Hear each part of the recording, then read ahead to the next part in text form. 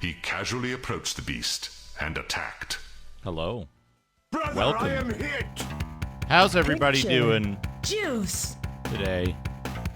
Hello, Although this Noru. djinn was different, it Hello, attacked. Dark Rift. Hello, Madness Aberrassi. wasted no time Hello, and Thistle beset Brew. Mongo with his huge sword. Hello, Shaboy J. Shaboy J, welcome. Foamed. Hello and welcome. I hope you're all having a wonderful, wonderful evening, a wonderful Sunday so far, and a beautiful week ahead of you. We're going to play some Might and Magic 2 today. Might and Magic 2?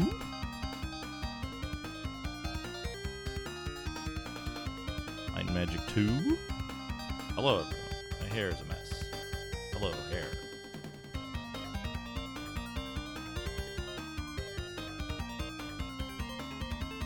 This way, that way, this way, this way, this way, this way, this way. There we go. That's about right.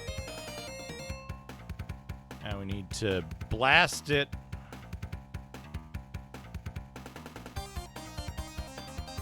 Excellent.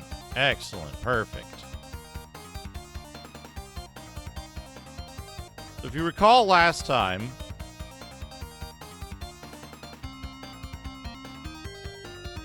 Might and Magic and Wealth and Power. If you recall last time, we mapped the whole of the town and the entire underground section. There's this weird clerk who wants you to do delivery jobs in this portal to a cave in the wilderness. So the next thing we're going to do is we're going to go to the wilderness and start mapping the wilderness, which is going to be a huge pain in the ass because there's avalanches and a bunch of like terrain changing stuff.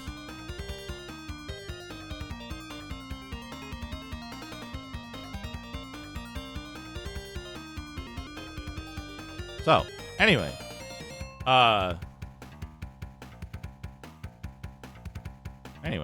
we're gonna get started, but I need a piece of paper first. Also, how's everybody doing? How's your weekend been so far? Good, I hope. Put on some dungeon music while we do this. I had an interesting night last night. I was watching Zophar and Rig playing the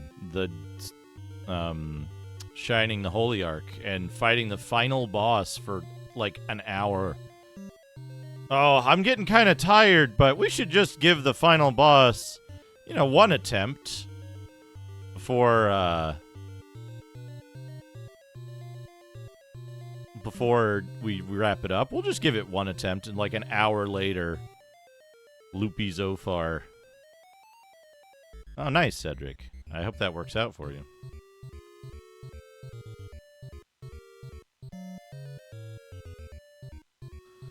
Anyway. I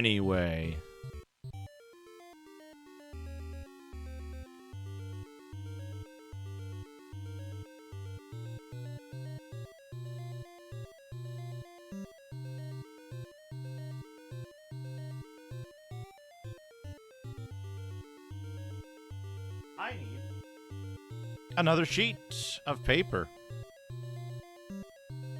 It's great, reliving my childhood. Invalid pointer exception. What the memory address violation? Why?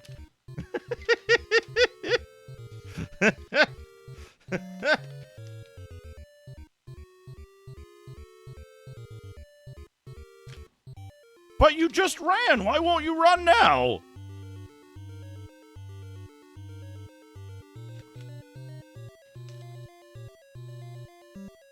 The dream chair, Dana. Why?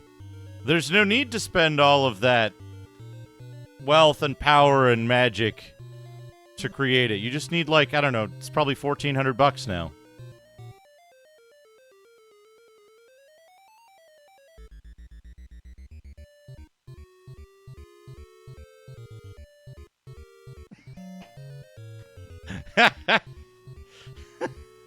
So wealth, I guess. Wealth. Do I have a recommendation for easy setup Windows Sandbox for running suspicious executables?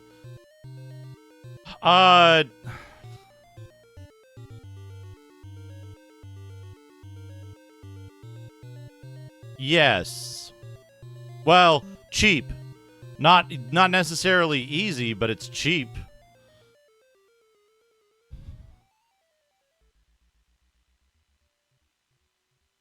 There's one problem with recliners and office desks. I'll get to that in a second. So, what I recommend is if somebody's passing an indie game around, don't do it. Don't do it.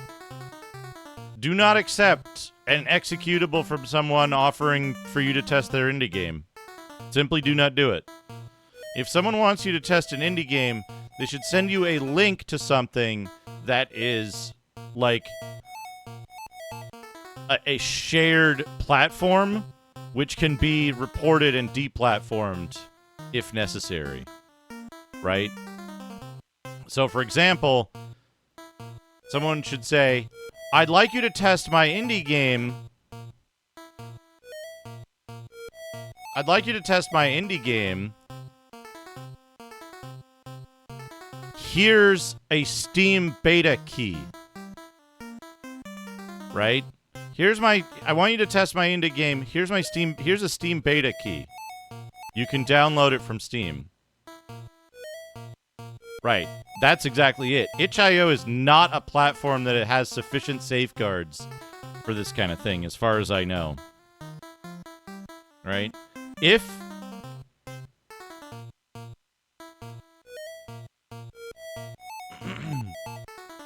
Right? The other option is to speak publicly and ask people to, right? Speak publicly and ask people to do it, right? If you're a very small indie developer,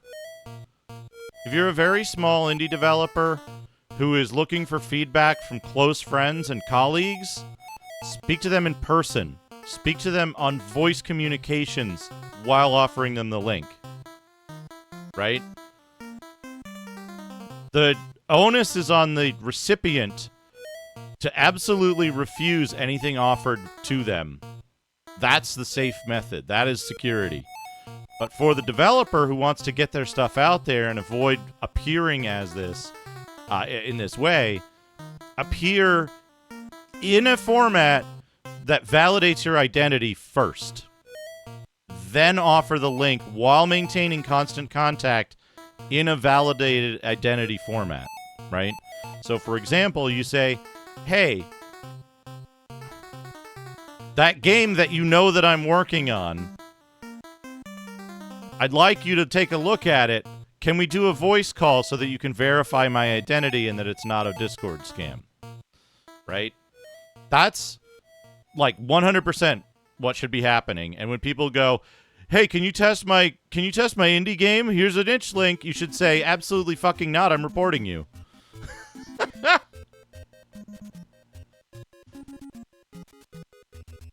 Right? And again, right? There's a reputation component. I know that if Dana says, hey, the soundbot that I did for Rig is up on this itch.io page, it's right, and if it's for you, for your use, right? Either you need to get into a position where you have a reputation system in place that people know about. For example, if you were to contact me and say, hey, I have that game I was working on, I got a new build, I'm going to go look at the itch.io page and make sure that it looks legit before I try to download it, even though it's coming from you. But I know that I can trust you because we have an existing relationship, right? A big part of it is, if you messaged me out of the blue and said, hey, can you test my game? Here's a link. I'd be like, absolutely the fuck not, even though I know you, right? Because it wouldn't go down that way, right? The onus on the people who are receiving should be to say, no, hold on. Let's make sure that this is a... Right? the idea of cryptography revolves around the same concept, right? That, like, it revolves around the same concept that, like, you say, hey, I've got a game up on itch.io, and I say, who are you, right? If MP83 reached out and was like, hey, I've got a game on itch.io, I'd be like, hold on, dude. Why haven't I heard you talking about this everywhere else? I think the problem is that from a security perspective, sandboxing is useful only at like a preset scale, right?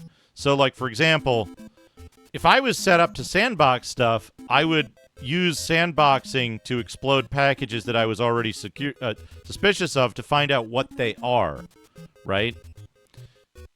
If I was offered a package and I didn't know whether to be suspicious of it or not, I don't think sandboxing would help. Unless I was already a security expert. The problem is, if you're receiving your security advice from the person sending you the suspicious package, there's no value in that exchange, right? Congratulations! You won! Click here to claim your reward.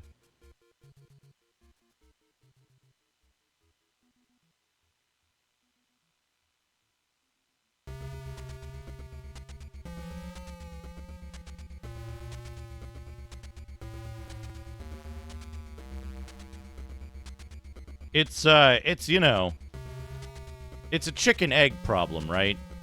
Because in order for sandboxing to be useful, the person doing the sandboxing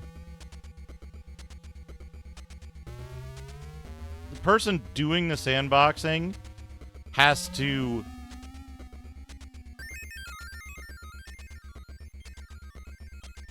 wait, did I do this wrong?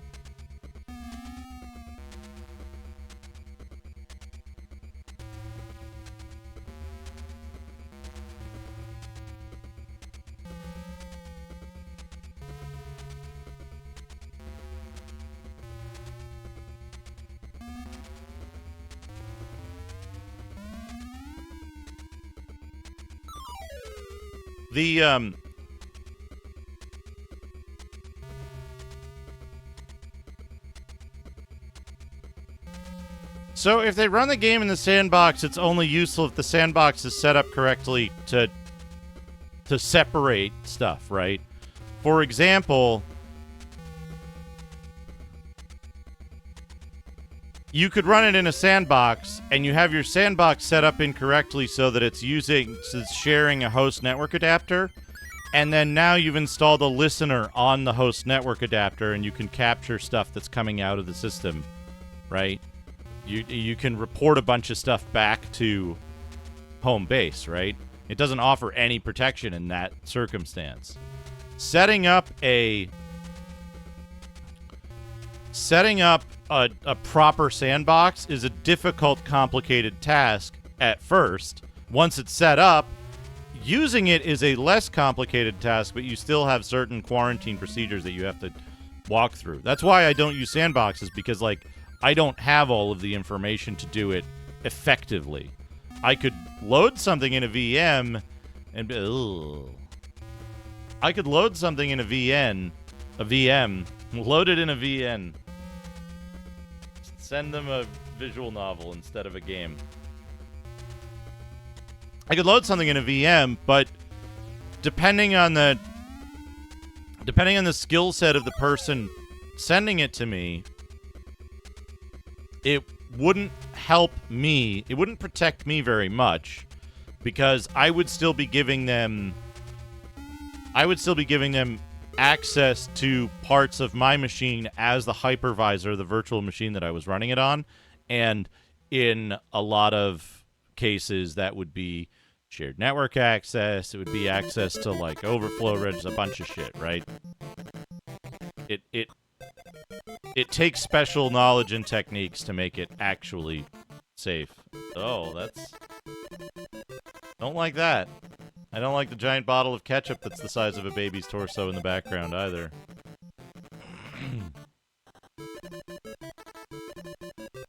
It seems like when you say Beavis and Butthead in something, Like, if you change that to, like, 1980s toys, McDonald's babies that piss in their diapers, it would probably be like, absolutely fucking not.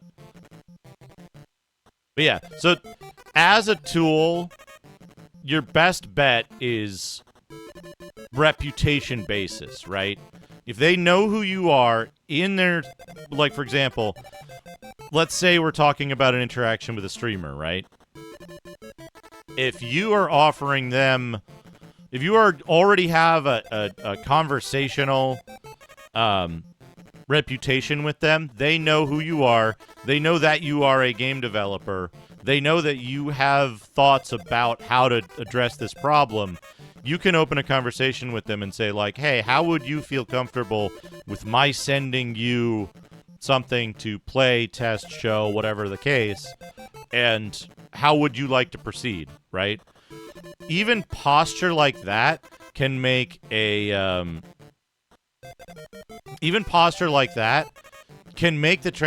transaction a lot easier, right? Because you say, hey, here's the thing, what would make you feel comfortable in proceeding with this interaction? And they can, like, they might be completely unreasonable and be like, there's no way you can convince me, right? But they might be like, hey, do you have an itch page? I'll go look at it.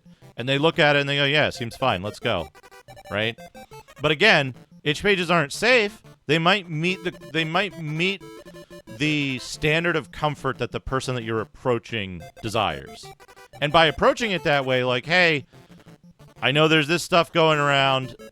I am an actual indie game developer. Here's how you know me. What would make you feel comfortable in proceeding with this?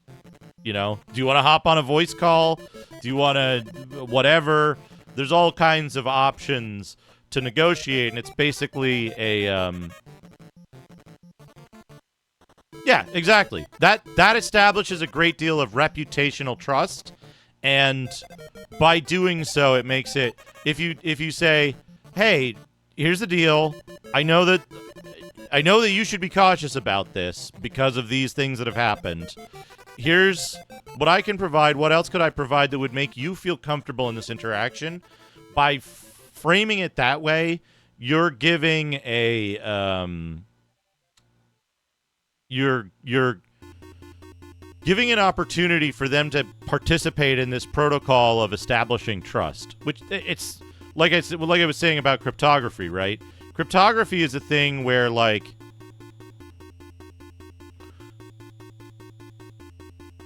you establish mutual trust in the protocol that the messages are being transmitted across, right? So an example is you could be like, hey, you can trust that it's me because here's my public PGP key. Send me a message and I'll respond to it so you know that it's me and that I have the private key, right? That's an option. But again, most people who are receiving that are be like, I don't know what the fuck PGP is. What does this mean? So that's the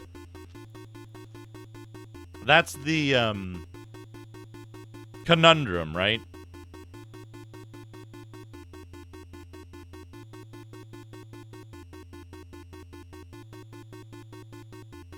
It's right. And the problem is this, right? The problem is that as a security expert, my advice would be don't take security advice from someone who's trying to prove to you that the other thing they're going to send you is secure, right? Yeah, absolutely, right? It's and again, right? The key thing here is that scammers are impatient.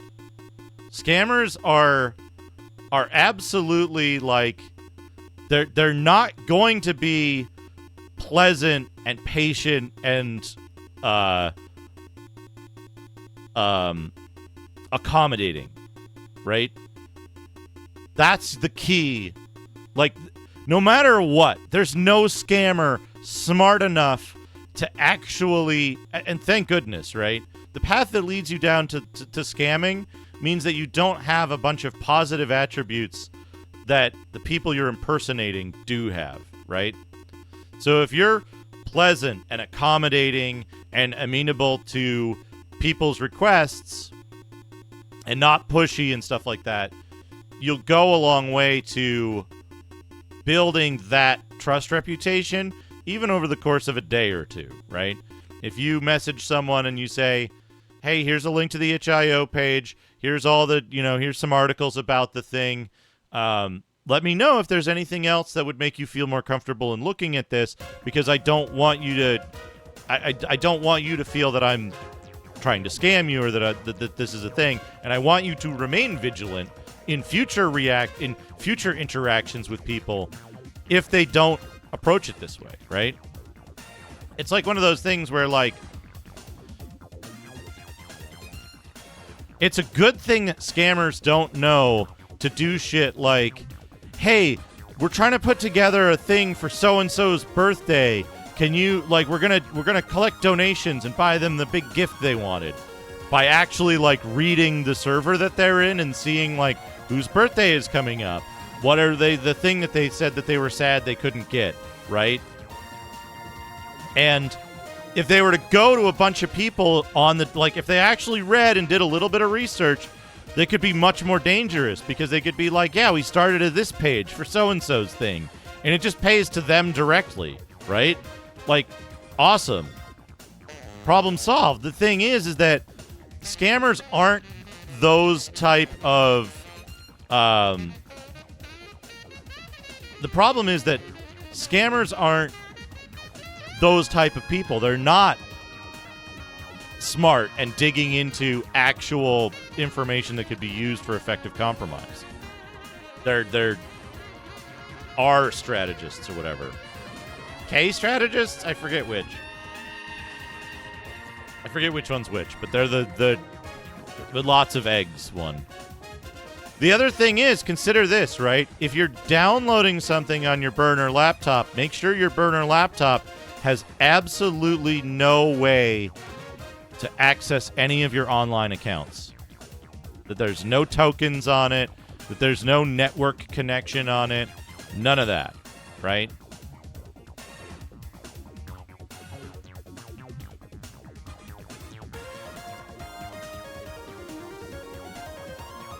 Because that's the thing, right? You could be like, oh, I'll just reformat it. And then it steals a Discord token, and all of a sudden, compromise, right?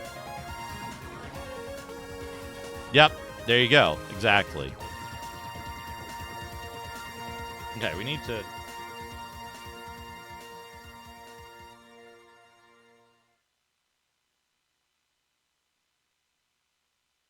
Room number 50.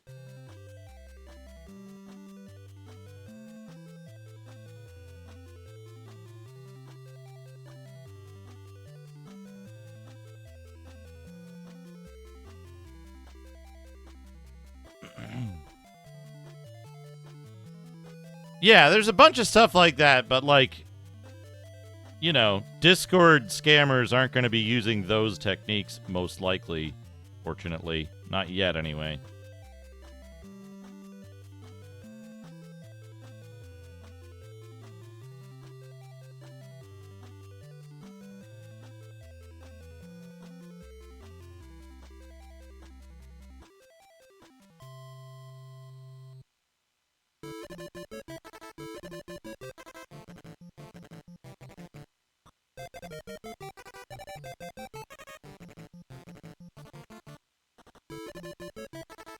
Oh, Chuba, what about Mountain Dew?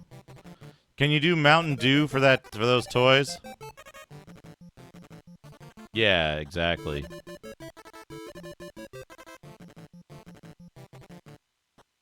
That's true, Shaboy J.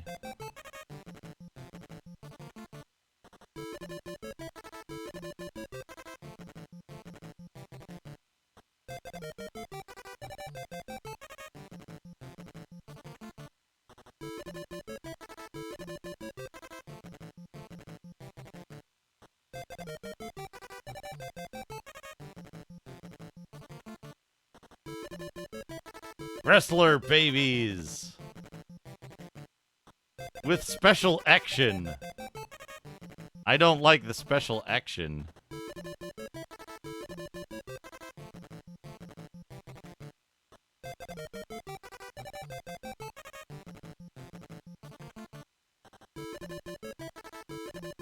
You know what I should do, chat?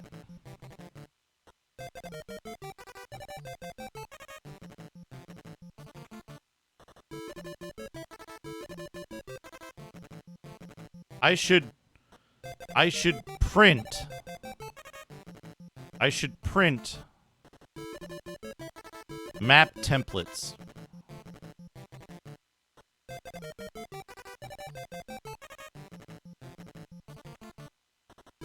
Anyway, let's get started on the game. I needed to do this so that I could map the outside and the cavern.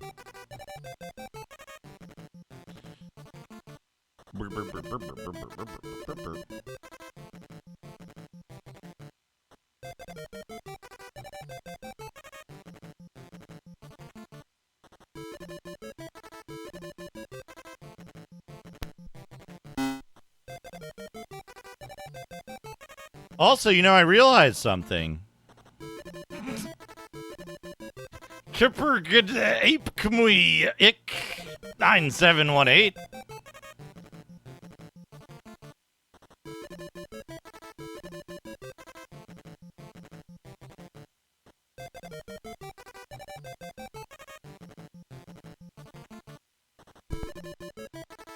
Ah, yes, the piss computer. We're not playing Shining in the Darkness. Playing Might and Magic. Oh, also, Dana, the title, today's title is a, today's title is a, it's a reference, you see.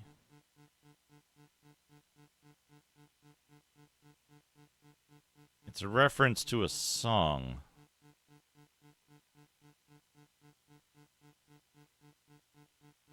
Now we gotta turn it. It is not a Yes song. I mean, maybe it's a reference to a Yes song, but in my particular case, it's not.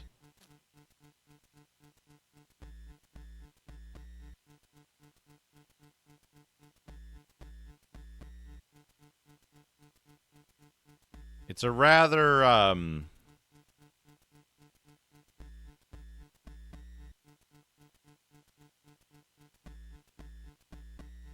it's a rather,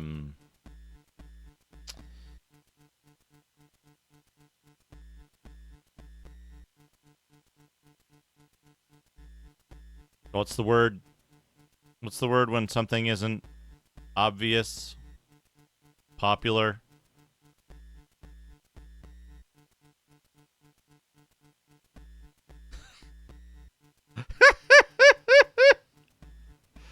Show that.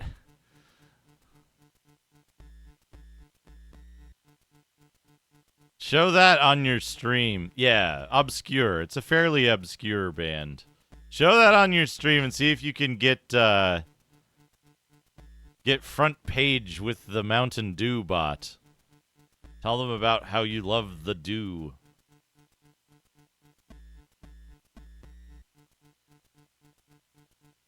Oh, I forgot to post the thing that... Hold on.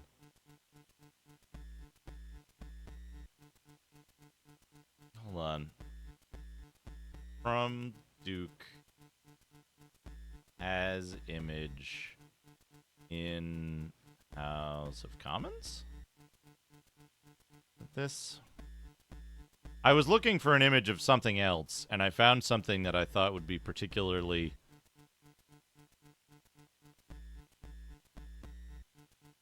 Hold on.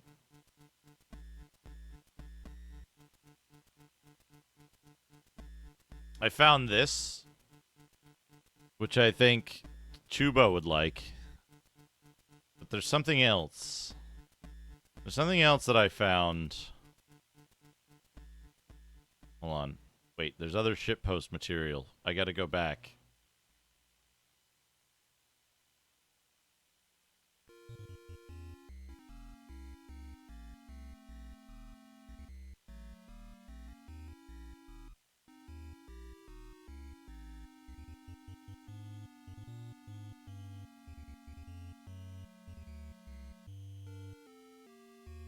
So this...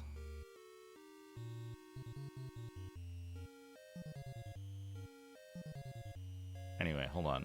That's not the one. That's not the one I was thinking of.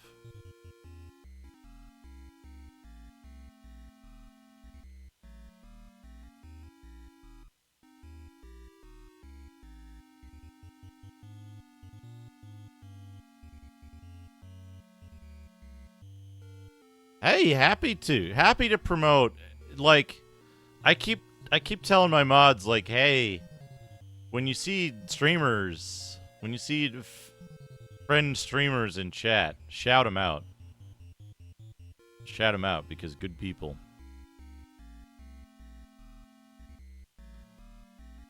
Which I would be doing right now. I'd be shouting people out right now, but thank you, Sir Spamasum.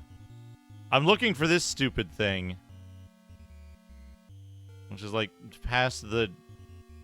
Past that. It should be any moment now. That's Rocky Rodent. That's a hard little man. Somewhere. That's a weird turtle. Close. Close. Where is it?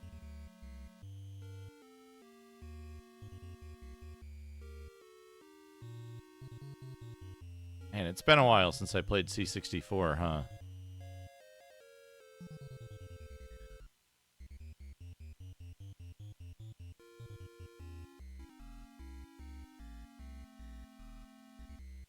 You know what I gotta do?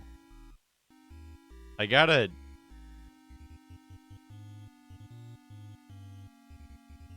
clean the keyboard on my C's 64s.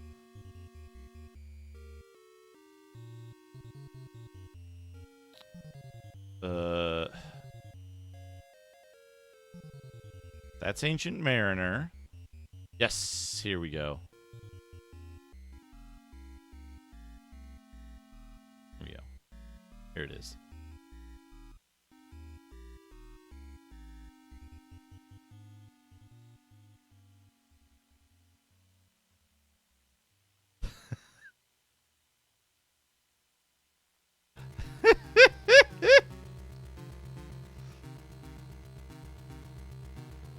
All right, I need to insert this beat.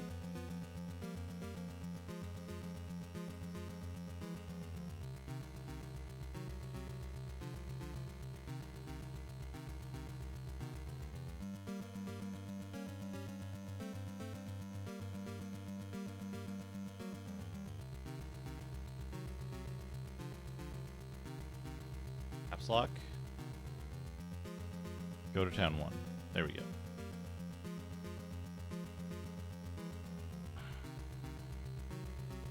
Thank you, Sir Spamasum, for shouting out, folks. Did we get Chubo? Did we get Dana?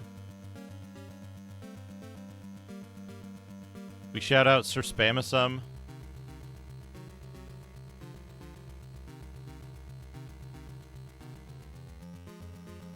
Yes, excellent. No worries. I appreciate it. I just have not been looking at chat because I was looking for You Now Have a Thirsty Cat.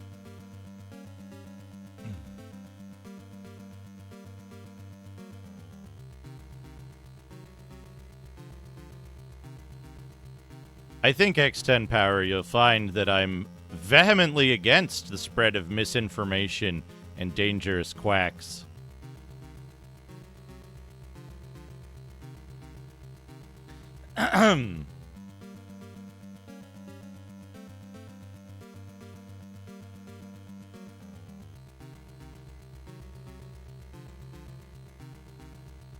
Alright, let's get our characters in here. Oh, I just want to... Here's the thing, right? I have a platform from which I can, like, promote people who are good streamers, right? Like, the biggest barrier to getting started with streaming is people knowing that you stream in the first place And knowing that people watching me might like to know who I watch when I'm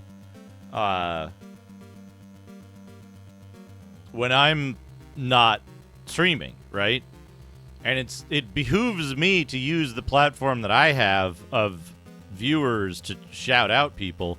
In fact, shout out X10 Power. It behooves me to spread that information of like, hey, here's a bunch of people who stream. You can go check them out and see if you like what they do. Everybody's going to be a little bit different and have different tastes, right? No, I understand.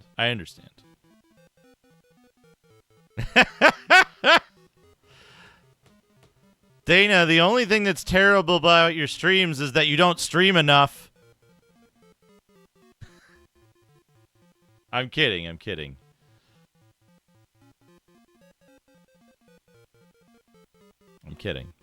Stream as often as you feel comfortable when you're going to have a good time.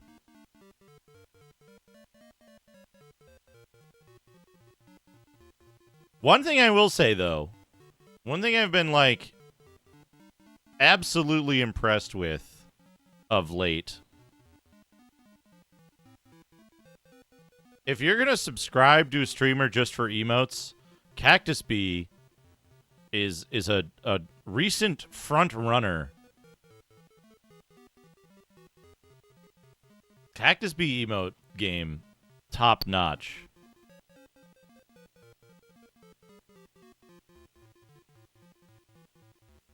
The munch one is excellent. Look at this.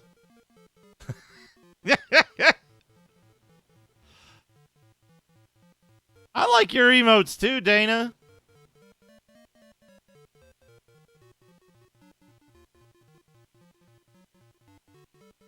Look at this. Look at all these. Hey, it's not a contest. I want to be very clear, right? Everybody has a niche. Everybody has their thing that they do. It's not, oh, this person's is better than that person's. This person's are bad. It's not picking a favorite child.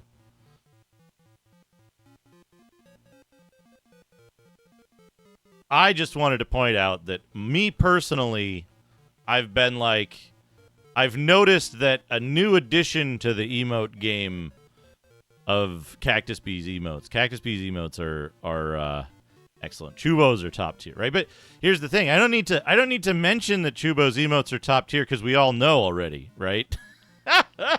We all know that Dana's emotes are good already. So that's why I want to add a little light, spread a little light to those lesser seen that I've been personally enjoying. 1-7? I am in C2. Facing south at X10, Y10. 15, 13, 12, 11, 10.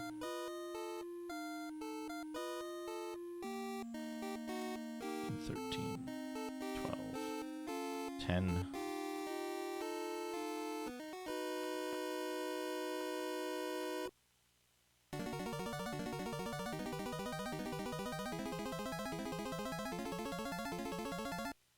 That's where I am right now.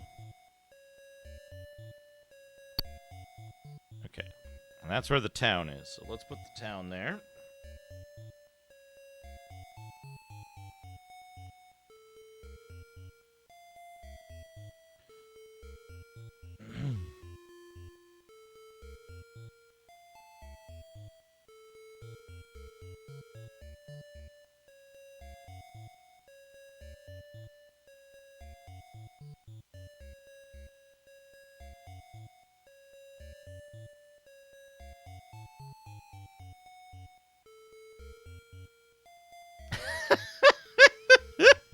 Just having some. Okay. We got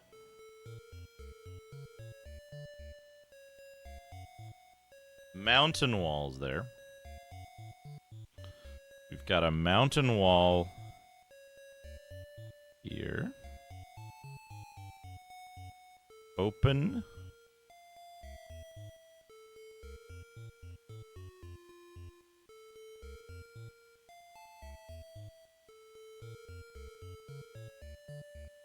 The east, north.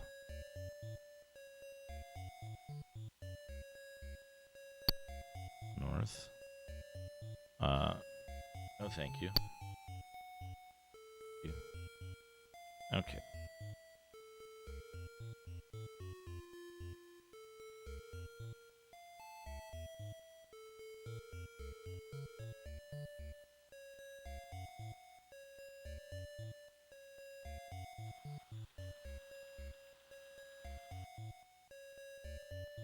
Nacho spaghetti.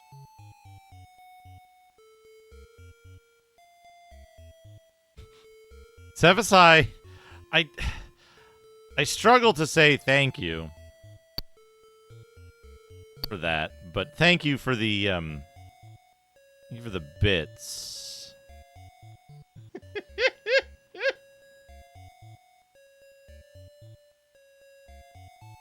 Now I'm in Y11.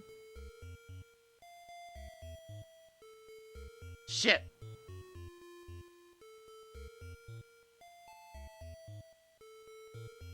No, wait. No, I'm okay. What was I doing?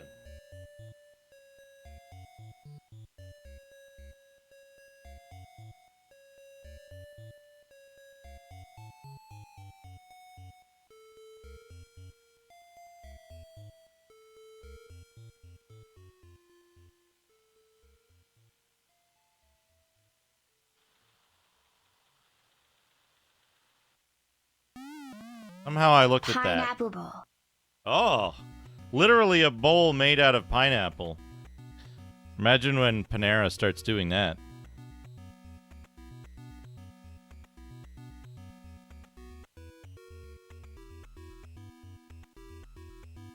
And 11 facing north.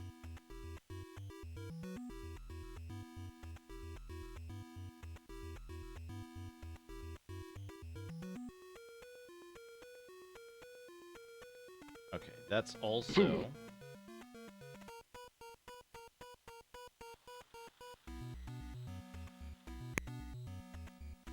Oh. Chocolate sausages. There they are.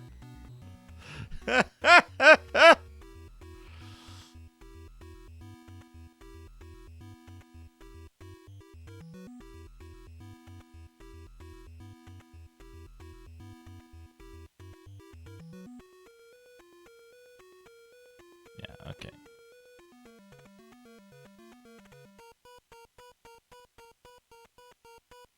Wait. This is north. So then west. There's 3 of these.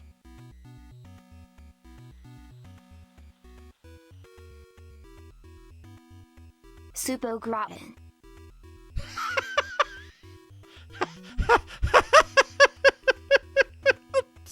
The double bowl.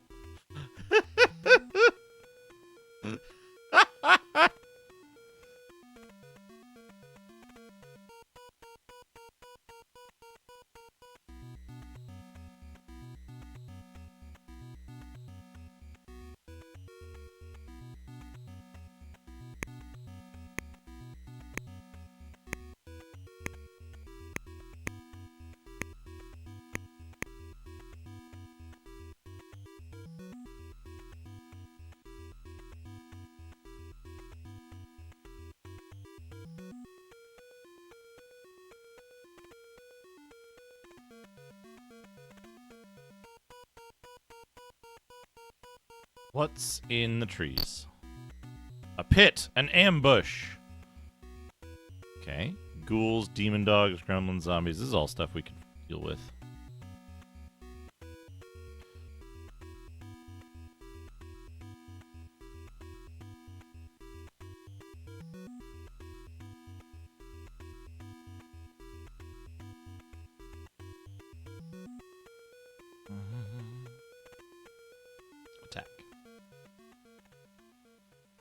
Alright, let's go. Lady Doctor. Cast 1, 2, enter. Done. Shoot B. 9 points of damage. Fight B. 1 demon dog down. C14A. Attack. Attack. Yes! Gremlins. C1. Need the spell list. Hello, Astral Vortex. How's it going? Folks, I'm working on a project. I've mentioned this before. I'm working on a project for YouTube because I'm not doing the Hey, Master Gregor, how's it going?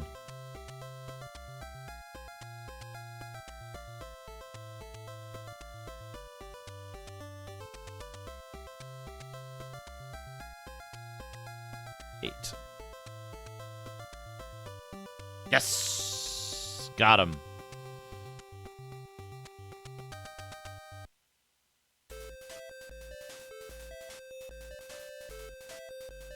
A.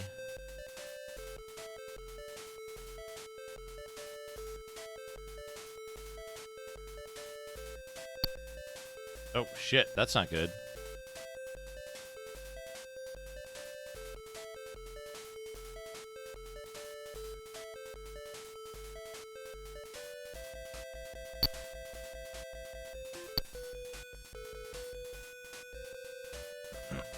Thank you for shouting out Master Gregor.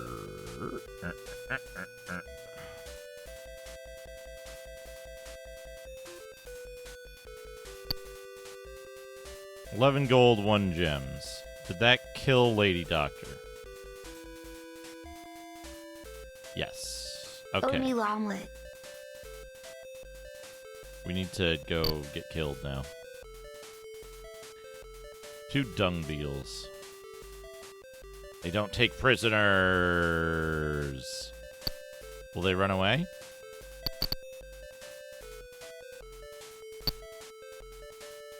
Oatmeal omelet. Yeah, that's fine. G. No. I. J. H. G. L. K. That's fine. We learned there's an ambush there. And that it has medium level enemies. That's good.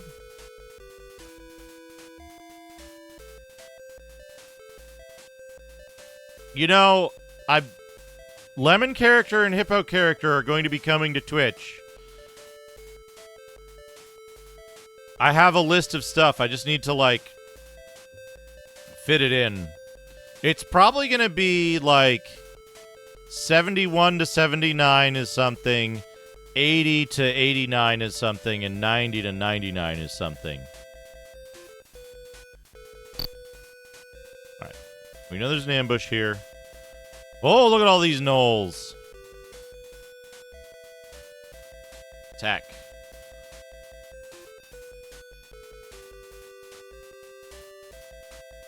Oh, they're deeply integrated, huh? 1, 2.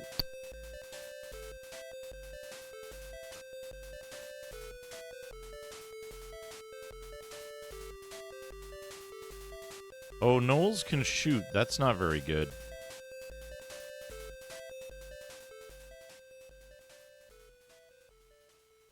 One, 8A. They're immune to sleep.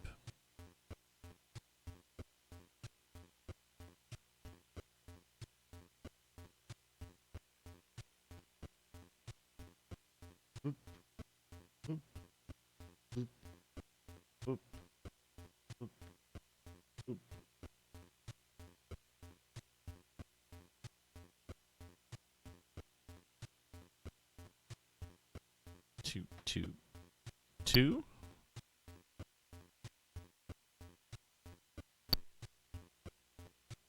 Ass goes down. C. Oh.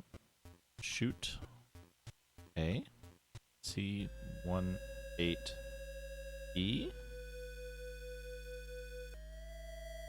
Fight.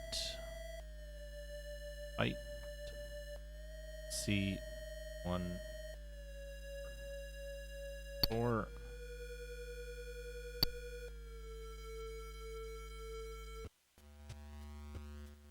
That. 8. G.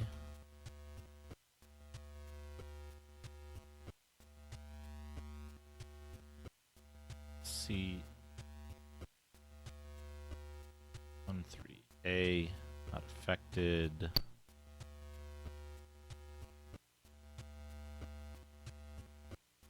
Eight. C.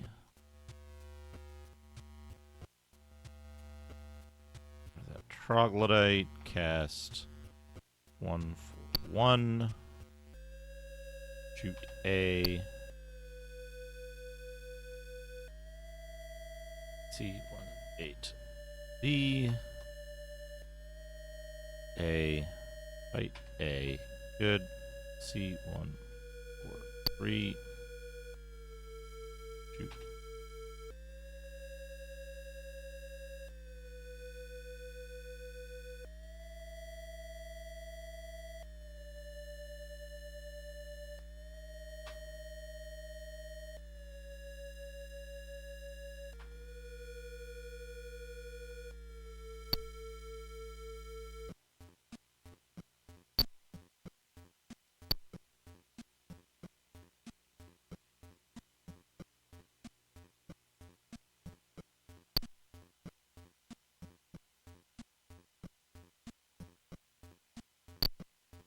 Okay, there's an encounter here, I think, every time you step here. Maybe.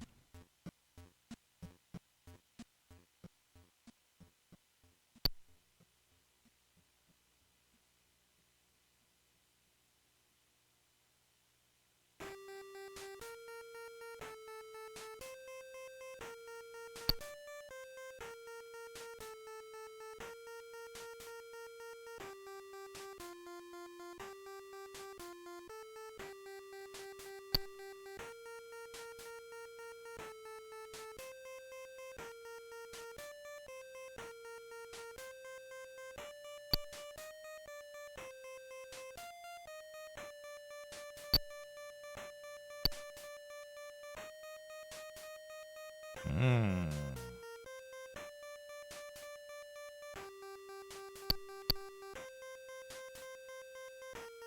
Zero gold and a plate mail.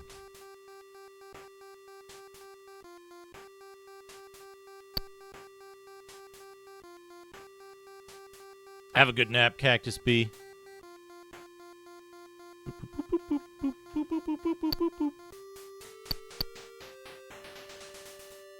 Can I help you? Sell an item. Wait, do I need a plate mail? Does anyone need a plate mail? You have a plate mail, you have a plate mail, you can't use it, you can't use it, you can't use it, you can't use it. Okay, yeah.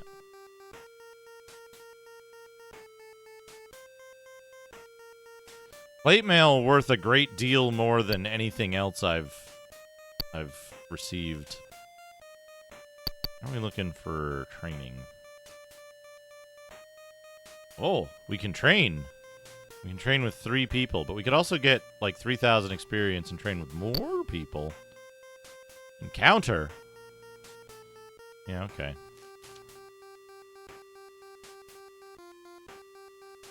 Interesting that in towns, a smaller number of people can engage in melee combat.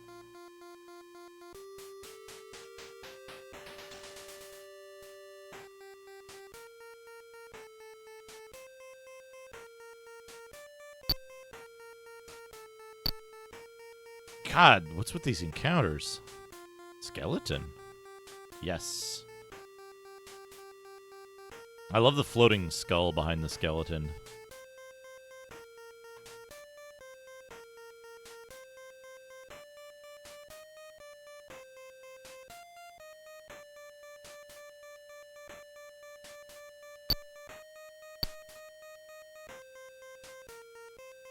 6, 2, 4.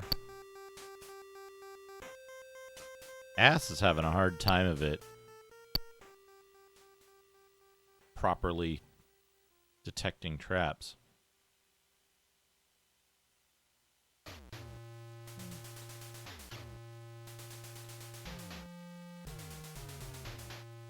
The song is a shriekback song. What the reference is to.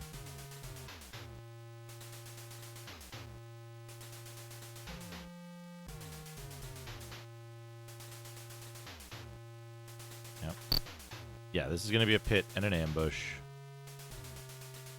Poltergeists and thieves. Do you think that's the poltergeist or the thief? We may never know. All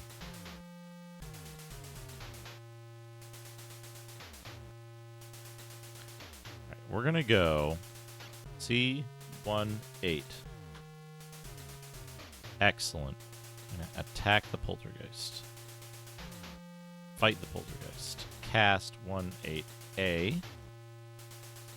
Sleep some of the thieves.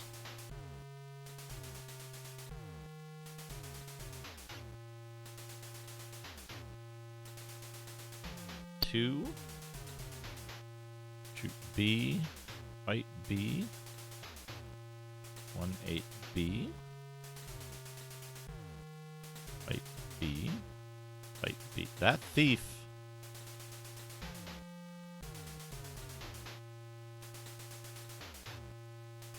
Oh, that was not the spell that I wanted. They made him run away, though.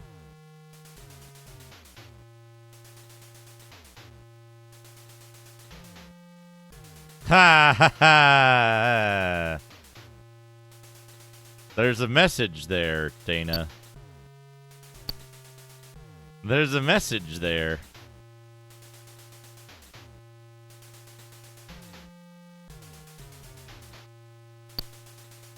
Shriekback is good if you're into that sort of thing. Which, like, I don't know.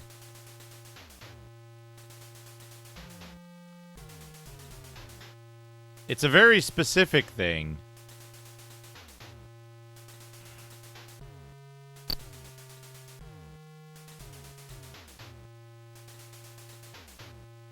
Hey, Steely Pat, how's it going?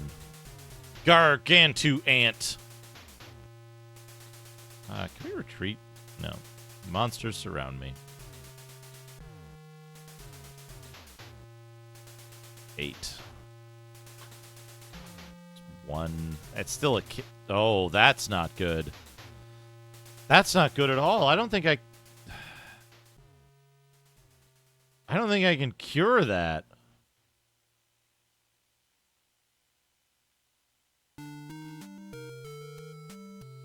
What caused that? Harpy?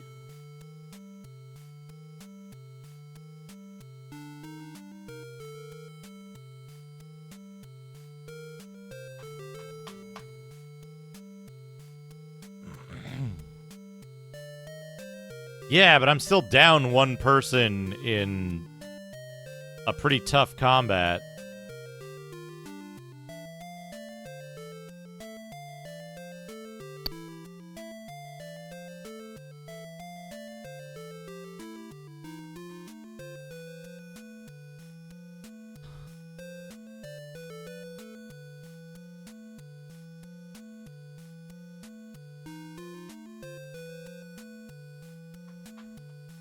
Harpies seem to be immune to sleep.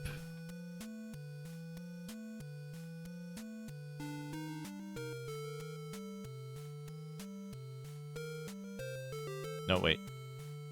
2, 3.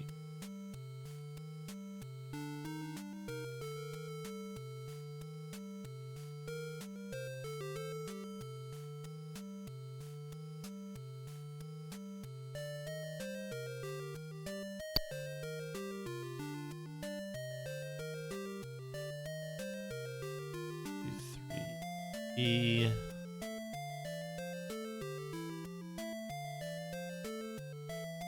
C, F, E, C, 1, 4, E? Gargantuant's doing a lot of damage. That's not great.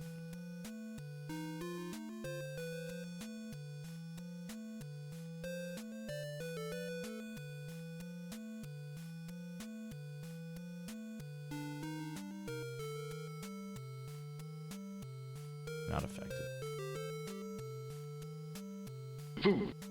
Fight E. 1 point of damage. Okay, there we go. There we go. Okay. I can't turn anymore.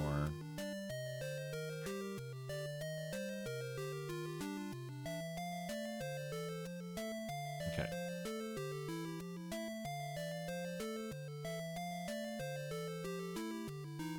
Two, 1, B.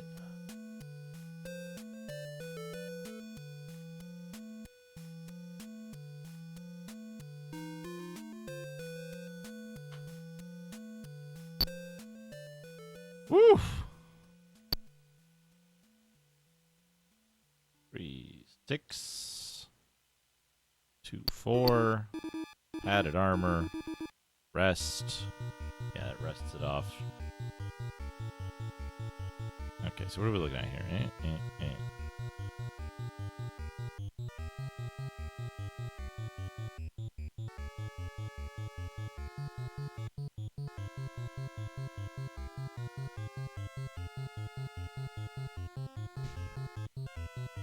Decent amount of experience, too.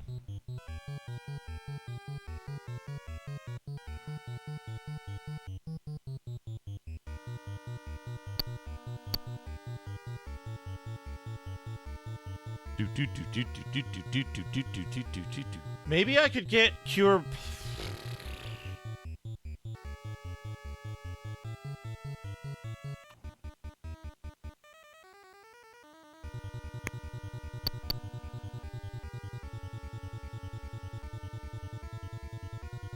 Maybe I could get cure paralysis by training. What level do you get new spells at?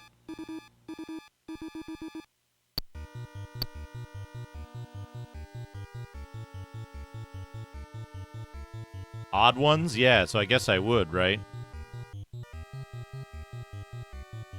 Time to do the training.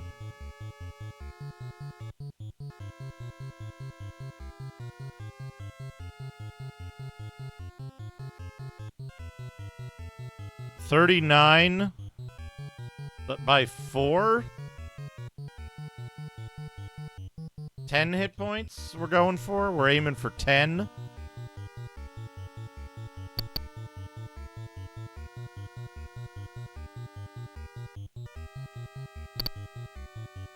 I'll take 9. I'll take 9.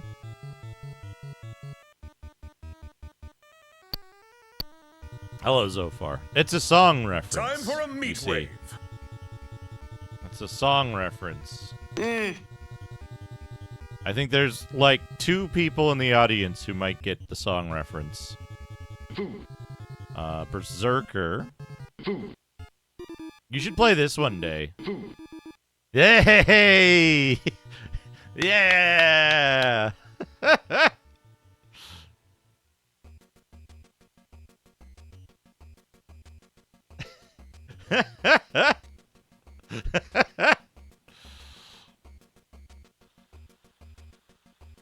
Night Sprites, thank you for the 71 bits. Hamburger sandwich. There it is, a hamburger sandwich.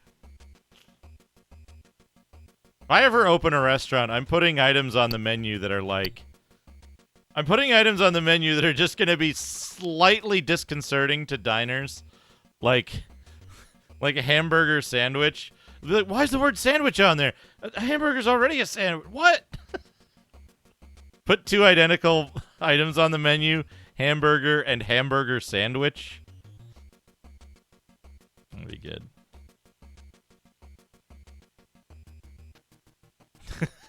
Marmot going in a different direction. 56 by 4. 14 is the number we're looking for here.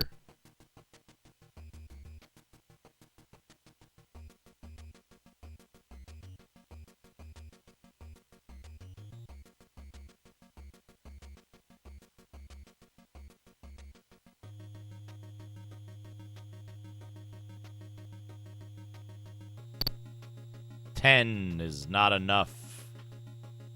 Time to go out into the wilderness and die.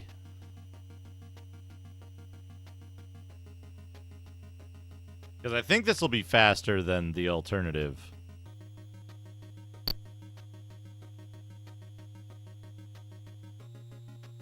Those aren't skeletons. Something's wacky with this version of the game. When I go out in the wilderness, it's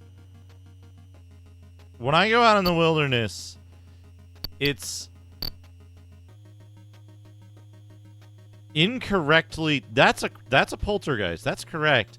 But it's showing incorrect portraits a lot of the time. Is this... Look at that sprite. Is this scaling in... Also, hold on a second. Is this a way to just, like... Is this a way to just get my knight a bunch of... Like, a ton of experience? Huh. Anyway. So way out west, on the Apple II, the way the Apple II produces color is by using a quirk of the NTSC video signal.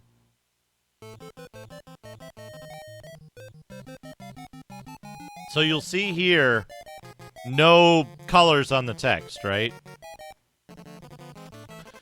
But when I go to a part of the game where color is displayed,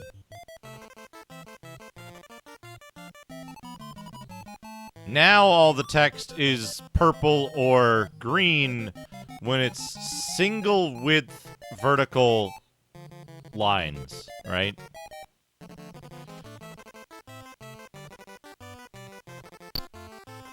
And the reason for that, see, the sprites look like this in here. It's weird.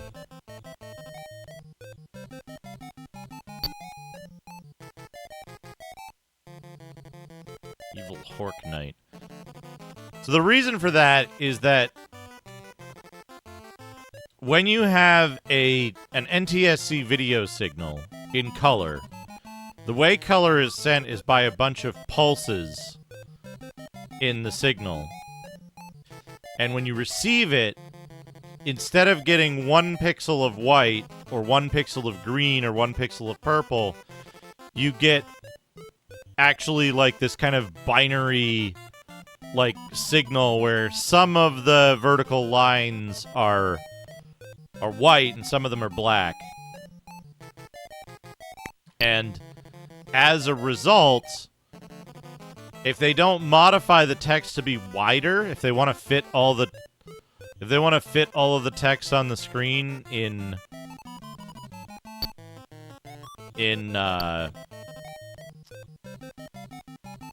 color mode, because of the way they're generating color, they can't have white vertical lines of a single pixel. Hey, Mater Tenebrarum.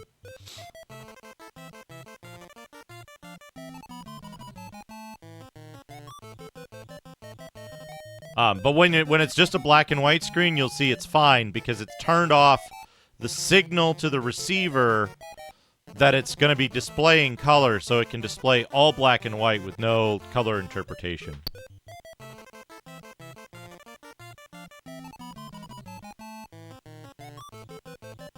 Okay. We want 14. 12. I'll take 12. I'll take 12. Rest first.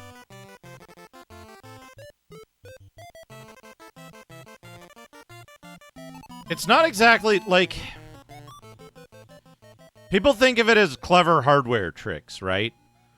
But it's not exactly, right? It's just building something from the ground up to display color. And having the opportunity to do it as a, like, baseline thing.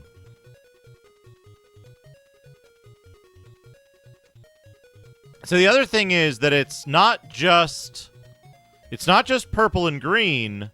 It just happens that the text is aligned to purple and green. But if you look at, like, the pixels on the door in the middle, they picked purple and green for text alignment in games, typically, because it's easier to read purple and green than it is to read orange and blue, which are the other, like, single pixel colors.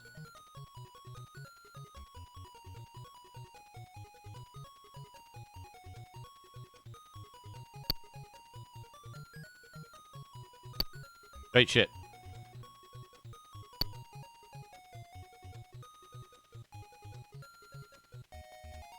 Hides the stream if enough unique chatters are not talking.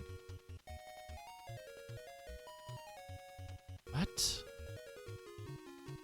What? Why would you... What? Alright, average here is 11.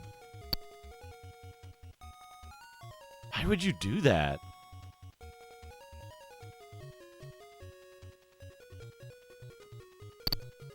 Seven is not good enough. Maybe I can just get a... Maybe I can just get an encounter with undead.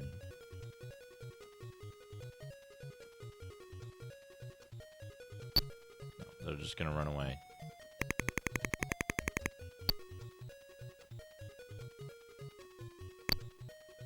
Oops, a trap. Here we go. Skeletons. Skeletons wouldn't run away, right? They're mindless evil.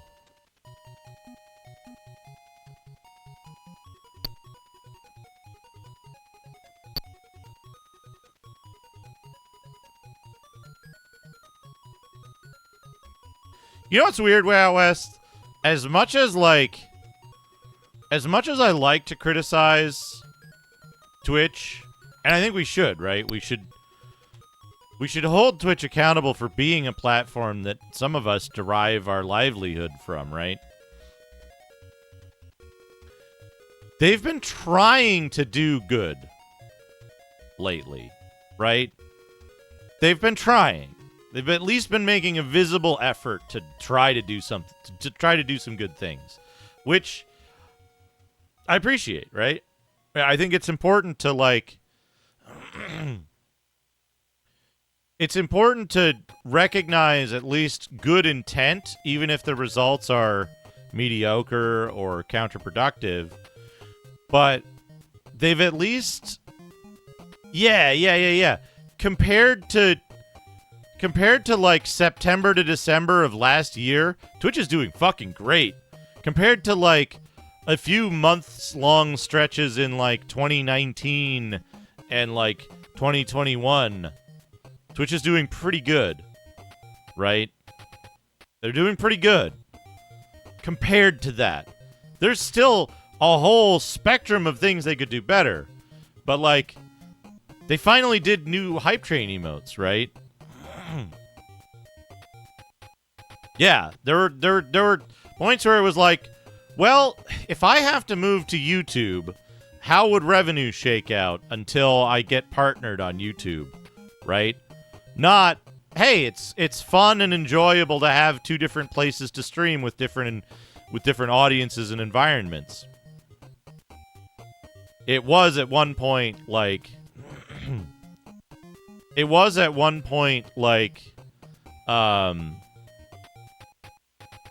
well, I'm gonna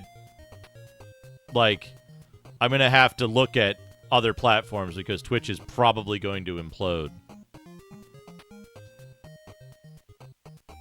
Right, exactly. So they've been doing a lot better lately. And again, right, like, consider this, Way Out West. Twitch's actual policy was not that bad. However, nobody fucking read the policy. Nobody read it. And everybody was posting, oh, are you going to stream porn games now? Or you the art blah, blah, blah now? You got a bunch of people streaming literally pornography, which was still prohibited, and going like, and they've ruined it, right? The policy itself was actually fairly fine. and made accommodations that would have been good for people doing art. But part of the problem is that Twitch treats their vendors like literal fucking babies.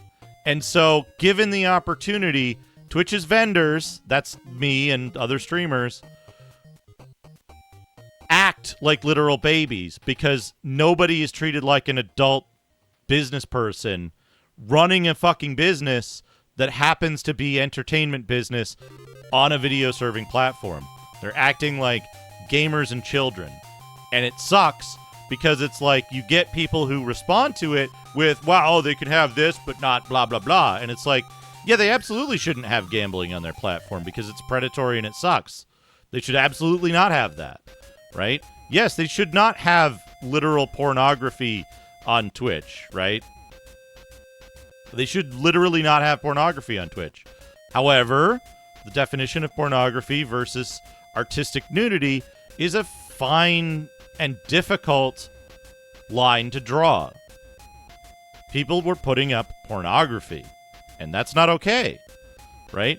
And I say that not because I'm in favor of censorship, but because we live in the real world, and the real world has a great deal of shit like there are conservative groups out there who are waiting to attack platforms. They're literally just sitting there rubbing their hands going, "Ooh, I can report this to their advertisers, and I can start a letter writing campaign to their payment processors." There's groups dedicated to doing that shit. And they are a real threat to the health of the platform.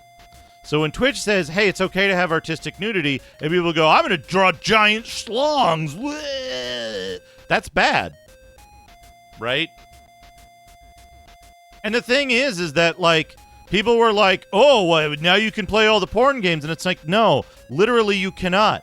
Their policy says that you cannot. And nobody fucking read it. 0 people read the policy, as far as I could tell. So it's one of those things where it's like, yes, Twitch should be more open about their restrictions and censorship. But your contractors have to fucking play along, right? If streamers act hostile to the platform, right? If your contractors, your streamers, act hostile to the platform when they give a little bit, it's not going to go anywhere, right? So it's like, that's exactly it, right? Is that those people who are trying to immediately profit from it are harming the platform more than the policy itself did. And to be clear, right? Twitch said, here's a narrow set of things that are okay if you do them properly and if you handle this stuff properly. And everyone assumed that that meant no limits, do anything you want. And those people are morons or liars or both, right? The people who tried to profiteer off of that, the people that went all immediately to like X-rated shit, no, that wasn't allowed by the policy. People who are complaining like, oh, I got like, well, here's the thing, right? Like, here's the thing, Zofar. I think their policy was fine. I think they didn't think about how people would try to, how they didn't think about that people simply wouldn't read or comply with it, right? And so what ended up happening was people assumed the policy based on individual news headlines. Not even reading they didn't even read the opening paragraph of the policy, right? No, I absolutely agree with them going back on it 24 hours later. They absolutely, it's perfectly fine that they did, right?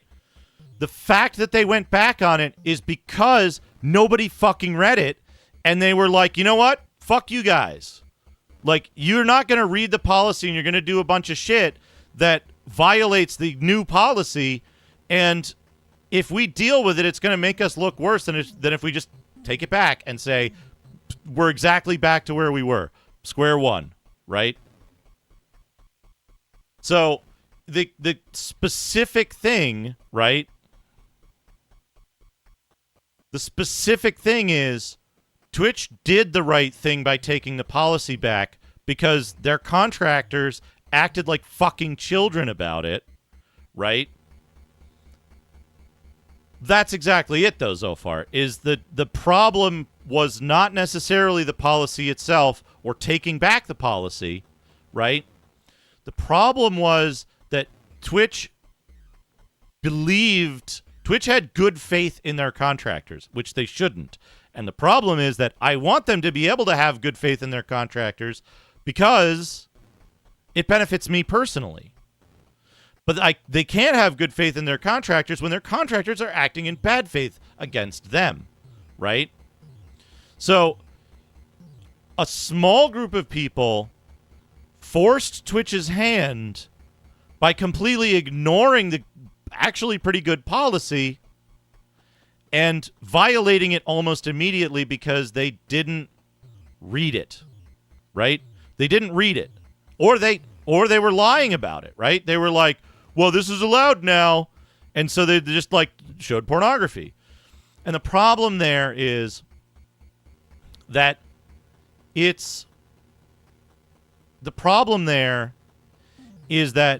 opportunists are ruining it for everyone else.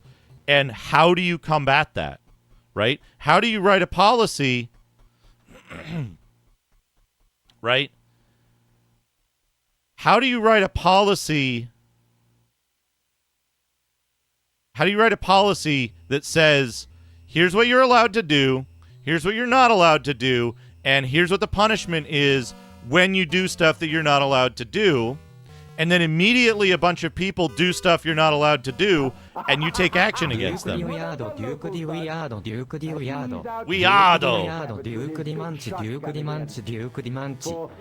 Sheriff Ram, thank you for the 43 months. But that's the thing, right?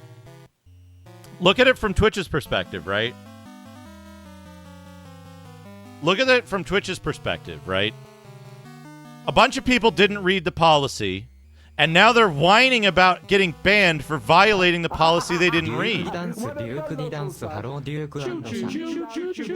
IHVH. You have the 15 months. We got a hype train. Hype train music time. Right? Everybody wants to act like... Everyone wants to act like Twitch is the villain here, right? Hey, Mr. Thunderstump, how's it going? Everyone wants to act like Twitch is the villain, but the thing is that they did, like...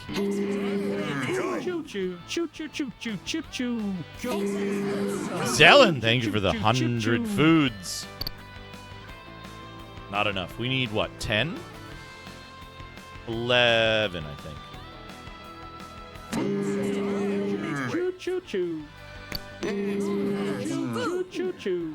Exactly, Dana. Icy Kitsune. Shaboy J, thank you for the foods. Right? Twitch wasn't being the villain here. Twitch was naive, but like...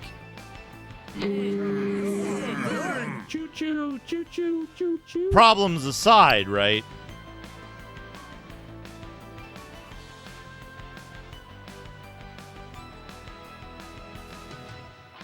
No. I understand what you're saying, Master Gregor, right? And it's one of those problems that, like... How do I put this, right?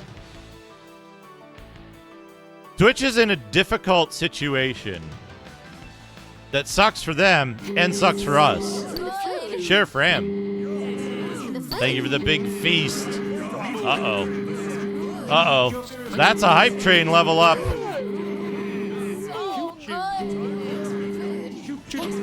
It's getting bigger.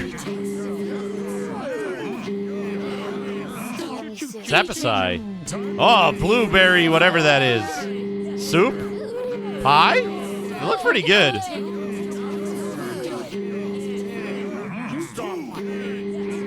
Buried in food. But that's the issue, right? It's like Twitch tried to do something good.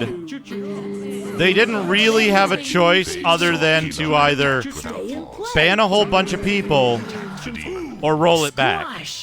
And rolling it back, like, after they saw that they were having to ban people, rolling it back was the right choice. She demanded he prove himself worthy. Sheriff Ram, thank you so much. So they was the axe they jumped into action against Korath. Refrigerator. Right? I don't know what other action Twitch could have taken.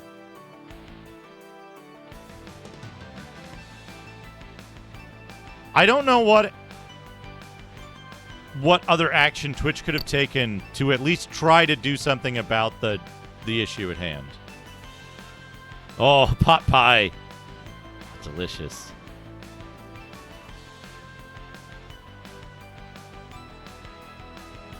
Yeah, but that's the problem, right?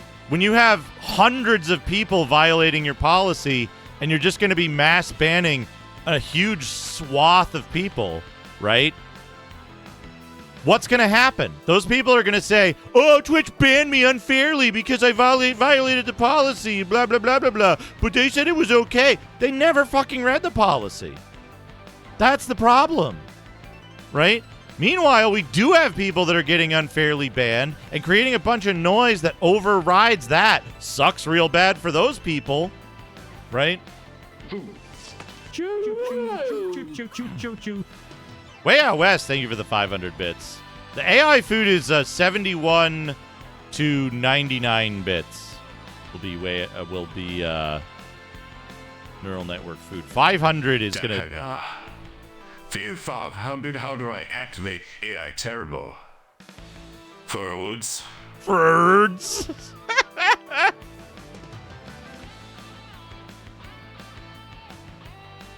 But that's the problem, right? The part of the problem is that, like,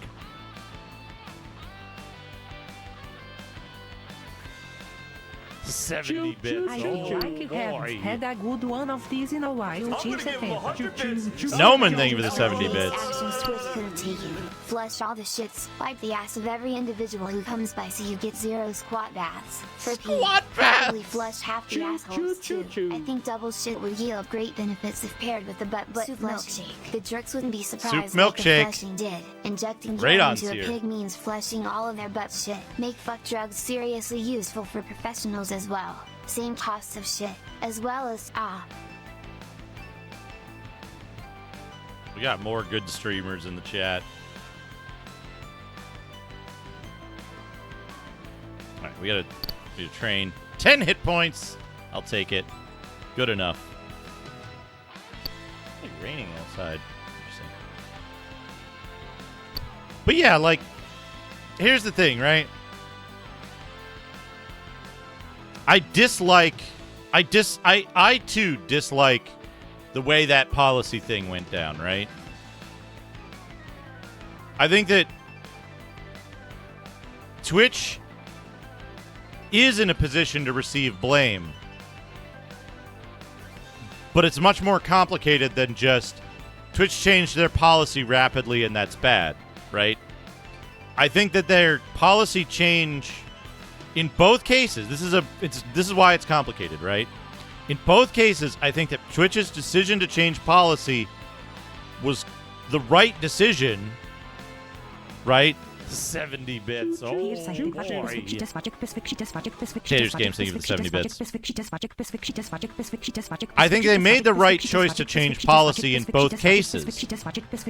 I don't think the end result was good, and I can point to individual things to criticize about why they changed policy and how they changed policy in those two instances. But, right,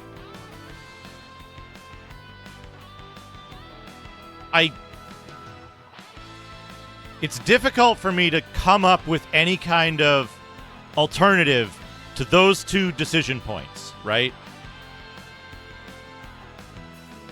I think it's really like, I can't come up with a way to approach policy changes itself, right? Now, again, around it, yes, they could have been like, hey, folks, we're going to be migrating our policy like this, right? We're going to be migrating our policy like this, and we're going to ease you into this transition from one policy state to the other.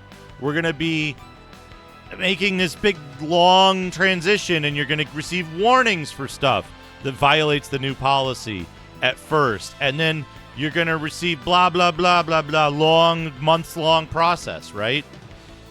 They should have done that, but they didn't. That, I think, is a valid criticism. They did change the policy with good intentions, and in a way that should have been good.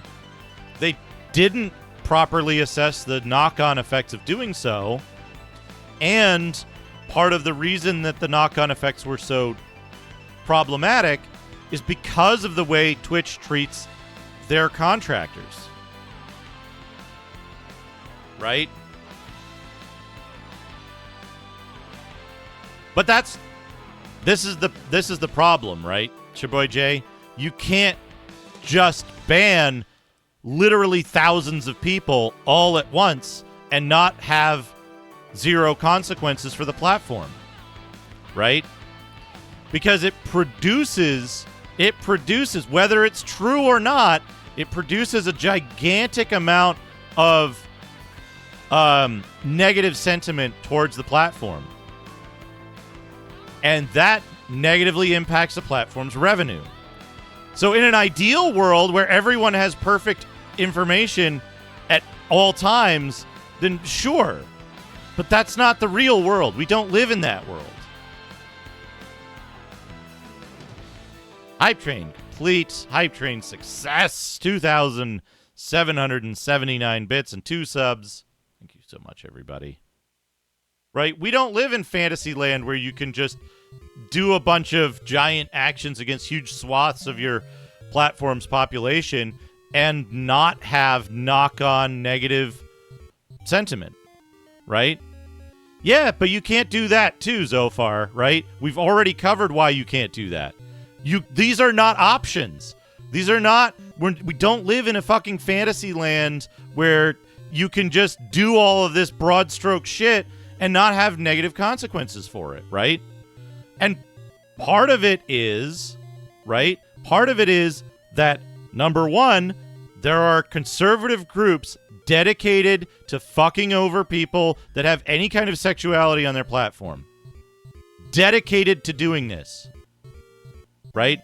And they do it by writing letters to advertisers. They do it by writing letters to payment processors and saying, I can't believe you're allowing Twitch to use your payment processors because they allow pornography and blah, blah, blah, blah, blah. Right? So it's a gigantic fucking risk for Twitch to even expand it a little bit. Right?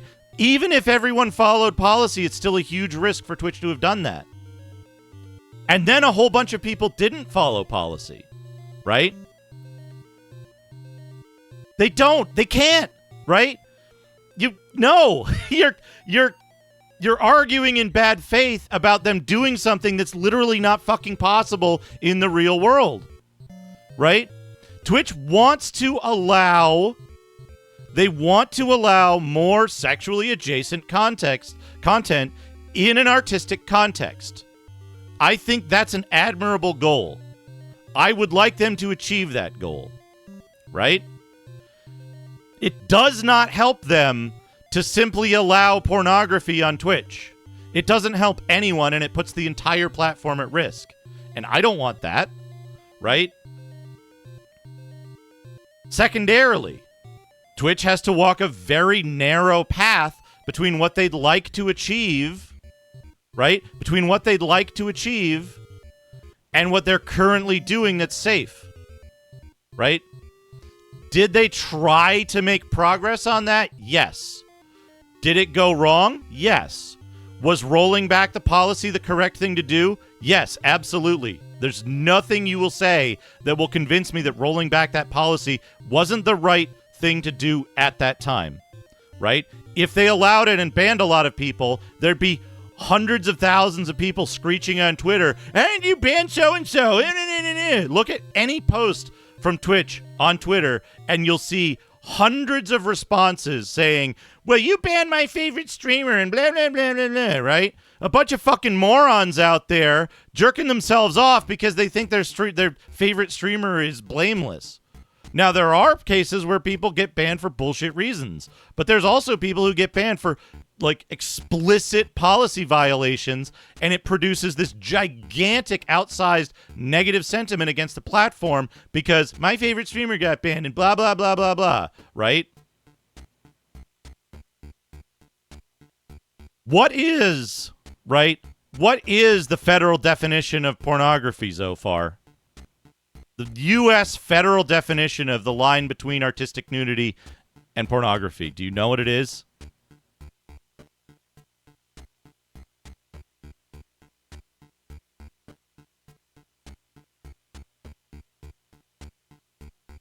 Gentlemen, how's it going?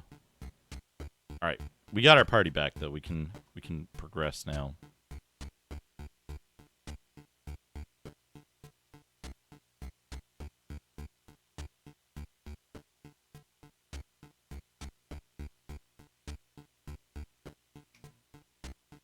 Ginger root. Ginger root's got it. Astral Vortex got it. Literally, I know it when I see it. I know it when I see it. Right? And here's the fucked up thing. That statement is lauded as being clear and a good thing. What's pornography? I know it when I see it. Hey, well, good work. But it sucks because it's not, right? It's not any kind of metrics. It's not based on any kind of metrics. It's not based on any kind of anything except literally the personal decision of some fucking dude, right?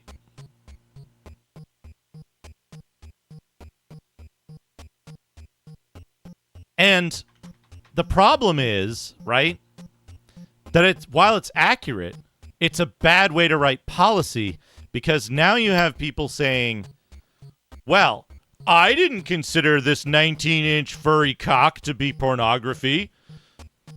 Except that's all you were drawing, right? And there's no artistic merit to the rest of it. So, like, the average person in the average community throughout Twitch's servicing area probably considers that pornography. But the individual drawing it doesn't, so they think it's fine, and so they're going to go complain about how Twitch is so blah, blah, blah with their policy. That's not to say that there shouldn't be a place for that to happen.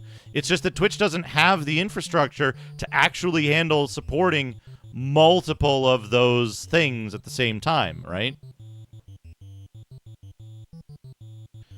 So, right, like, yes, people should have a place to go show off their porn.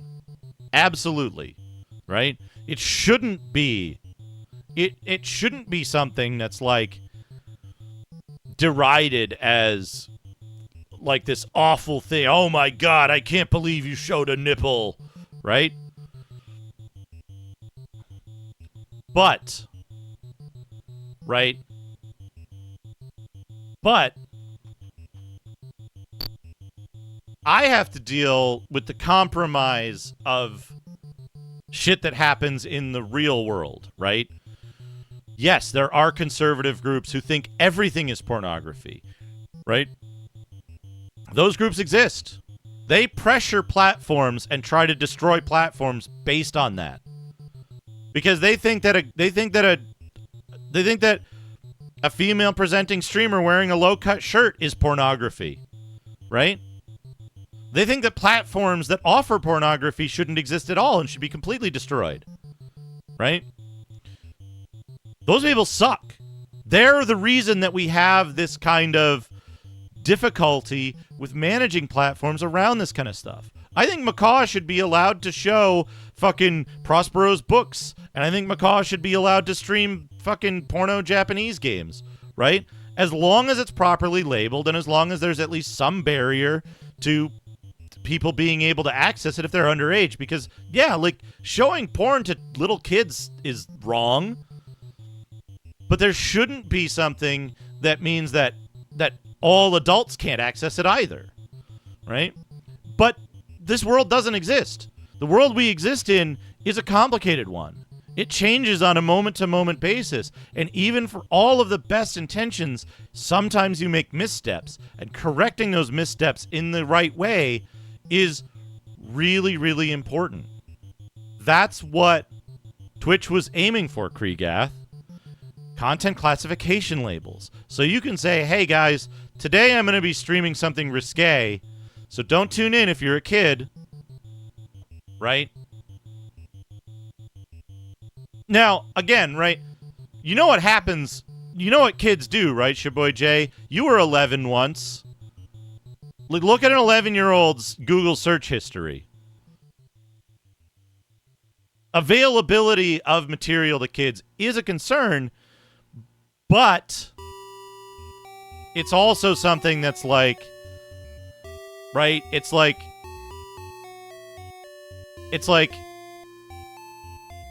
it shouldn't be something where it can be used as a tool, as a cudgel as well, right? So, it's a really complicated and like, God, yeah. Yup. Exactly, Bitterman. And it's like, literally, Bitterman, here's the fucked up part. It's literally the exact same people as in the 1980s. Right. Right. There's even more complications when you get to like when you get to the level of like, what are actual governments doing worldwide? I only know the US rules and it sucks. But yeah, again, that's it, right? Is if there were moderation systems, there's a very simple way to solve this, right? There's a very simple way to solve this for Twitch, which is if you have an account, right? If you have an account with a payment method attached to it, and you have indicated, you've gone out of your way to indicate that this is not a child's account, well, then your account should be fine, right? You are that payment method. There is no further identification needed because we're already in PCI compliance. Your information is secure. At least as secure as stealing your identity for a bank account, right? Twitch already knows that you, with the card, are, you know, watching porno streams and giving bits to porno streamers or whatever. Who cares, right? But, no, I agree, right? The issue is protecting kids is used as a shield for,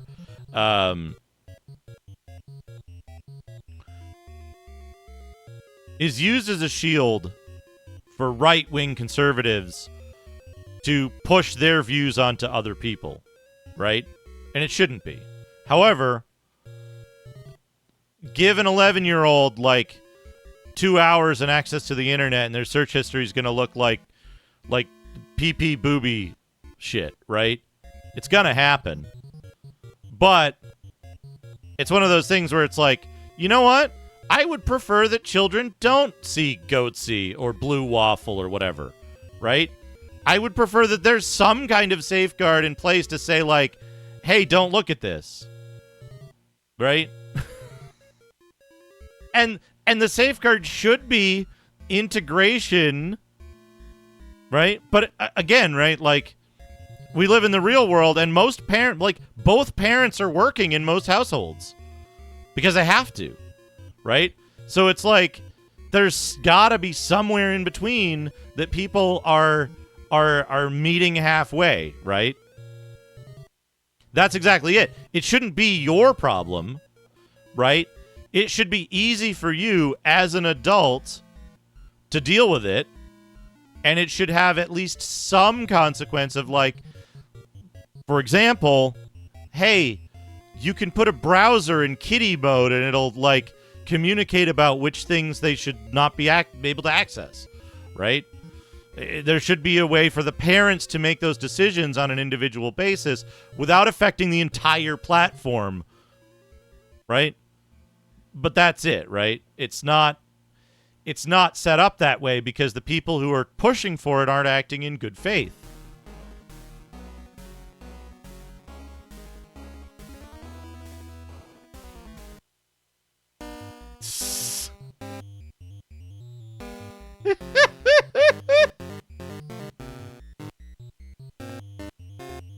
Stupid magazine. Right. That's what I'm saying, right? Now, again, right? Food. But that's what I'm saying is yes, there is a component of responsibility to parents, but there has to be an intermediate. It has to meet somewhere in the middle to give parents the tools to do so in the real world, right? Korath drew his blade. Ideally, one person would work 35 hours a week and the other person would be at home all the time to actually, like, raise children. But that's not a reality in today's world with the way, like, the economy is and the way most people are poor. Like, most people need 2 incomes to survive, to even have a kid successfully, right? And so you have 2 overworked people trying to do 3 jobs apiece and not having any time for themselves as well. It's like there's a lot of shit going on there that just doesn't work out in favor of parents having that kind of constant oversight of their kids all the time. So there has to be somewhere in the middle that parents are given tools to help them manage that for their kids without impacting the adults who want to do stuff unfettered, right? It can't be some fucking libertarian paradise where people are like, hey, you can do anything you want and it doesn't matter. Or some conservative paradise where it's like everything's locked down and you need to show your ID to get the porno, right? Somewhere in between, there's a balance where it's like, hey, we've provided tools to help parents restrict the content that they feel their children should be restricted from without impinging on other people's freedom to change that, right? There has to be a middle ground because under either one of these 2 extremes, right? Under either one of these 2 extremes, I hope you enjoyed your peppers and mushrooms and cheddar cheese, right? Anywhere at these 2 extremes, there's enough people that will be disenfranchised by those types of extremes that it would result in a catastrophic problem for the populace, right? So somewhere in the middle, there has to be a compromise. But, right, like, many of the people who are acting in bad faith literally don't want to compromise. They want to win, right? Yes, exactly, Taters Games. They don't care about a compromise that actually works.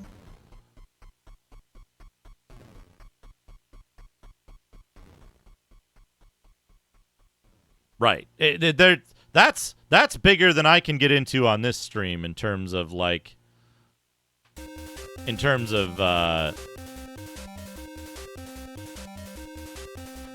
Oops, I didn't mean to kill that skeleton, but that's fine.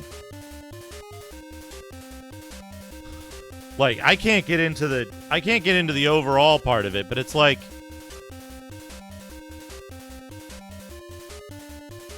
Exactly, Chuba, exactly. And it's... Part of the problem here, though, is, that, like... One can say, like, oh, you shouldn't try to negotiate with people who won't accept compromise, which again, it works in theory, in fantasy, right? Where you go, well, in that case, I'll just not compromise with them because they won't compromise with me, and any concession I give them is a loss for me, right? The problem is, with a platform like Twitch, right? we have this long chain of different people, right? Or entities. Long chain of different entities, right? And so each entity in that link of a functioning service is a risk, because any one of those entities might compromise. Any one of those entities might give in completely, right? So, for example, and we've seen this, due to a pressure campaign on the payment processors that service OnlyFans, OnlyFans was in risk of shutting down adult content completely, which would have been a death sentence for their site, right? They even announced that they were going to, because of a pressure campaign by conservatives on their payment processor. So, for them, it didn't matter that they didn't want to compromise, because their payment processor, Visa, right? Visa, MasterCard, and such, were willing to compromise, right? Because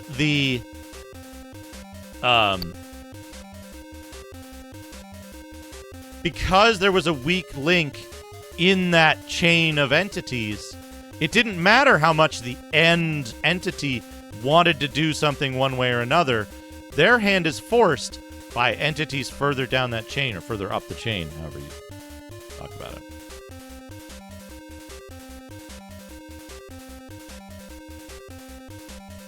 It does, like, you know the phrase, Masumi, right? You know the phrase. The only moral thing is my thing.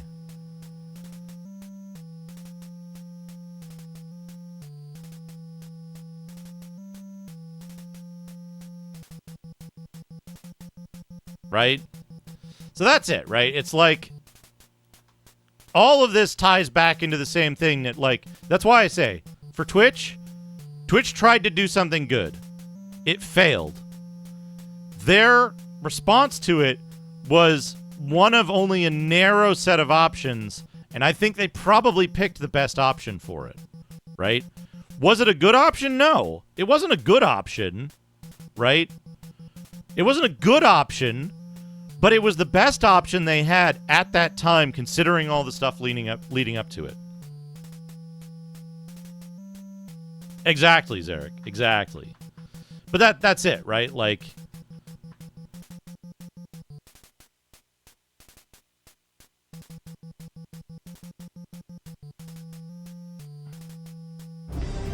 I think I'm cyberspace friend. What could they want? Thank you for from the me? follow.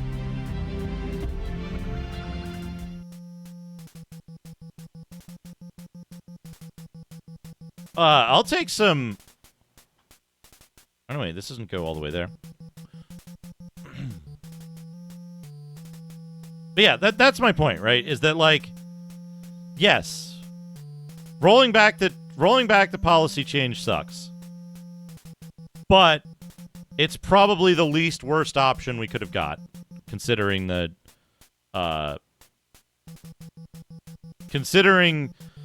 totality of the situation. It's probably the least worst thing we could have got.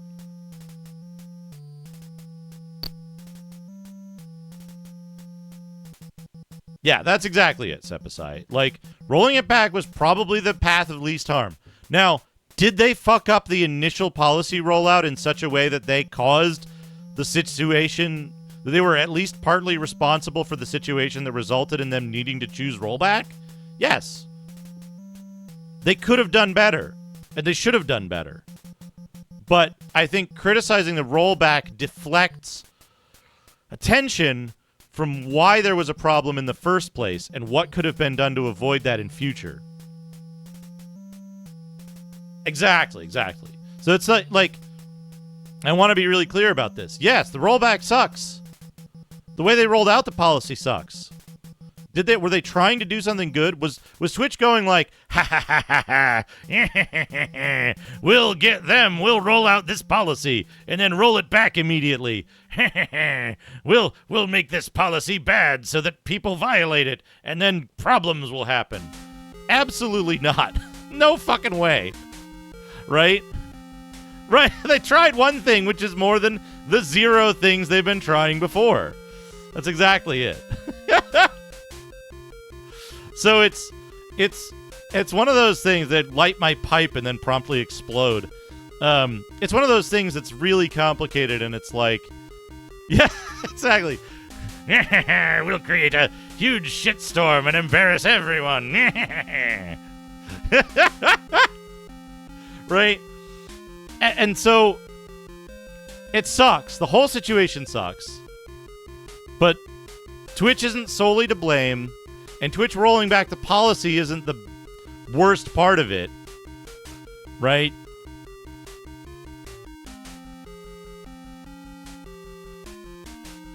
Right, exactly, Chris Series. And so, honestly, what should Twitch have done? What would I have done differently if I was the communications director of Twitch?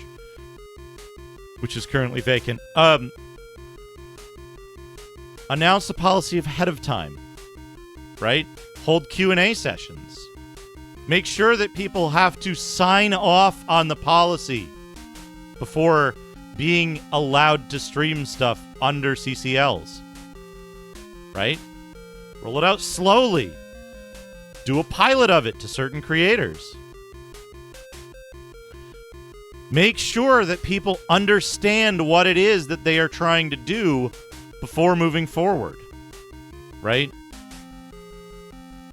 So, it's something that could have happened over a longer period of time, but I suspect that a bunch of people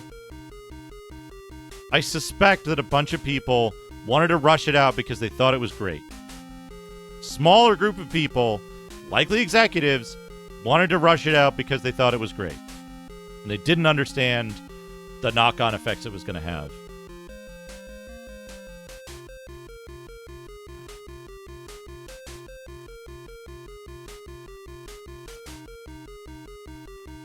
Well, you know what it is, right?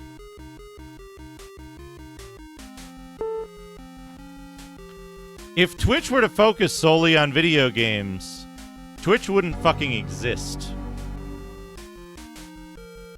Right? A lot of people complain about, like, the titty streamers, this platform. And they're fucking wrong. They're idiots. Nobody streaming, like, sexy content on Twitch is taking money out of my pocket. Right? Nobody who's, like, drawing huge cocks or taking their tits out or whatever they want to do, none of them are impacting me at all other than platform-wide risks. Right? Because the people who watch me play video games and who want to shoot food on the screen are like 0% overlap with people who are going and dumping thousands on, you know, titillation. I don't care. Sexy retro. And, like, for sure, right? There are video game streamers who get a bigger audience by being attractive. I'm not one of them, right? Like, it doesn't matter. I'm sure a bunch of people prefer to tune in to Macaw because he's a better looking dude, right? But that's fine. He won that lottery. He put in that work to look like that. And it's like, you can't blame people who are using resources they have to do a better job than you in entertainment, right? Should you be mad at singers who have better voices than others?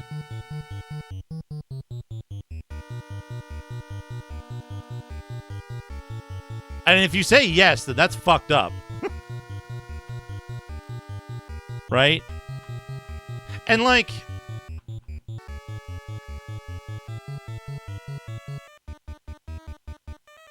Do gnomes fall asleep? Gnomes are not affected. Oh, I'm like... Those troglodytes are doing gnarly damage. Good thing I just saved.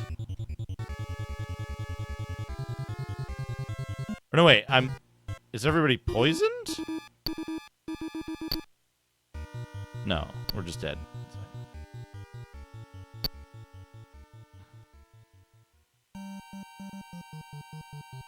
So, yeah, like, here's the thing, right? Like,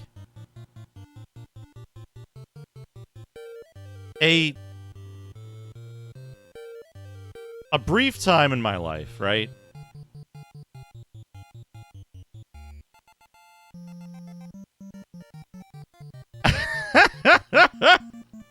I can't wait for those, Dr. Tasty. I can't wait. But, so, okay. When I was younger, when I was in my 20s, I was in a band. And we worked really hard. Oh, now I'm somewhere else.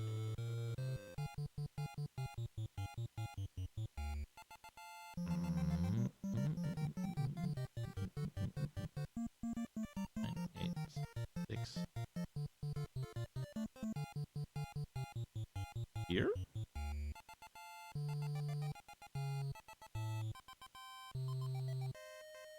We worked really hard to,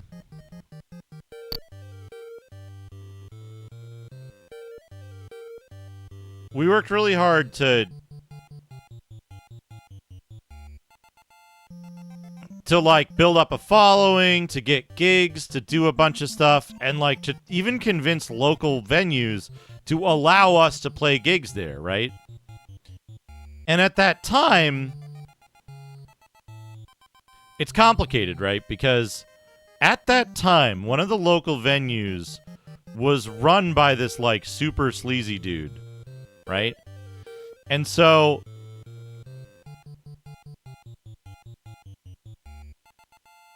people were pissed off at this other band that got a gig at one of the local venues with the creepy dude running it, because the band consisted of like 16 to 19-year-old girls, and they were from like the next state over and like 2 towns away. And like people were pissed off. They're like, "Oh, they only got that because they're, you know, attractive girls, and you guys should be playing there instead." And it's like, listen, buddy, I checked out this band and they're really fucking good. They're actually excellent performers. And like, it's not their fault that this dude is creepy. Don't be mad. Don't be mad at the girls. Be mad at the situation in which a creepy dude owns one of the only music venues in the town. Right? Don't get pissed off at someone who's just trying to succeed by doing their best and earnestly at the thing that they want to do, because there's invisible leverage that they have, right? What are they supposed to do? Politely decline? That would be career suicide. Right? And that stuck with me because, like,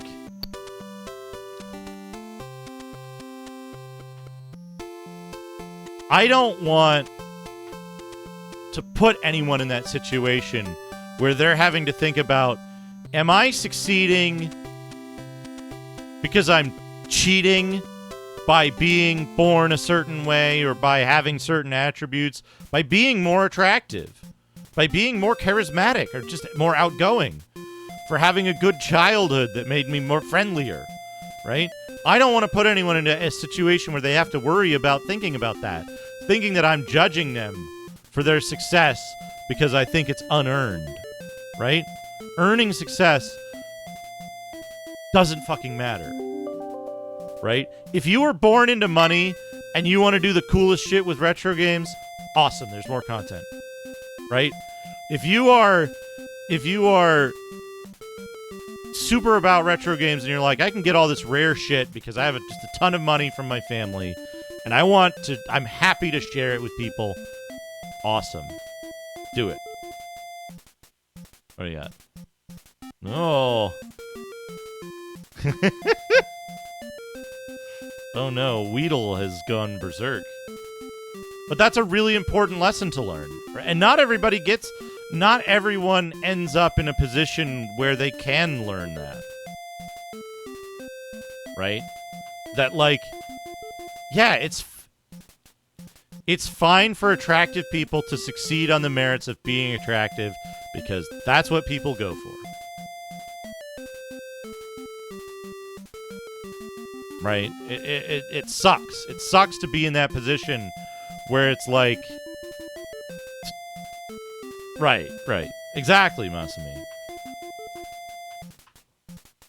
But again, right, that comes back to the problem that we see often as well, which is it's okay when X does it because I like them.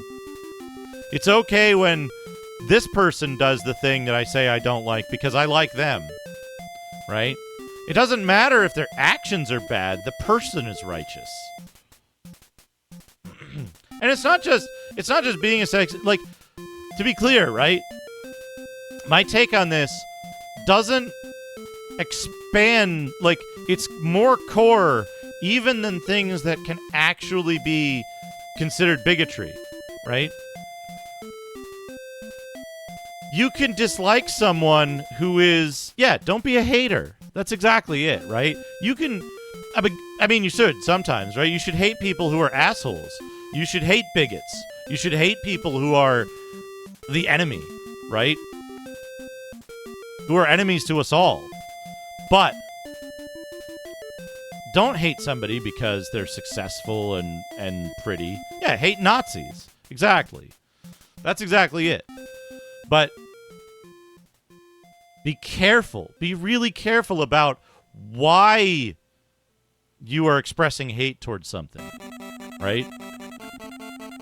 You can say, I hate that because it hurts other people, right? That's a good reason to hate something.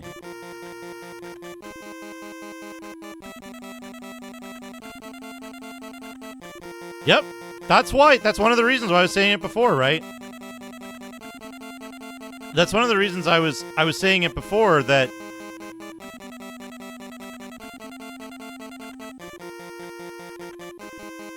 I enjoy connecting communities, connecting members of the community to each other. Because if someone says, like, hey, I was watching your stream and you shouted out this other person and they're my favorite streamer now, that's the best fucking thing. That's so good. That's so cool that, like, I can introduce someone to their new favorite streamer.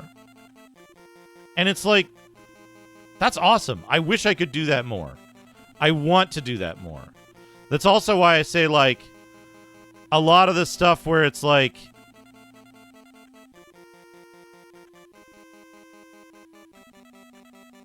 oh, yes. Good. Search. 3, 6, 2, 4. Streams of boiling oil in a leather sack.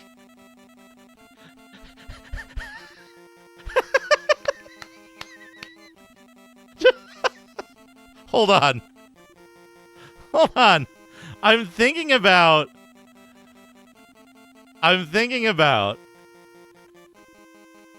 a leather sack full of boiling oil and gold.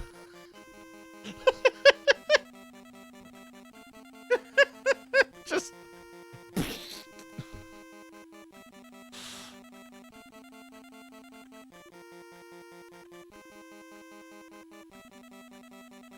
yeah, Hector. And, like, here's the thing, right?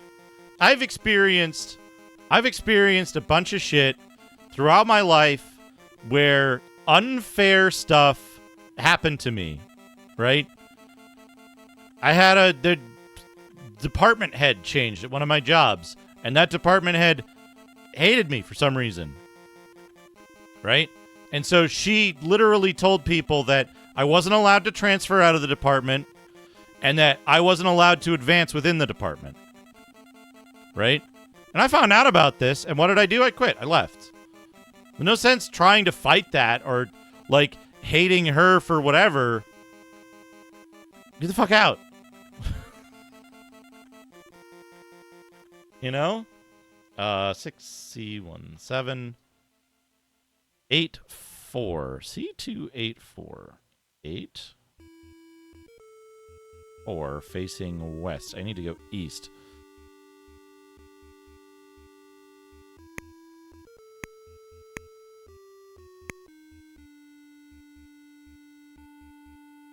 Shit.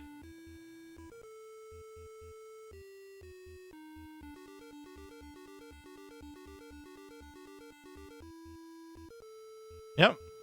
And it sucks. It sucks to be in a situation like that, but like what else like it's again one of those things where it's like what other options do you have other than like staying there and hating your life for no reason? Hating someone else for your lack of success because you didn't have the wherewithal to leave? Right?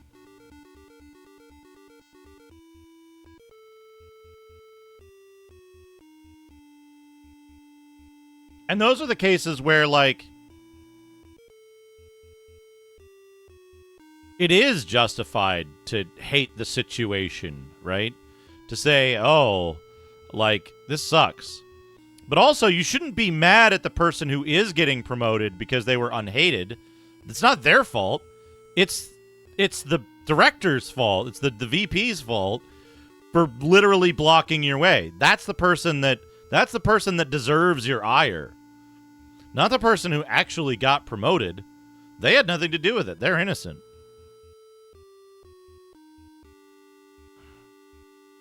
Yeah, it sucks.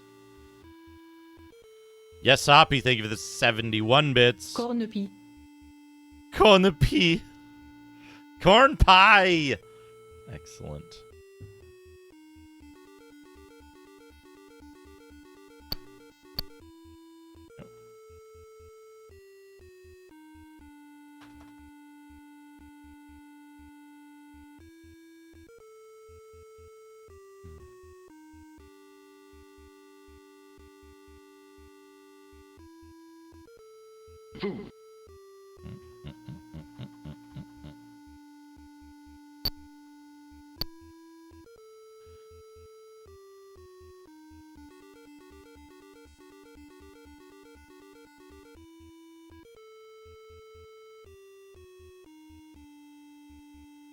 Yep, that's exactly it. That's exactly it. And part of the problem is, right, like... Ooh, a Flamberger +1. Want that. Raid.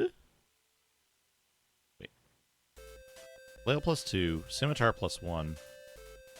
I should give it to... Yeah, I should give it to, Raid. 3, 4, E.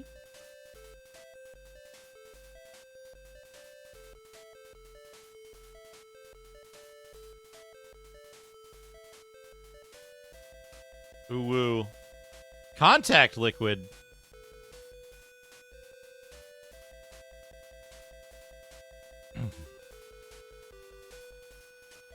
Night Sprites, thank you for the 71 bits. Cookie Nakan. Shit, I'd eat that. That looks delicious. Cookie nakan.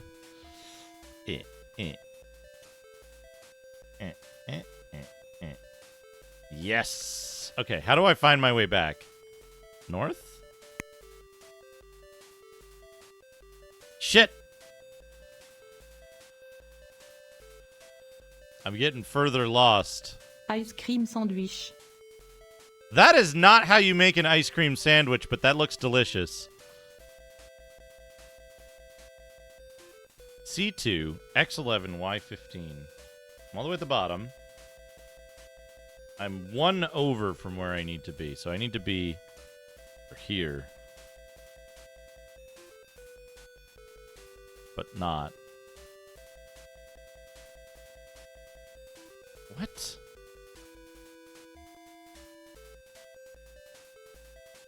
Facing north, X13, Y5.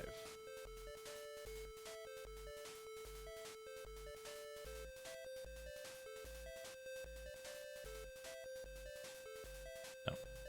Yes.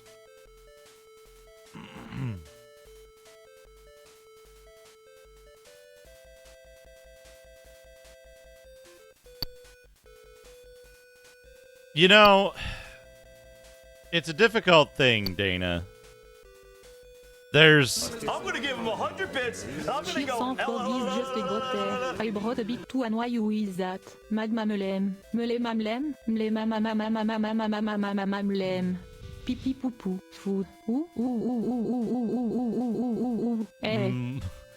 Mem. Esther Gregor with 100 bits.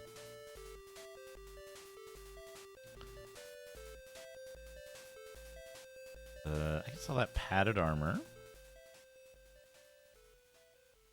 Sell that other Flamberger. That club.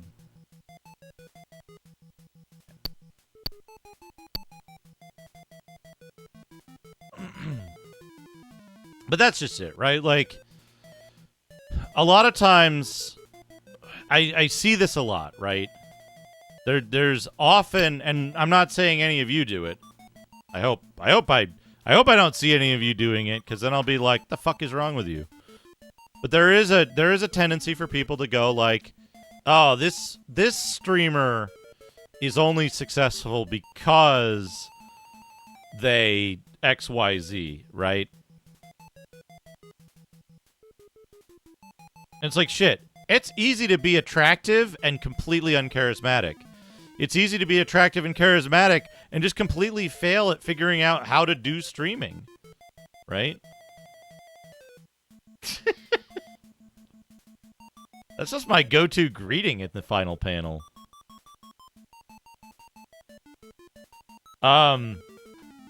Maybe. Maybe I do.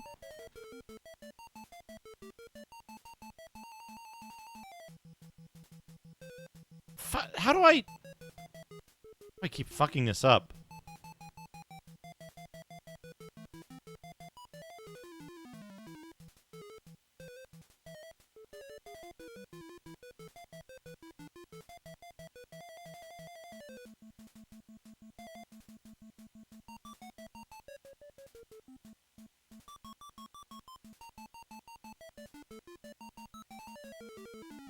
I fucked up the map.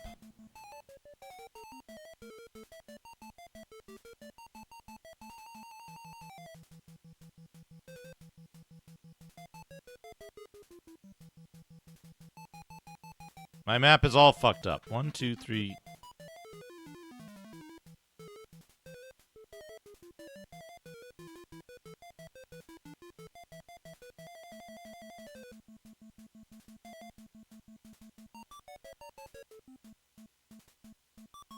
Wait, my map isn't fucked up. I'm fucked up.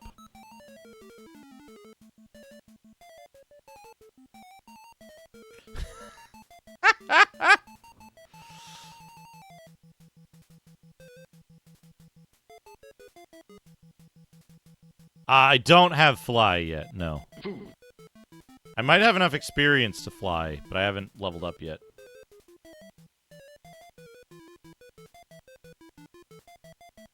Yeah. 1, 2, 3, 4, 5, 6, 7. All the way up.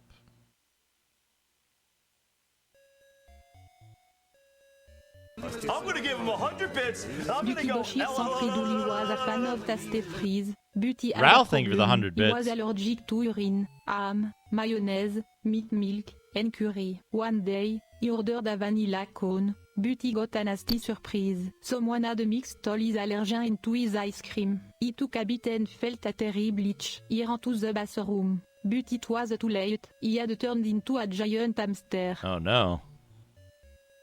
I think these guys...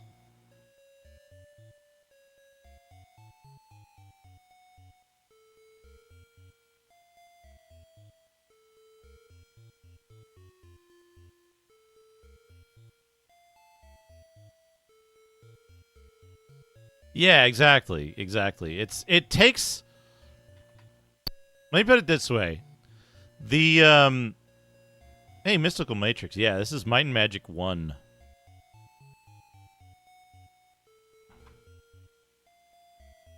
It takes constant vigilance to not fall into. I'm gonna go I am gonna give him 100 bit and go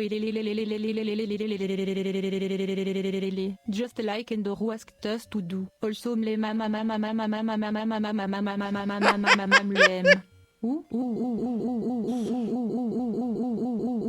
Master Gregor, thank you for the 100 bits. You know, honestly, I say this frequently. Real hardware. I do real hardware because I'm kind of a gearhead, and it brings me a type of satisfaction that is separate from the experience of playing the game. But man, there's a lot of stuff about using real hardware for this that sucks real bad.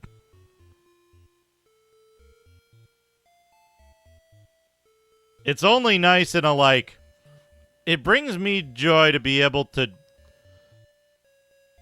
like, show people how it really is, but sometimes how it really is like, yeah, Space Mister. Sometimes it's like, hey, it's not loading from the disk because I don't know why. And like, I guess we're going back to the inn because it's frozen now.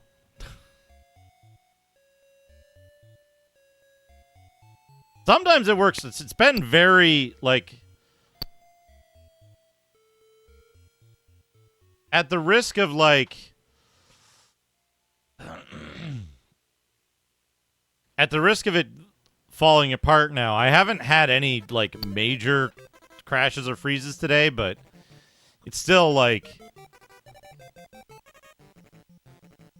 it's still, like, this huge problem. But there's some stuff you can do with real hardware that's fun and interesting or more accurate. So I find it interesting to do, and it makes for good content. But, like, if you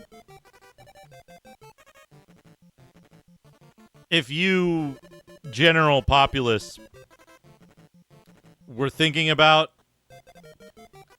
playing this game, probably use an emulator.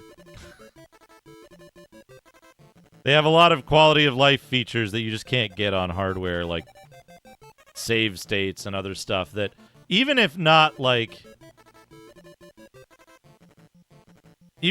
used to, like, cheat, they're still very useful for stuff like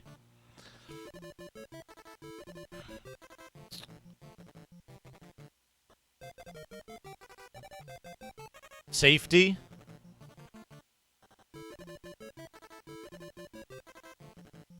Yeah, that's it, right?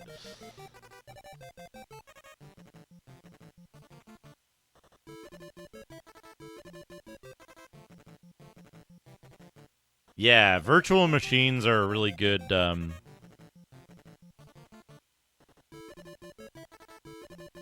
a really good middle ground as well.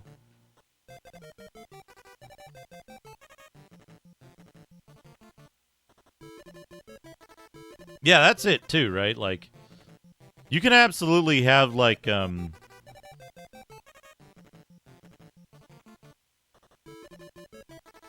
can have a much better time even with the, like, other stuff, but, like, a good example of this is sometimes this game crashes on area transitions, right? With save states, you can roll back and just try the area transition again. I can't do that because I'm on real hardware, so when it crashes on an area transition, I go back to my last save at the inn. So, like, that can suck, right? It's not even like... Yeah, it's not even like a save scum kind of thing. It's just...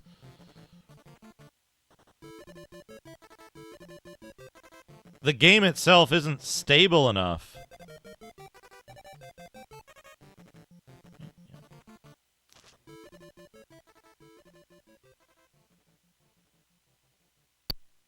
Yeah.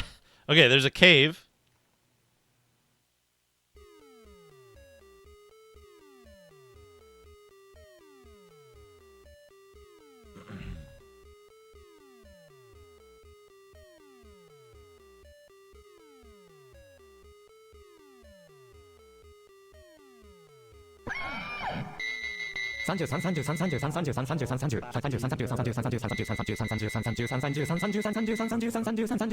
Sneaker nets. Even 33 months.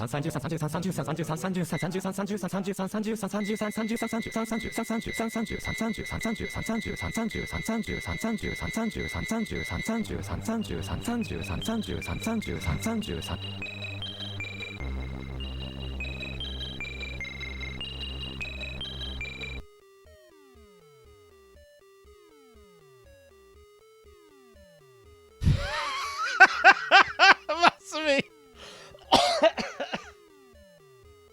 Hey, Alpaca, how's it going?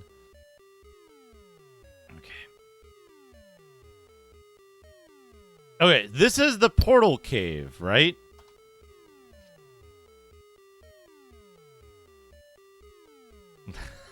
Poor Radon. Does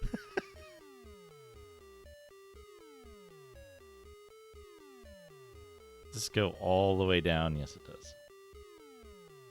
All the way down.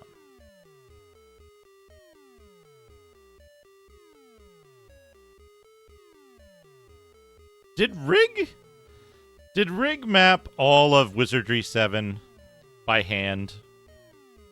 Or did he just use the auto map?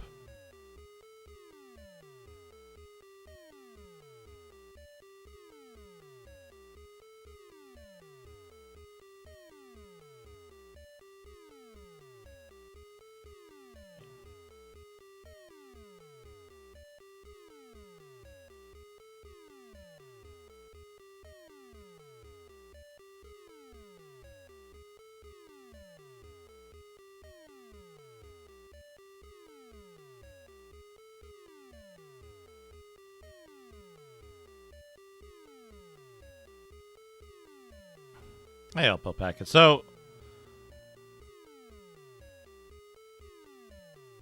when you go to a screen, I'm gonna give him 100 bits. Sneaker Nets, thank you for the 100 bits.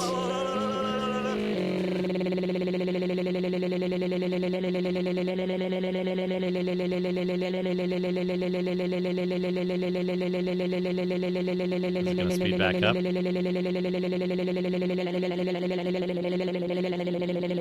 Get that timing belt checked.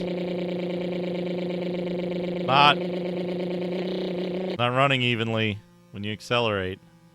So when you go to a screen that's just black and white, you'll notice that the text is clear.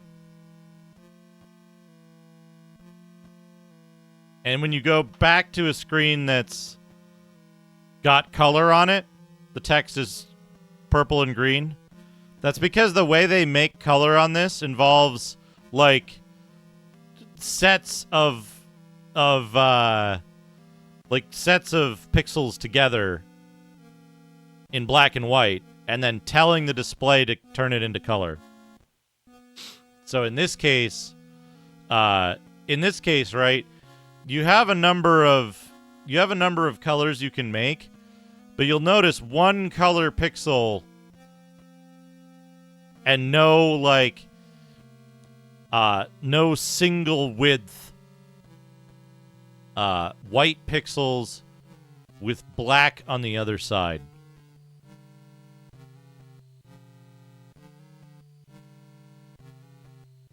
I'm still trying to figure out this map.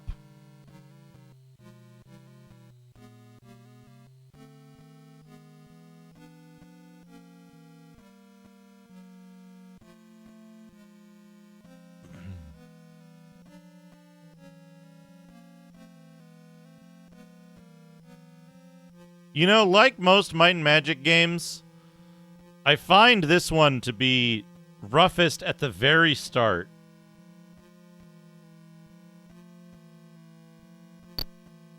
Look out! 1, 2, 3. Oh, that's a lot of demon dogs. 1, 2, 3. So it could be here.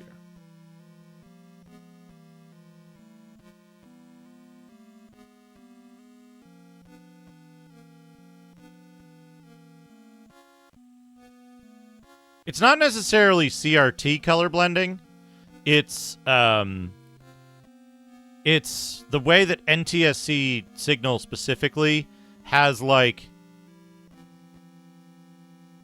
I'll give you an example.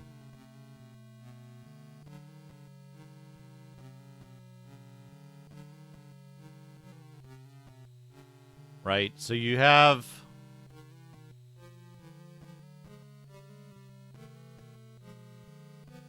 This is going to be a really shitty example, I apologize.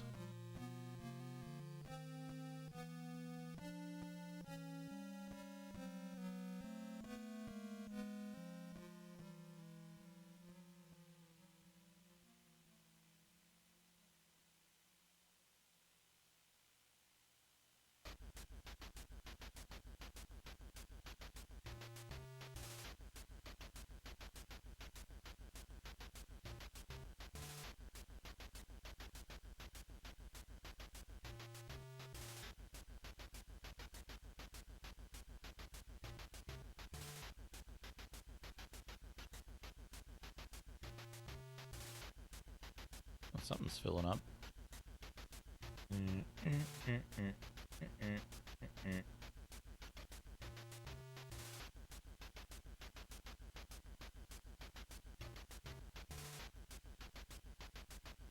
Boop, boop, boop, boop, boop, boop.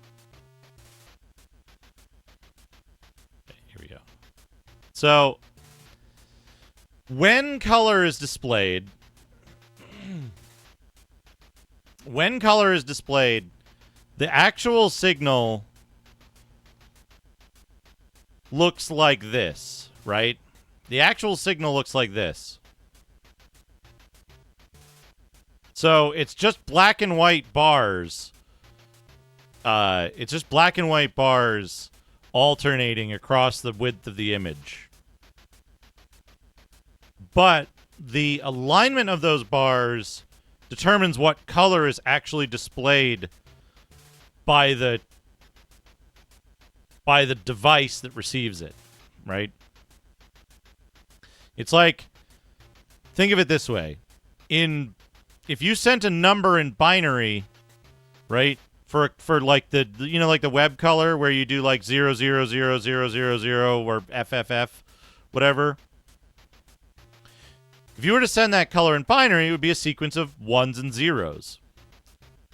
And when you receive that, you then go, oh, okay, I know this is supposed to be a color. Let's assemble it back into a color. This is the same exact thing that NTSC does.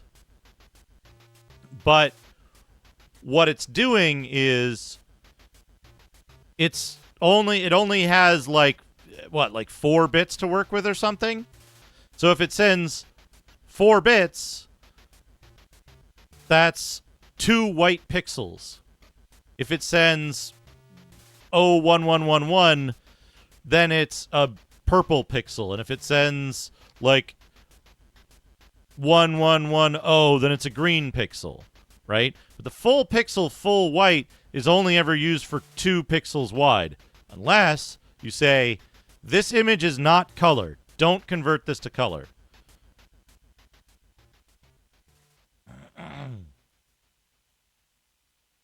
Okay. Where are we here? I fully intend to take advantage of shit in this game. I'm just at the point where I can't yet. 101011 10101.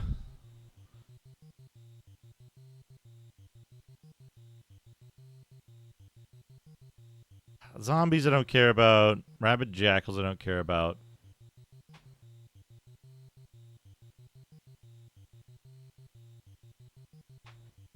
Not quite, sneaker nets. Yeah. Displaying pure white on a color NTSC signal requires more bits than the width of the text they wanted to display.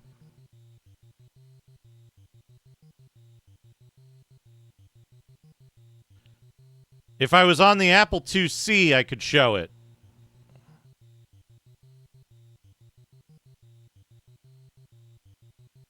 H C 261. Wait, H. Wait, H. C18.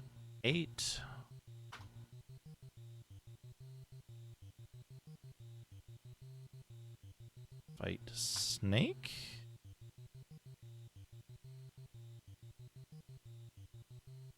One 8A.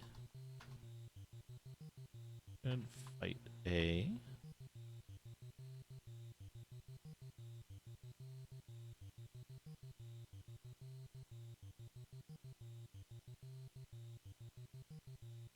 C12. Fight E.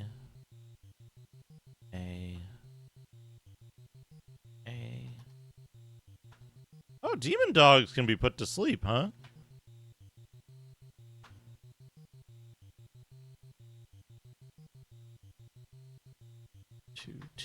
Two.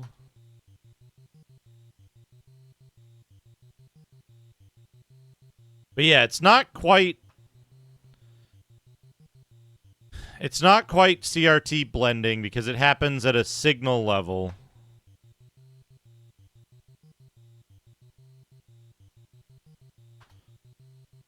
It's something that happens at the signal level to combine things into colors when NTSC decoded.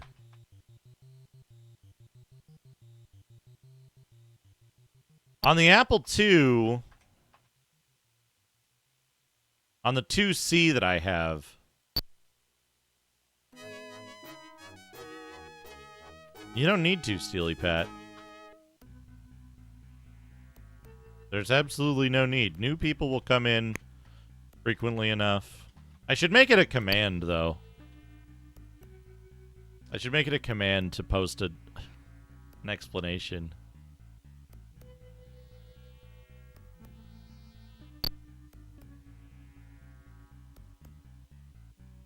Line 2, Billy Bob. I saw it. It was huge. It was Sneakernet, thank you for gifting us up to Steely Pat.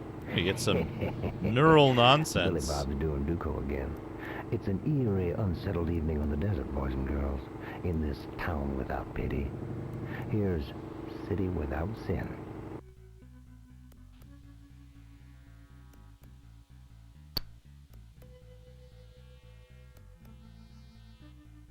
Sierra Adventure Game Walkthrough. Enter Forest. Shoot Monk. Get Slipper. Blow Horn. Exit Forest. Level up. Take Slipper A. Use Forest. button. Press button. Exit Forest. Nova the Whale. Nova the Whale is most likely the result of rewording notes of map 120,180, where Mototha 1's path gets blocked by a particularly stupid barrier that spawned when encountering the whale. Nova is first seen scuttling into a sea on the ground level. Heading up the side Mongo that you'd fought encounter the the twisted ocean. version of Notice the himself. path downwards is noticeably blocked by giant greenish blue chunks of dead He was no marine wizard to be No, trifled she with. isn't supposed to be He Nova. attacked. She would be discovered in a bottomless sea, She crawling through attacked. seaweed flowers. To be fair, from this point on in the game, the author would probably have dropped it as Nova, but the outline of the oops here looks awfully similar. One possible Nova game path might have you arrive over at SeaWorld in Lagoon. Have her.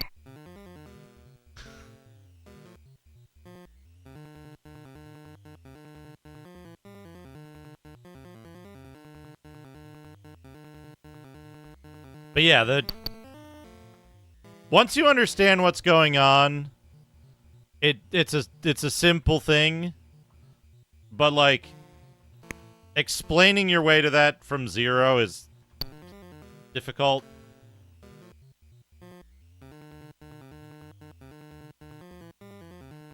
The short version is you can't display one white pixel surrounded by 2 black pixels when it's in color mode.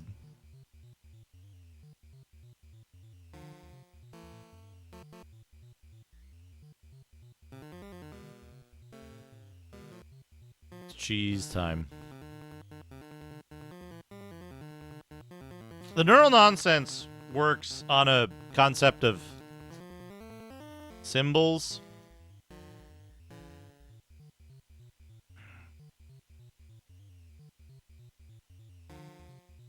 Think of it as an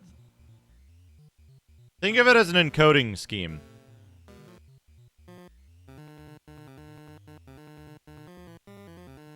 Every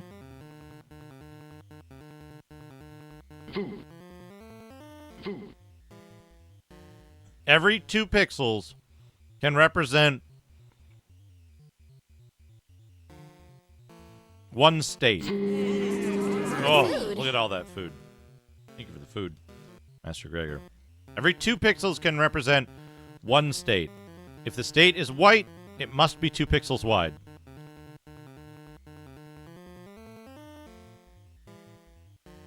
If it's green or purple, it's half of that 2 pixel wide space. That's why some are green and some are purple. Cheese. String cheese.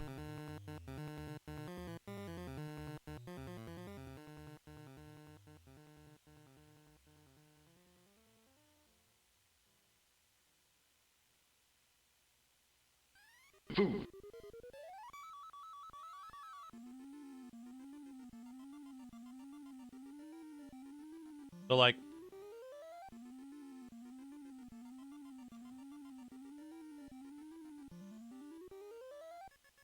the green and purple,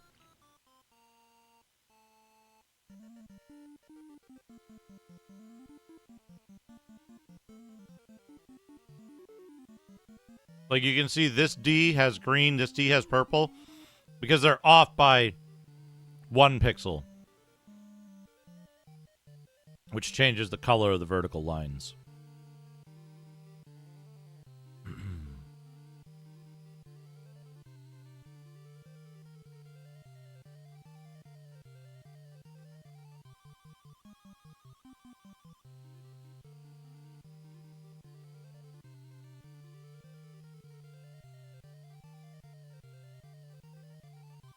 Okay.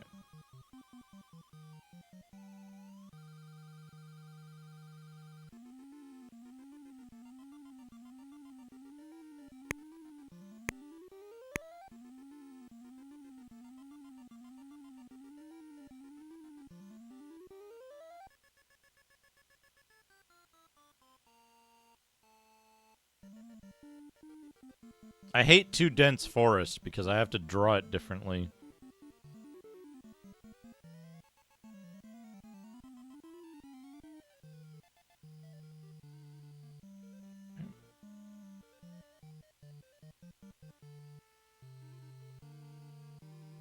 Stop where?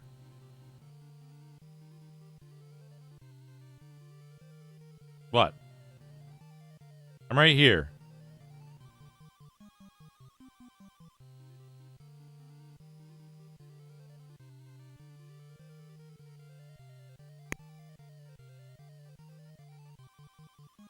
What about it?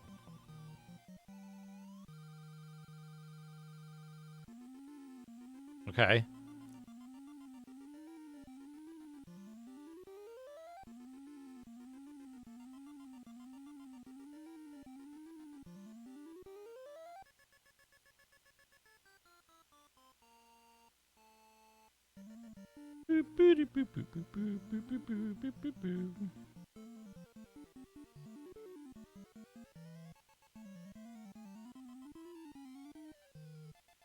Is it in C2?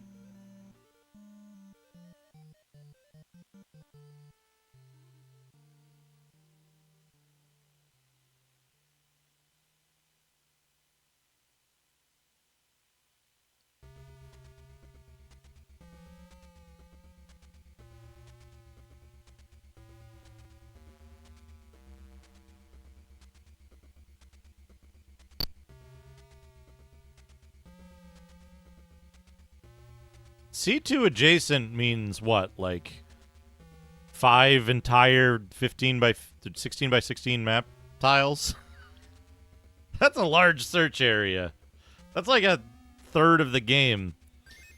Yeah. Attack.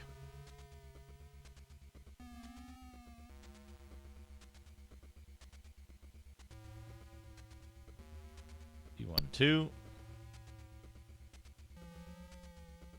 Shoot that snake. Fight that snake. Cast 1-8A. Fight that Savage Shrew, fight that snake.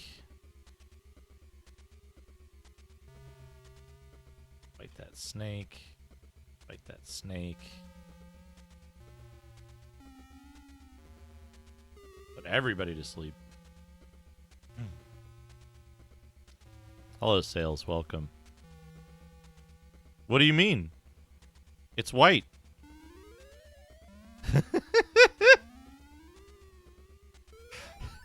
Text is white as the new fallen snow.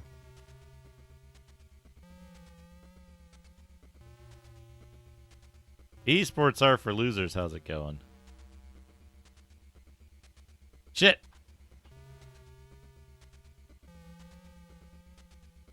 Enemies running away is actually a problem in this because I want their experience, and like trying to get to them before they inevitably run away is a problem. Now, the reason is because NTSC encoded color means you can't have 1 pixel wide white lines in color mode. Where the fuck am I?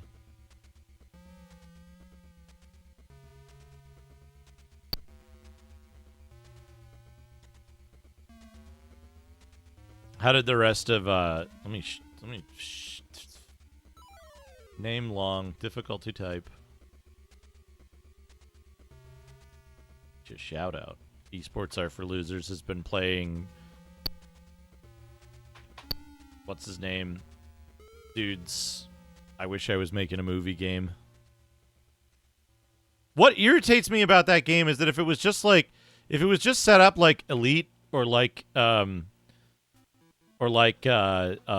subculture, I'd be super into it, but it's not. It's like, you must listen to all this story. You must care about Ghost Baby. I fucking don't. Huh?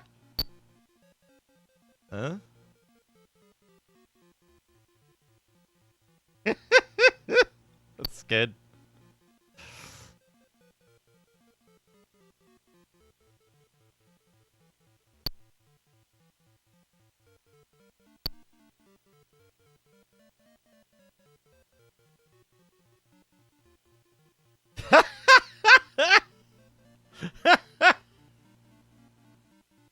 I love that make your own doesn't include any options. Somebody should make a Flash game out of that. Somebody should make a Desperate Dan quap out of that.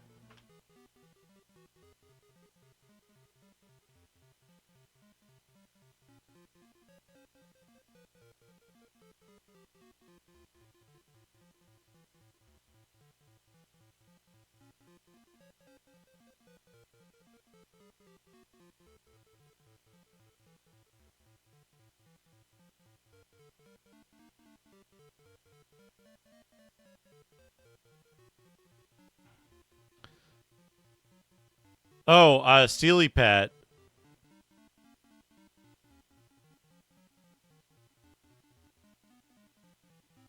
Do you know why there's a white column that teleports you here?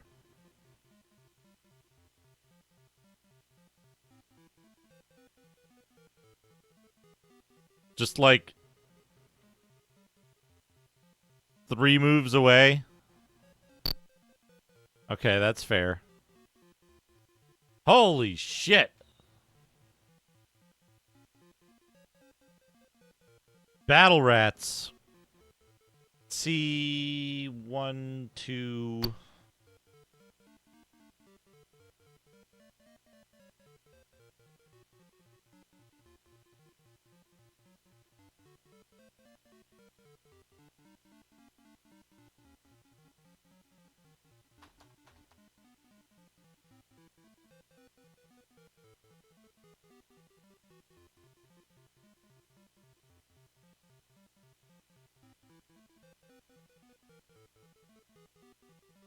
Fucking look at all these battle rats running away.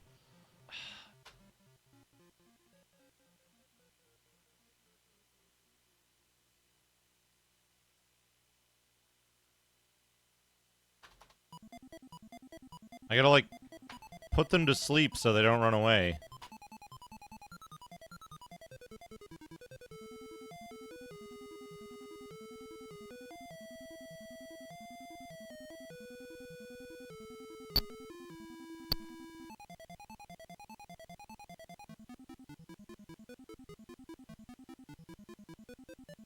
Blinding light, a death ray!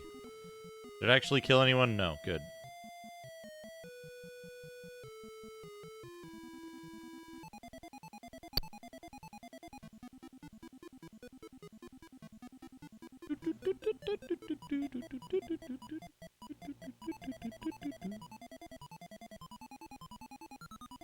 You'd have better luck looking for an Apple II color mode. Since this is a regular Apple II game, it uses Apple II color mode. The 2GS is capable of doing much better stuff with color. It has a mode where it displays the color. It would look like this, really.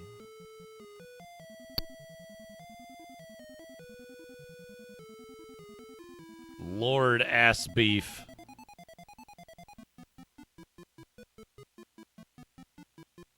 Uh-oh. Oh, no.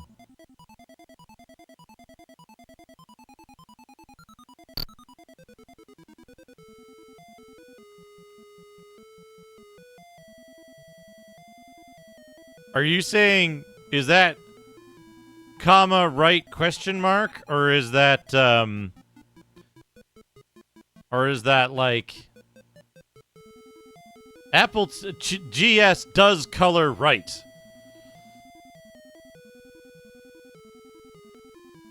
South. Here, Sorpagal. South. I'm going through these ambushes just to get stuff.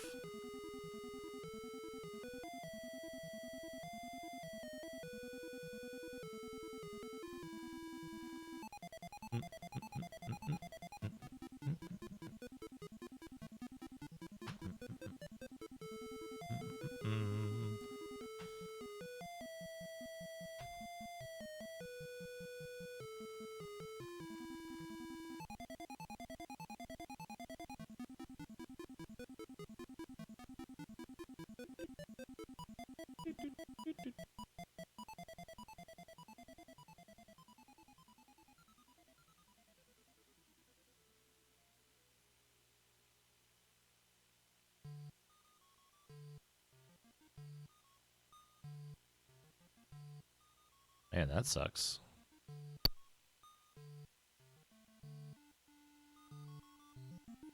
Southern border of C1 near C2. Okay.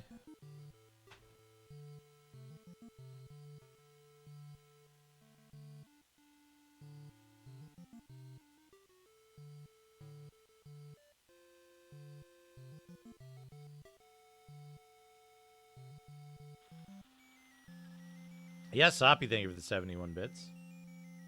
Mashed Alfredo. Oh no! That was like mashed potato noodles. I'm not a big fan of that. I didn't like the way that looked.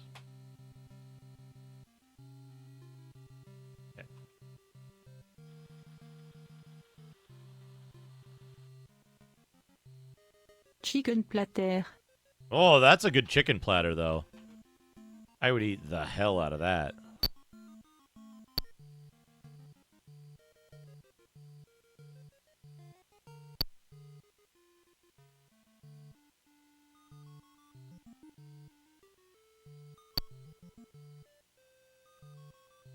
Thank you, Master Gregor, for the 71 bits.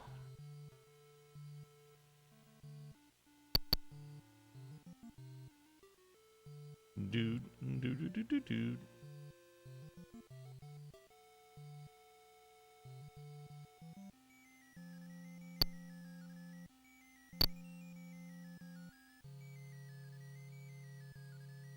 Those aren't battle rats.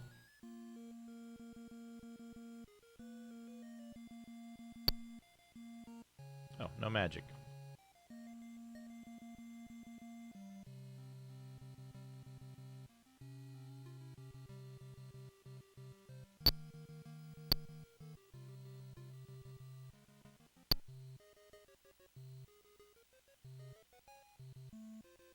Not sure what that little cubby hole is there for.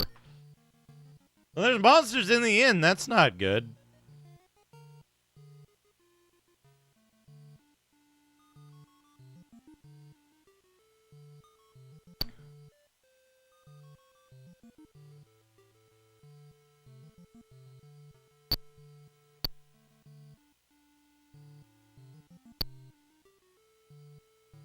Worth 0 gold. Fuck!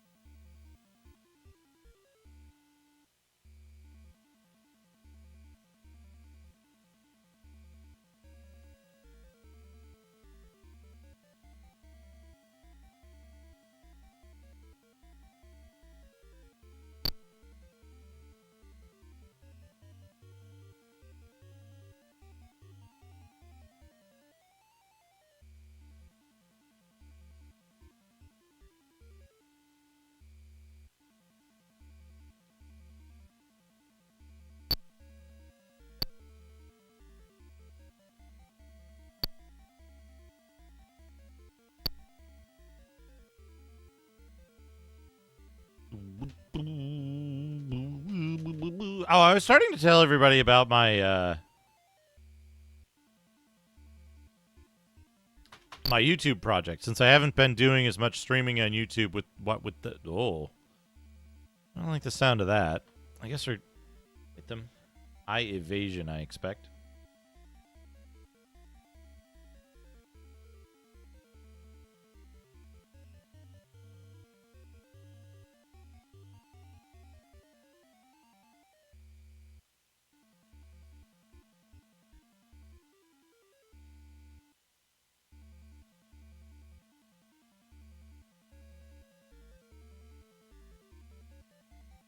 Skeleton advances.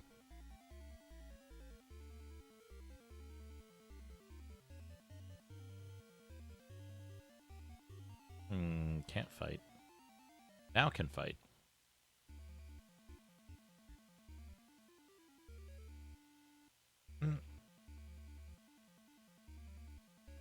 Okay, dead.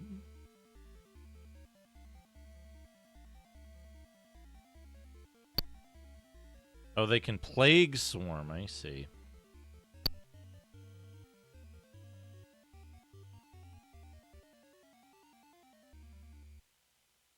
I haven't done any real development on the Tooges at all.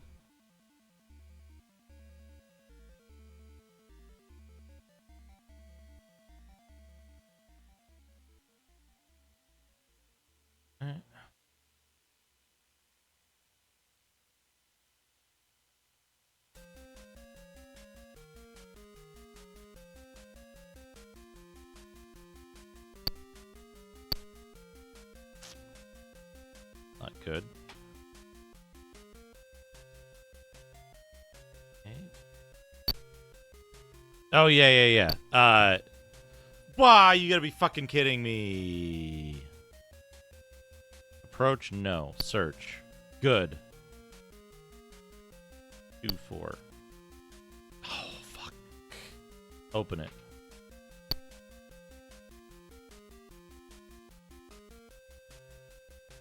Status. Dead. Fuck.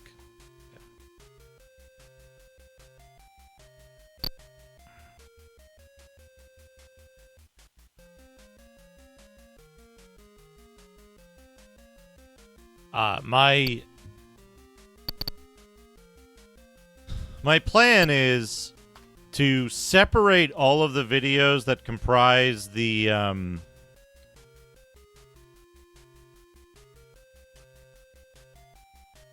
separate all of the games that comprise the PlayStation exploration videos and upload those separately with like proper identification and put them all in proper playlists and some basic information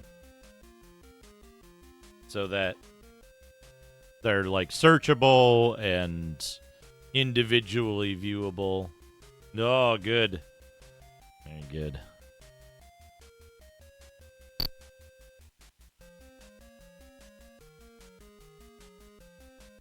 was a good zombie sprite. Okay. See, 1, 2.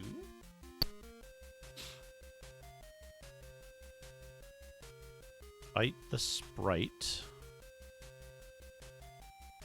C21A, not affected. Okay, good. Have a good night, Master Gregor.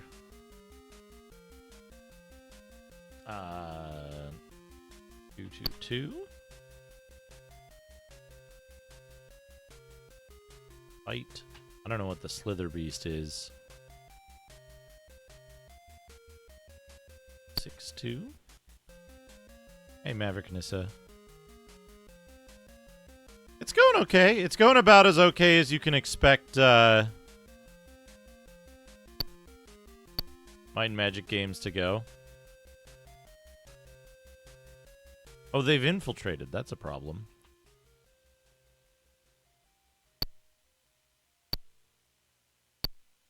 Oh, they're just... The gargoyles do an insane amount of damage, I see. Or I forgot to rest.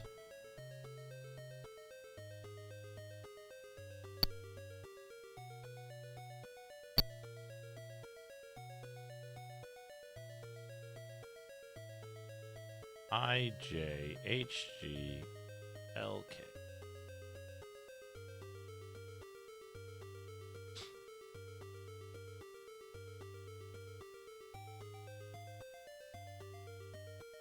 Maybe I forgot to rest.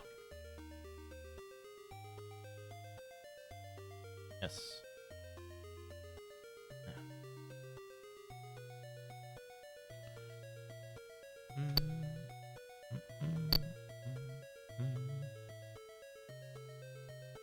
Wolverines and hippogriffs and gargantutant.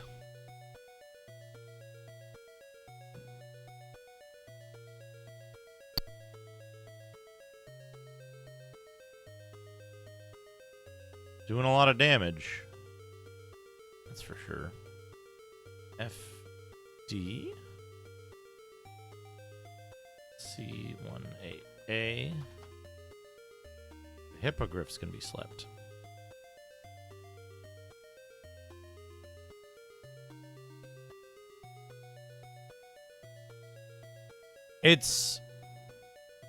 There's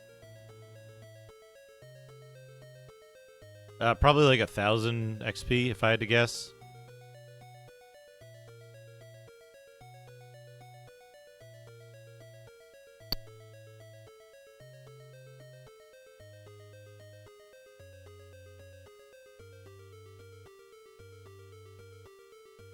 I keep dying is the problem.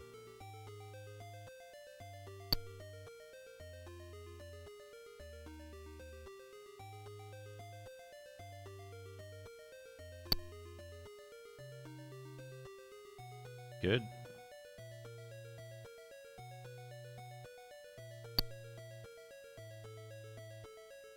Eight A. Get rid of these.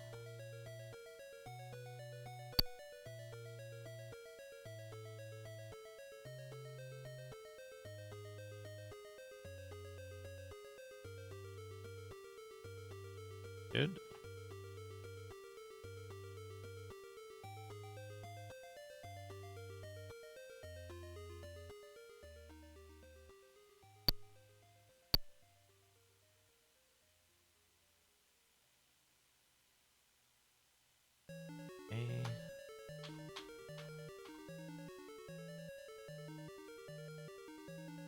A. C142.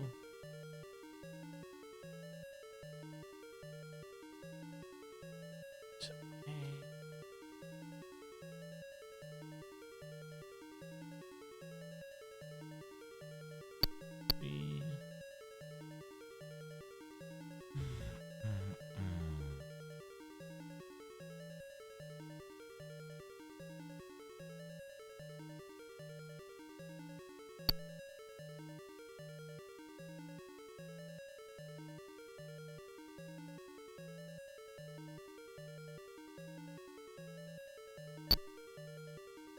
358.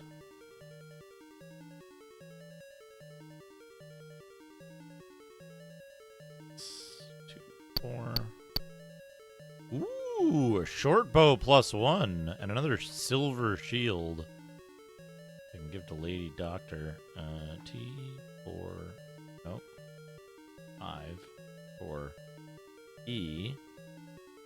Short bow +1. I should probably give to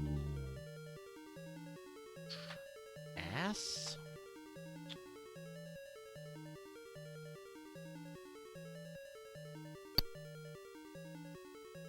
That was a good encounter. That was a random encounter too, wasn't it?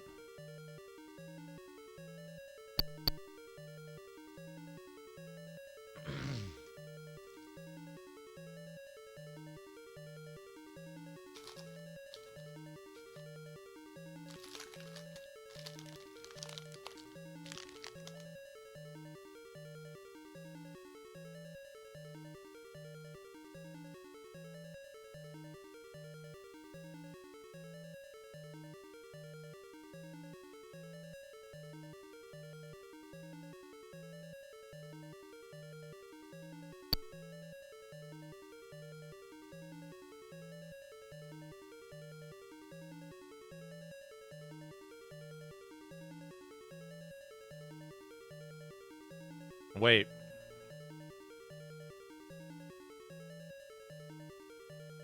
Is it worth the +1? What are we looking at for the difference here between great bow and short bow +1?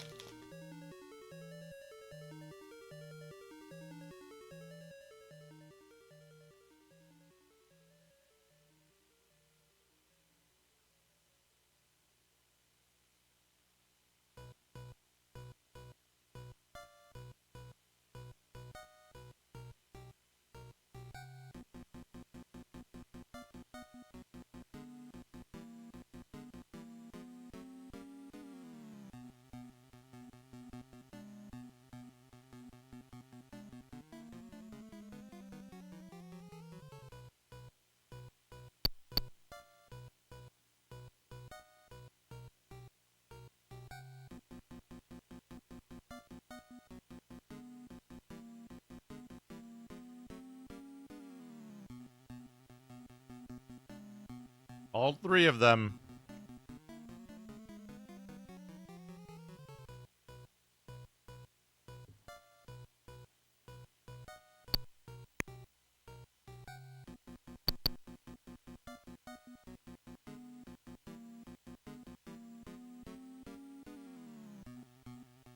Okay, so it was off by 1,700.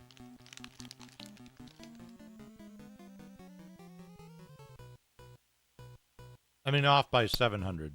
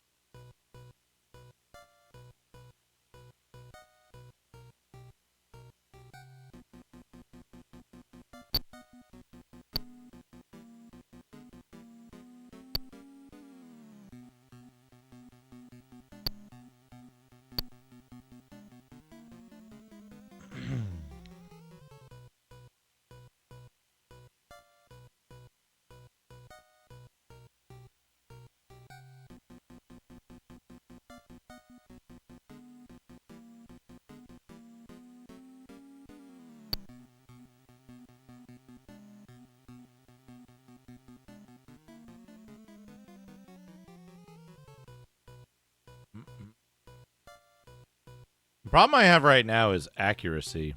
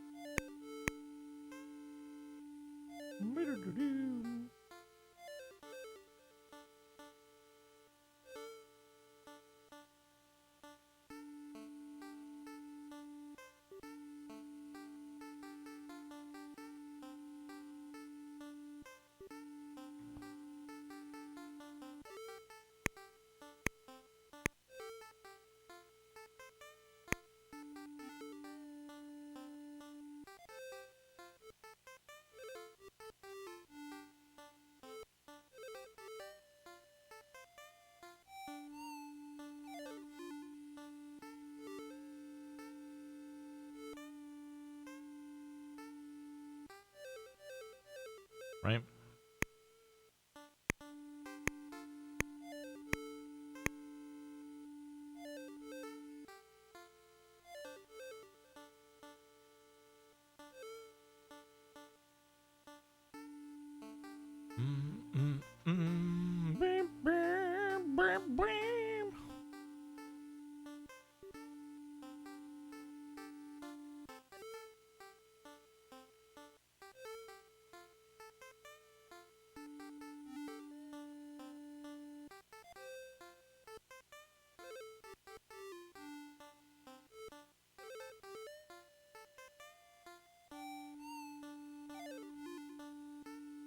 Is there anything good in that cave?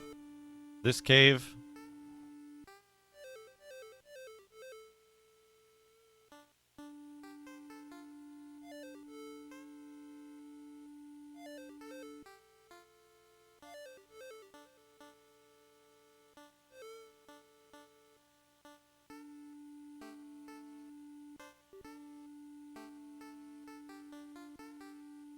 Mind Magic games kind of do that.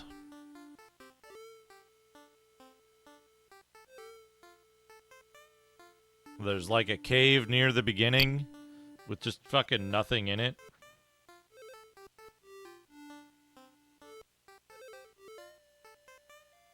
Oh, look at all those minor devils. Time to die.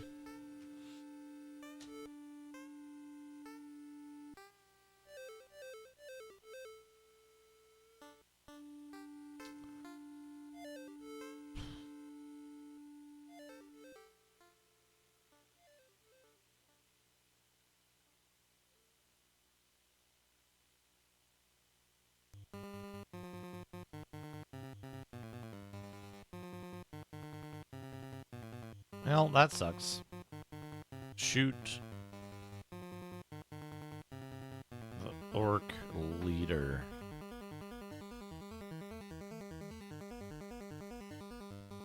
Fight the orc leader. Can they be slept, maybe? No.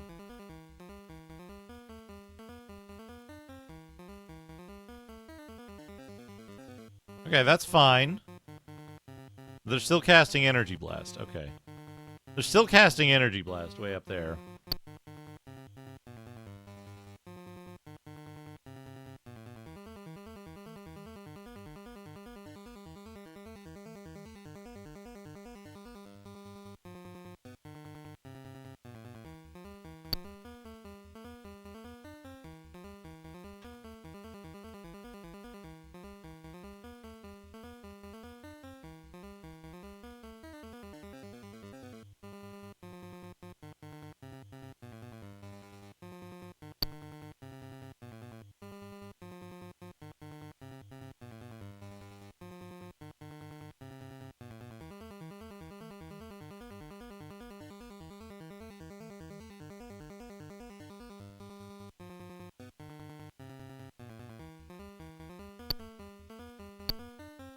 Ah.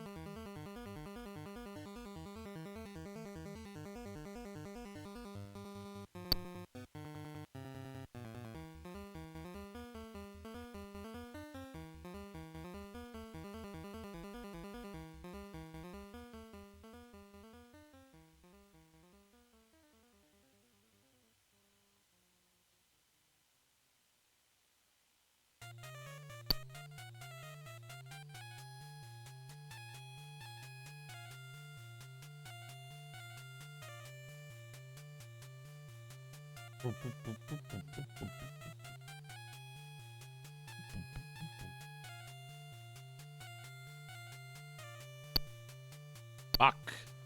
Okay. That turned the tide.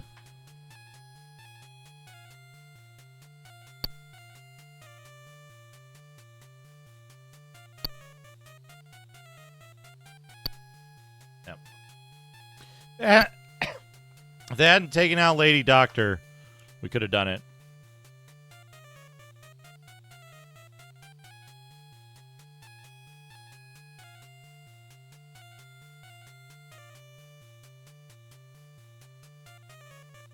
It was close. I should have done Electric Arrow. I was hoping that Hypnotize would work, but it didn't.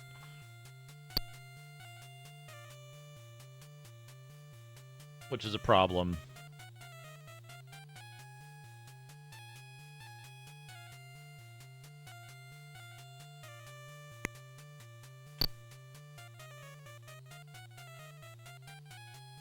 Polterghouls, fire ants, giant spiders. Let's go.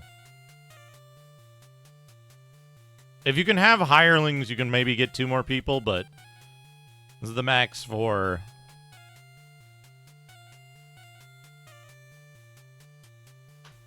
This is the max for regular.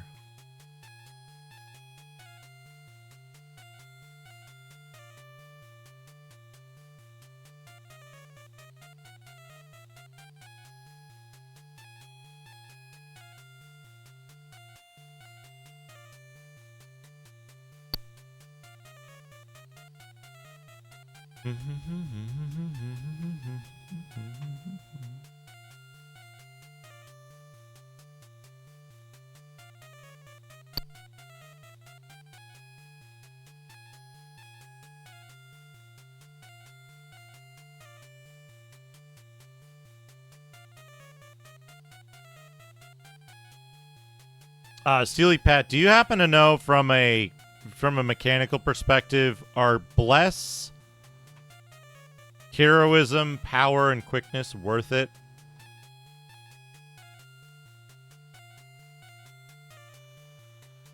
So you're not saying for the 80 bits. Chocolate fried rice. I don't think that's probably very good. Chocolate fried rice, probably not great. Food. Food. What does power actually do?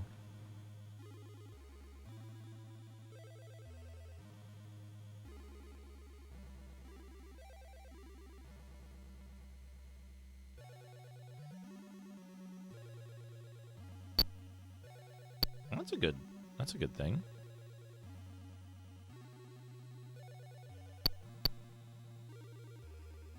Oh boy, a sling.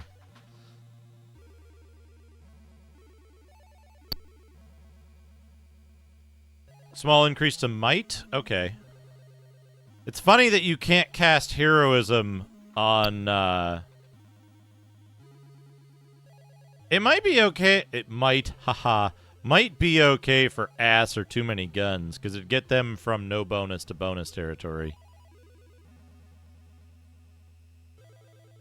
But like 16 and 18, I reckon it probably wouldn't be worth much. And might doesn't affect your ability to hit things, so...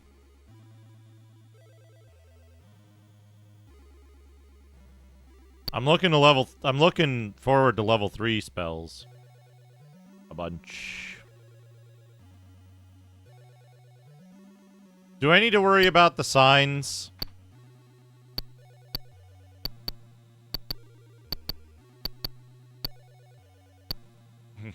Yellow Ligma. Haha, got him.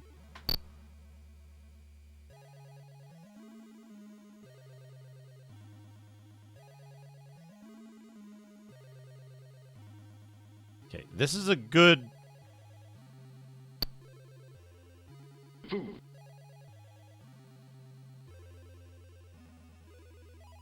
is a good one, because I should be able to put a bunch of people to sleep here.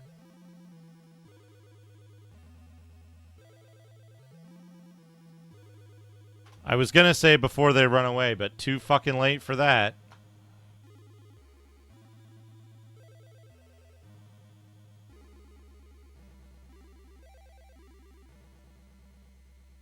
Not in... I think not incompatible alignment, right?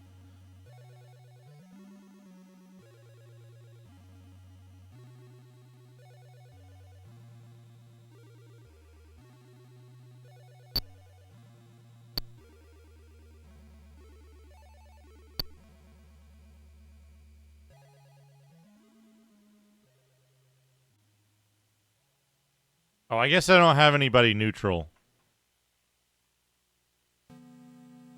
Is there a neutral in this? Is this neutral? I should have rested first. Do you think that's a kobold or a demon dog? Holy shit, I really should have rested before this.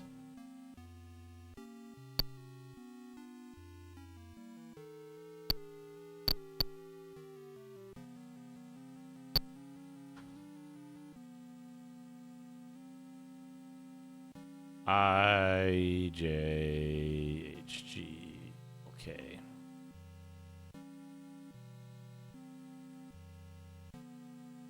Woo woo woo woo woo. Well, too late for that.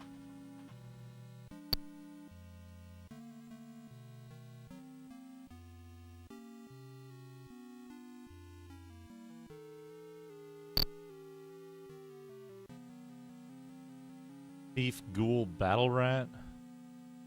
Battle rats will run away, at least.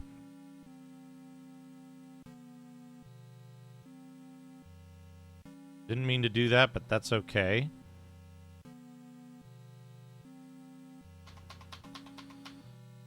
And they're not affected by sleep? They are affected by sleep, just...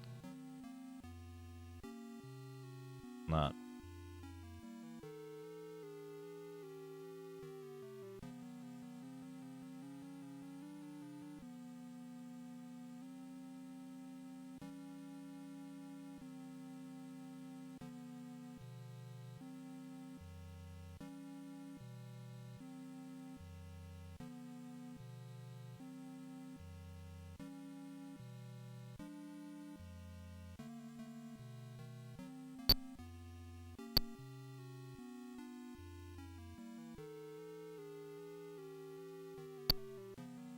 Oh, fart in a box. Classic trap, the fart in a box.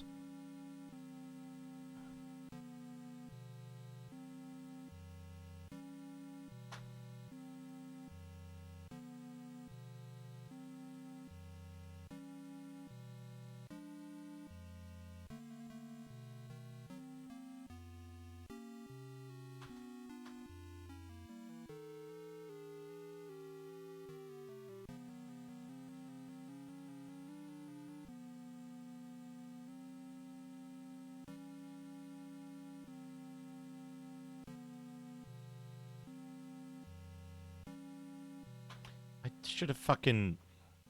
Doesn't matter. Doesn't matter now.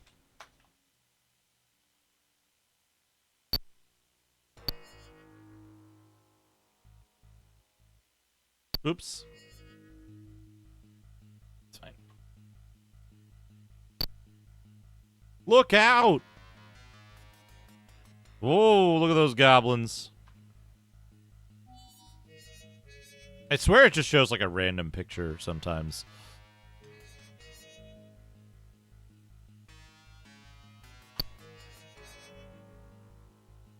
M.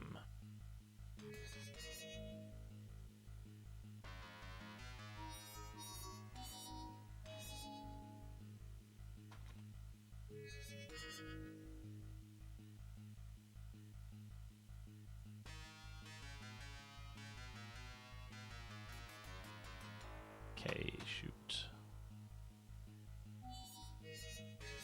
Did the fucking Knoll run away too? Coward piece of shit.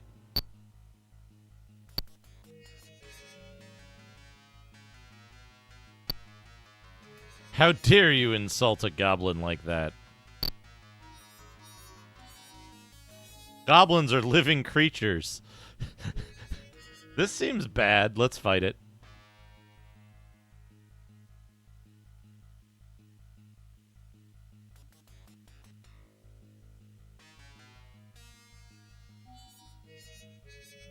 I don't know what they did, but I don't like it.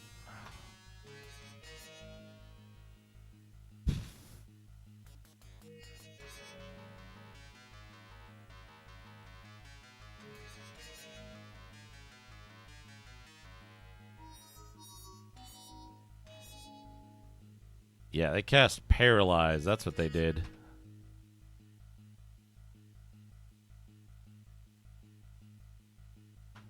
Okay, we can sleep clerics, though.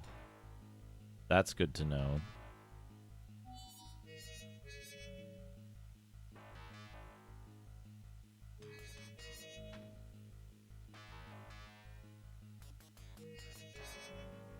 One. E. Good. Got him. No, wait. C3. D. Right, D. 2, 1, D. Alright, good.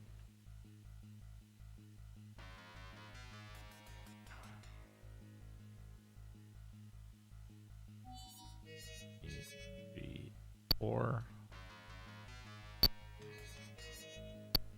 Good.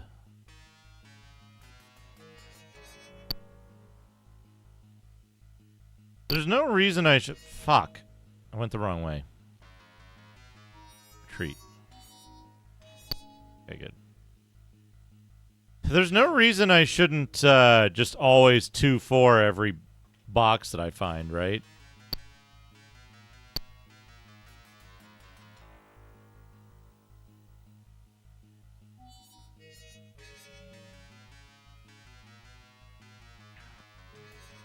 I mean, just for the fuck of it, clearly.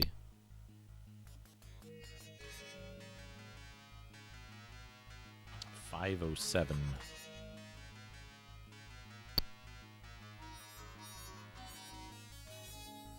I wish I could get those easy encounters like in the dungeon. They were giving me +2 items.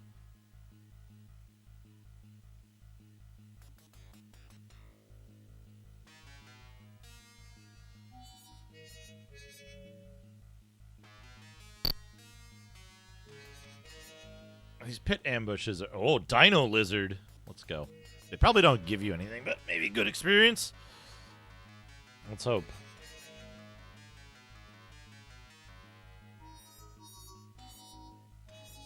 Not affected. They do a lot of damage.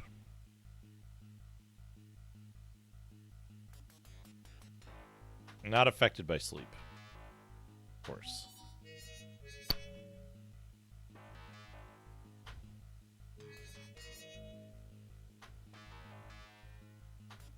Very difficult to hit.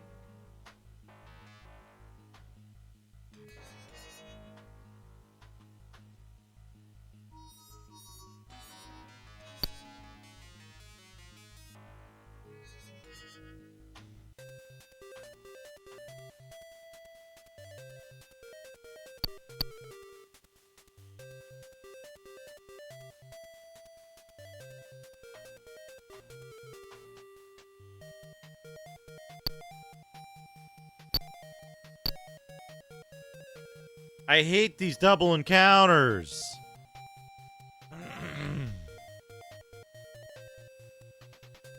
We get out of it? Because those gargoyles are gonna fuck me up.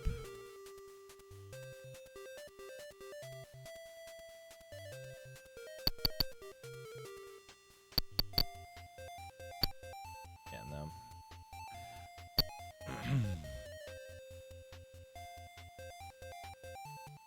IJHGLK.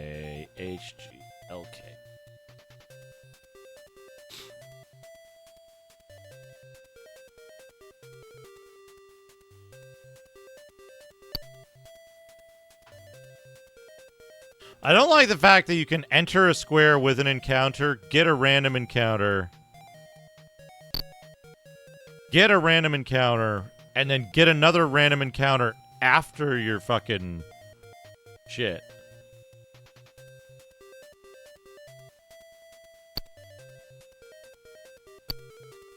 Holy shit.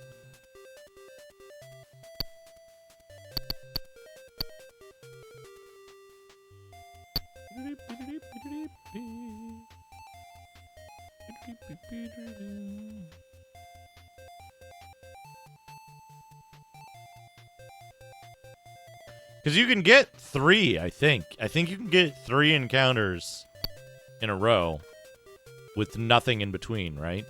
You take a step, you get an encounter, you get the squares encounter, and then after the squares encounter, you get the you get another random encounter.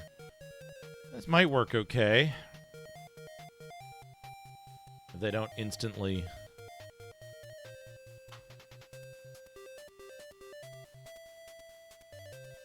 paralyze Lady Doctor.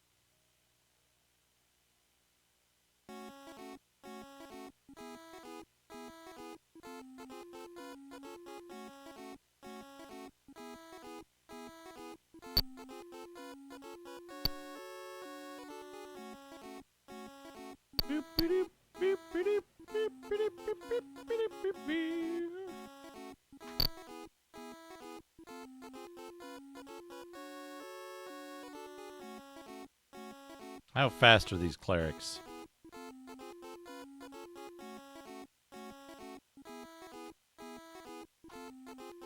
Oh, it's only one? Ugh.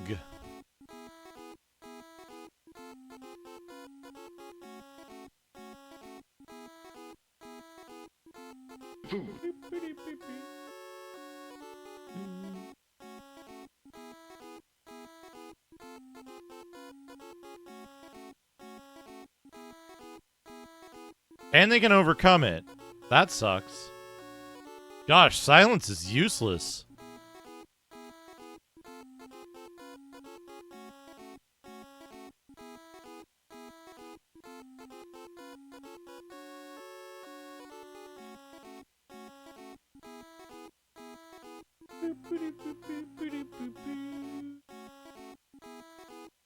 Whoops.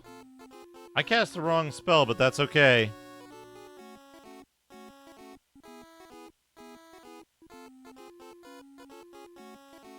Because I guess I did damage.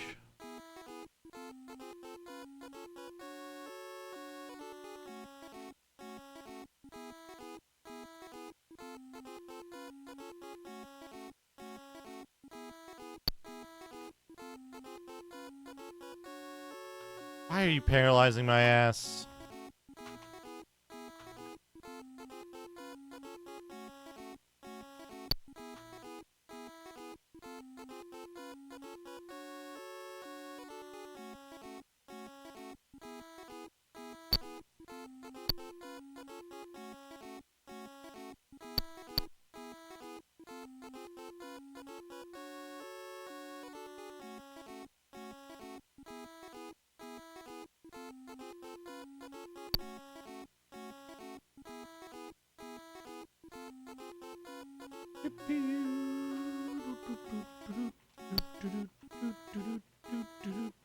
$26.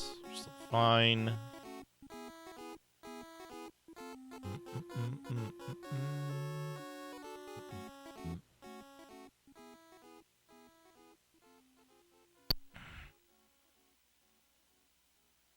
I think we're pretty close now. We were at what, like 1,000 or 1,400? Hey, a random encounter.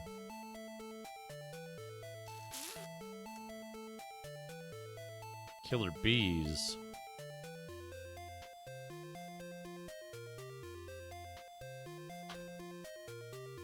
One.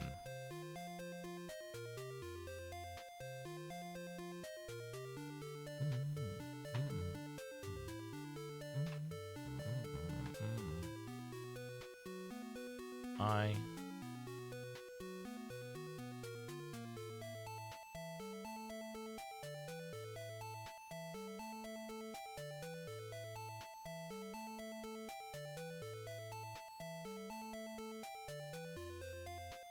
H. Fight H. Fight H. 2, 1. G. G. 5. G. Alright.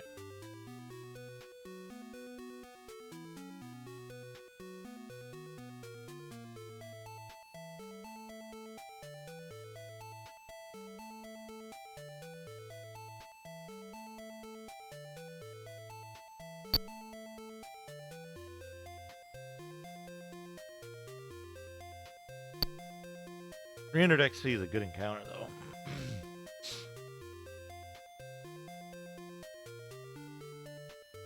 Let's have a look first.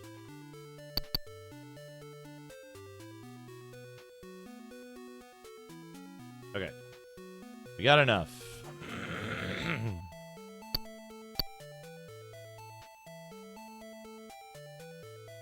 Got enough.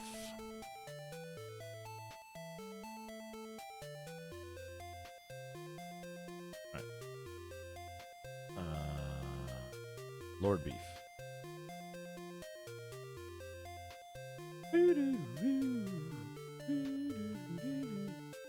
53 divided by 4 is what?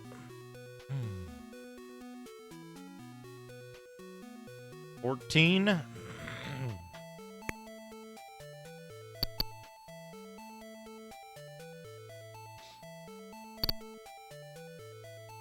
Nine is insufficient.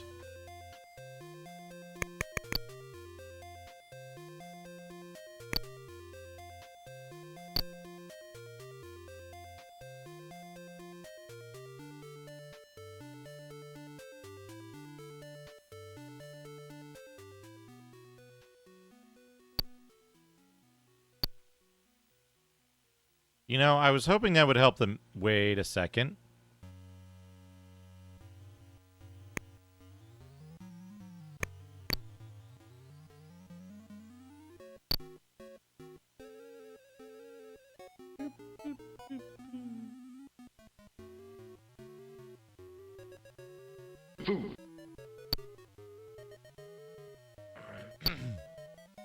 Wait, it's more than 14?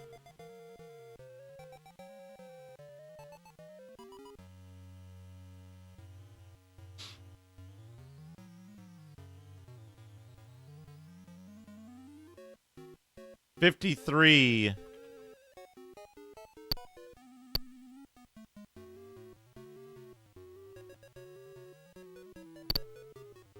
Well, it's not 5. I'll tell you that. I'll tell you that much. It's not 5.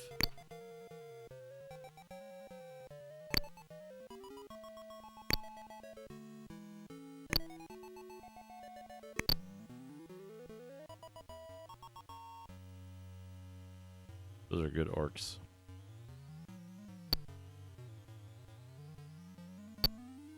I want to figure out my purpose here is to figure out what is Lord Beef's maximum hit points per level. Meaning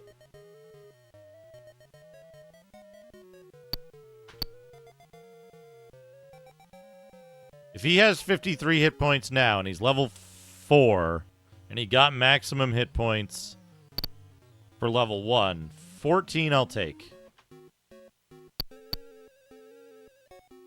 It's either maximum or it's close to maximum. He definitely got 1 maximum hit point level. But he could have been up to 2 points below on subsequent levels, so...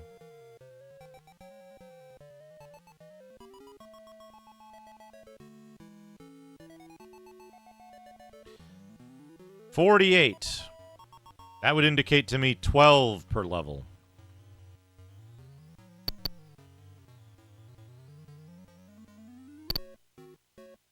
Not 8.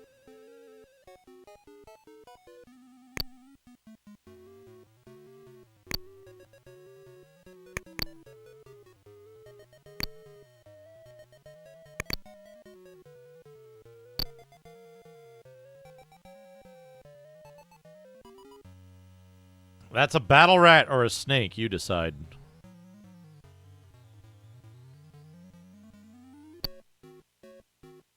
Snakes work.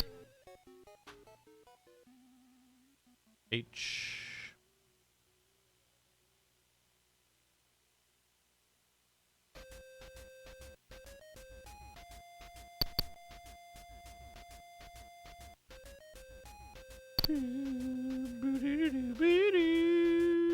That's not 12.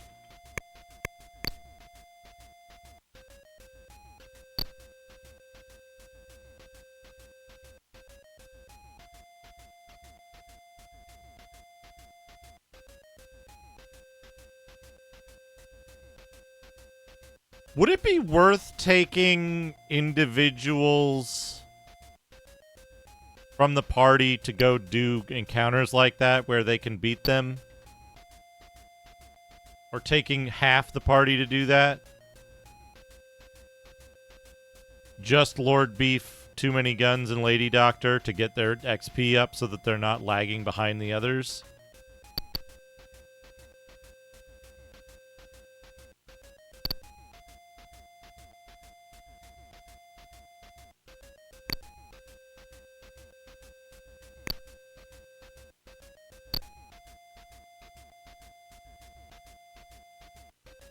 Goblins are going to run away, I bet.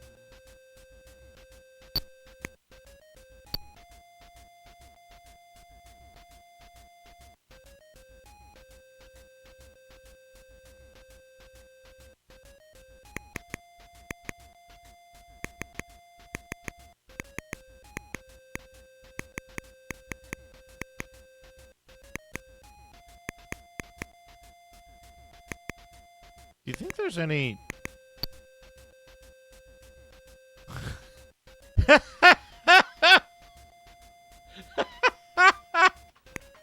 I was gonna say, do you think there's any chance that I'll hit a random encounter down here? And then I successfully dark room navigated to the exit without really trying? Okay, there we go. Traps got me. That was funny.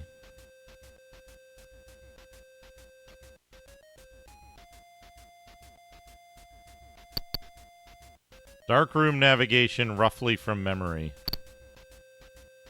5 hit points is not it.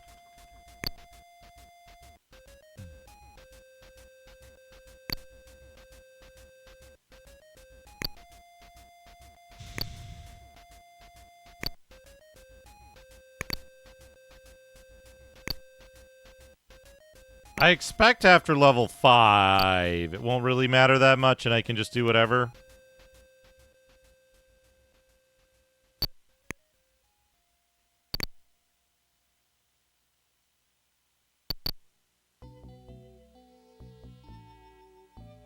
Gnomes. Okay, the gnomes got me good.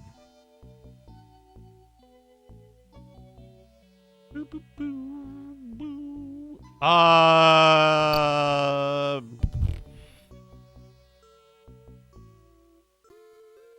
a while longer. Probably like another hour? Depends on how long this... Depends on how long this fucking... Level up takes. I could be doing this an hour from now. Who knows? 12 hit points.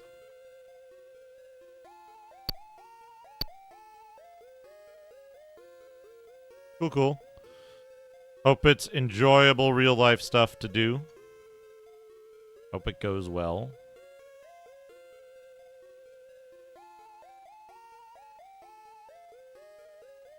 Eight hit points for Brain Lord.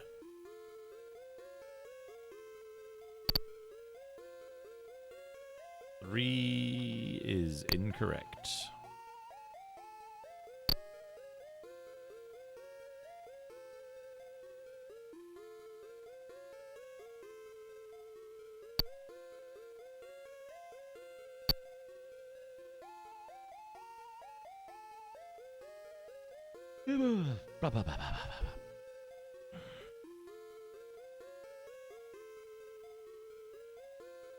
I'm gonna give him 100 bits. I'm gonna go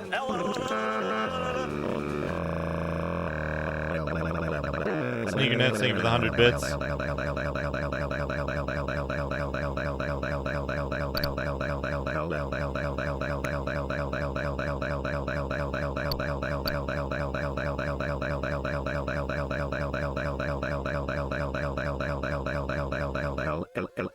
Just totally sped past the first part.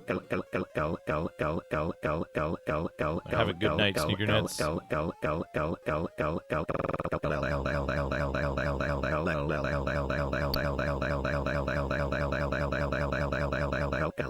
Roof. Roof. Roof.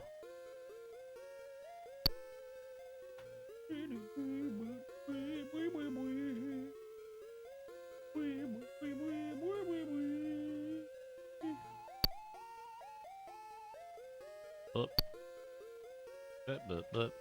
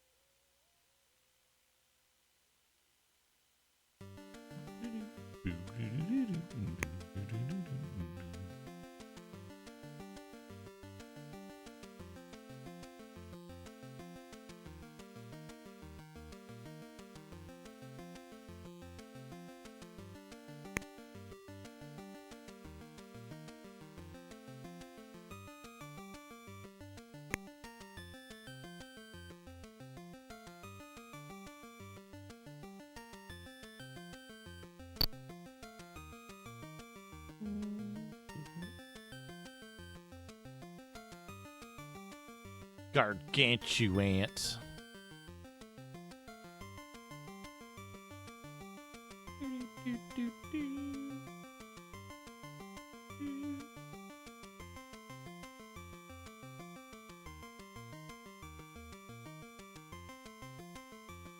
J. Height. I. B. 1A.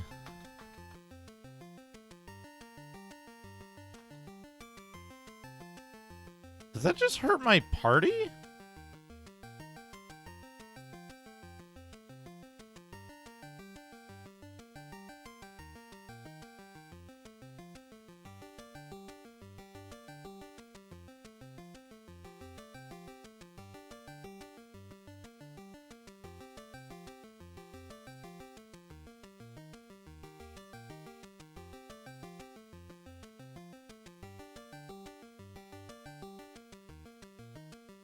Oh, because they're in melee. I get it.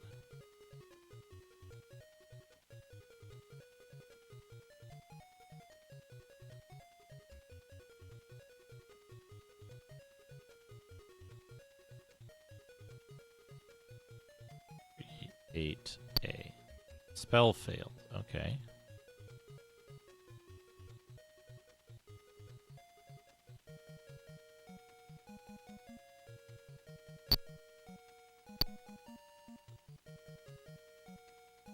4.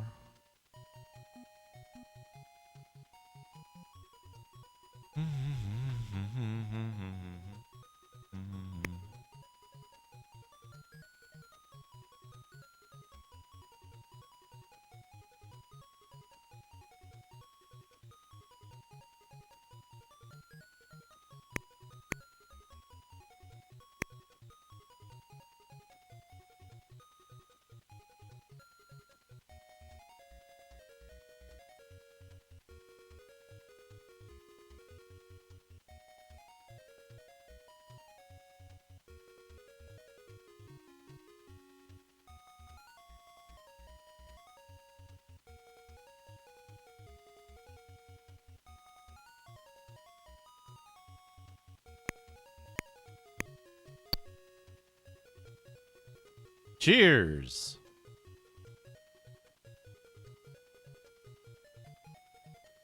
It gave everybody one stat at 30.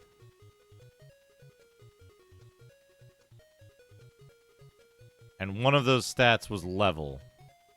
Or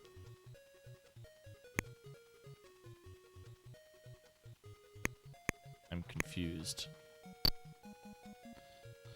And there's an encounter here.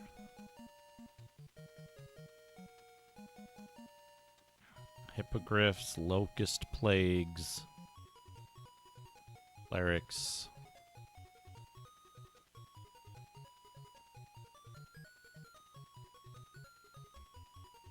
Well, that sucks.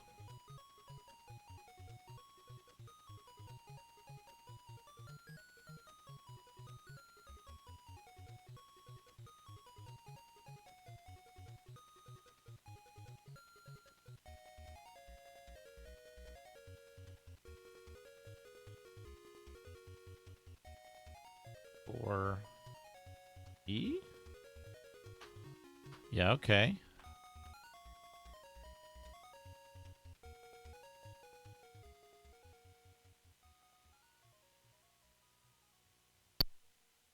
No spell points.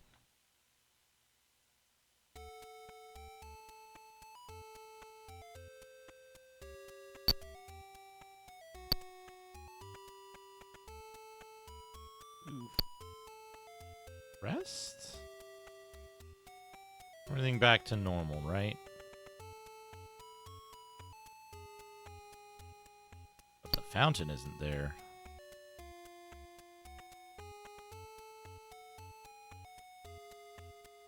Okay, that gave some other people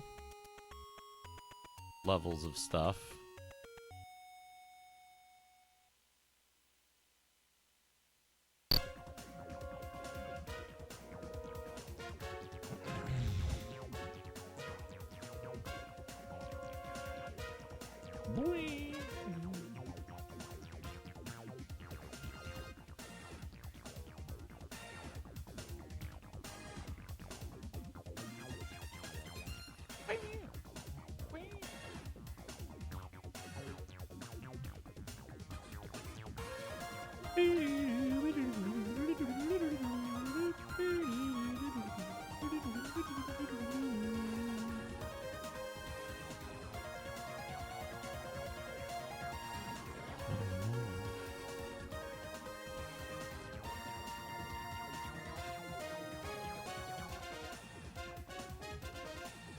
E5K?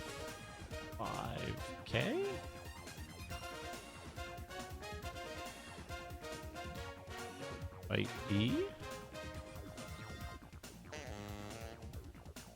D E4A? C? There we go.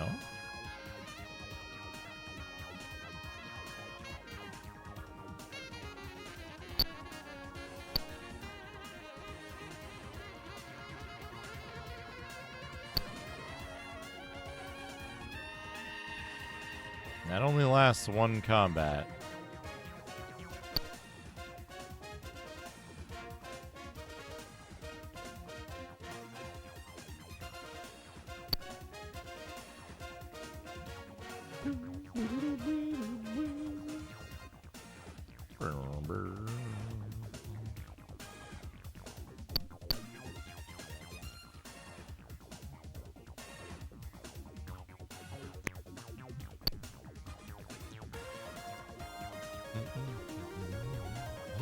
takes off half your health.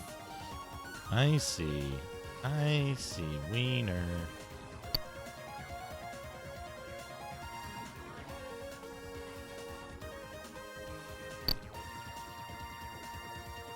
So we want the lookout.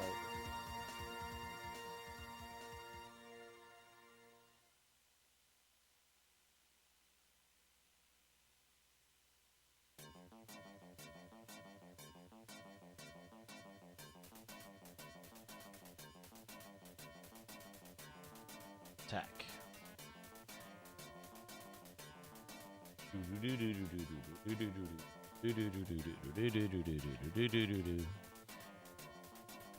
Okay.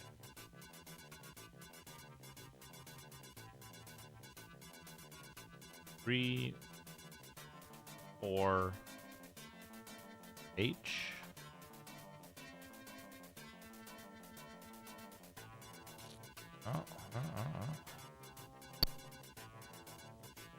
Shoot H.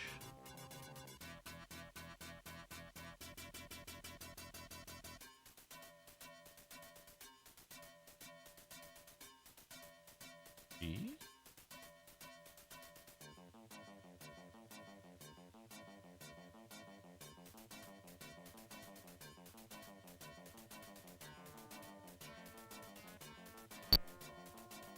Search.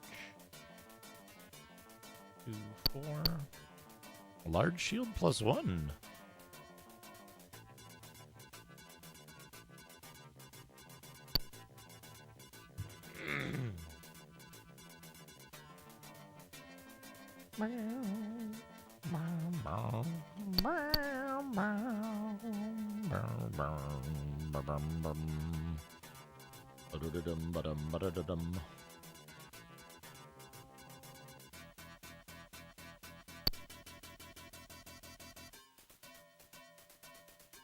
Yep.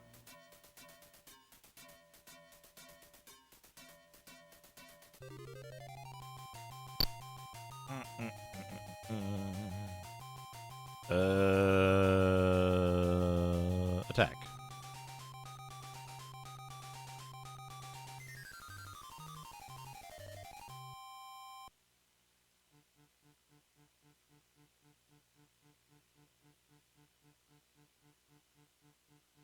One, two.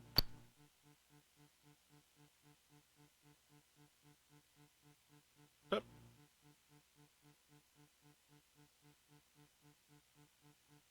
C. 1. F. Okay, so it doesn't hit everybody.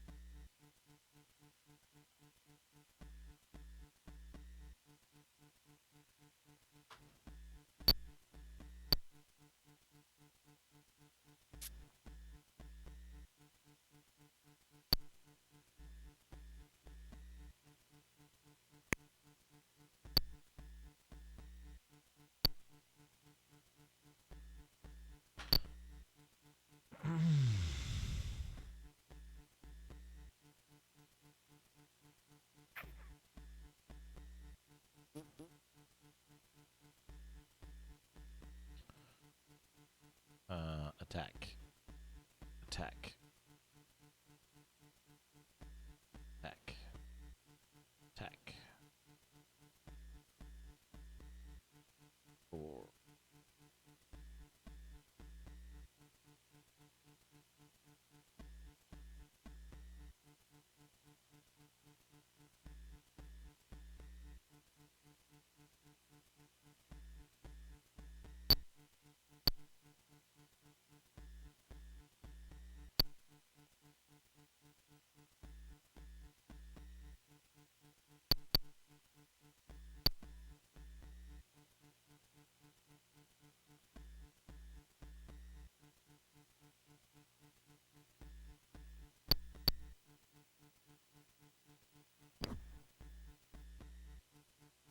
Boop, boop, boop, boop, boop, boop, boop, boop, boop, boop, boop, boop, boop, boop, boop,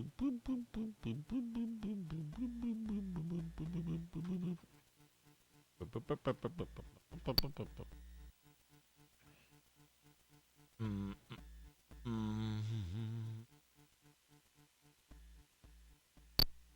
Oops. Oops.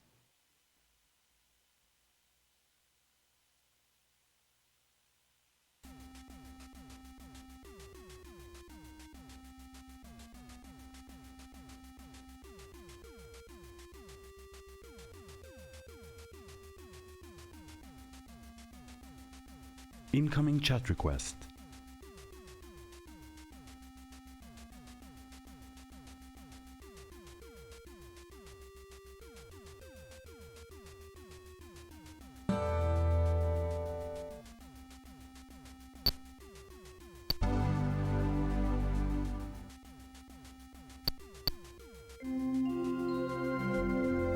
Good morning, Cactus P. Incoming file transfer. 7? Cursed.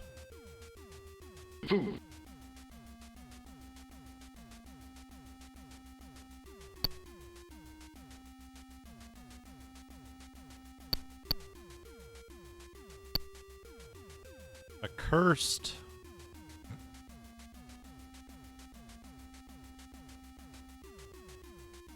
Yeah, I think we got that rain earlier. Cursed plus 1 shield. Uncurse items.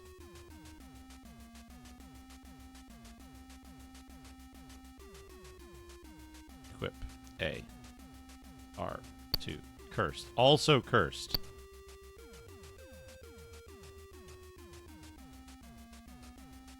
$500. What a rip.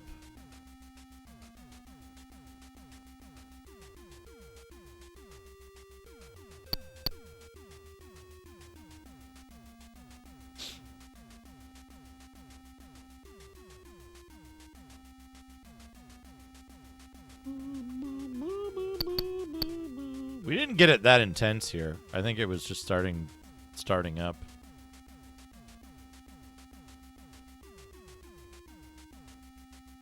When it got to us.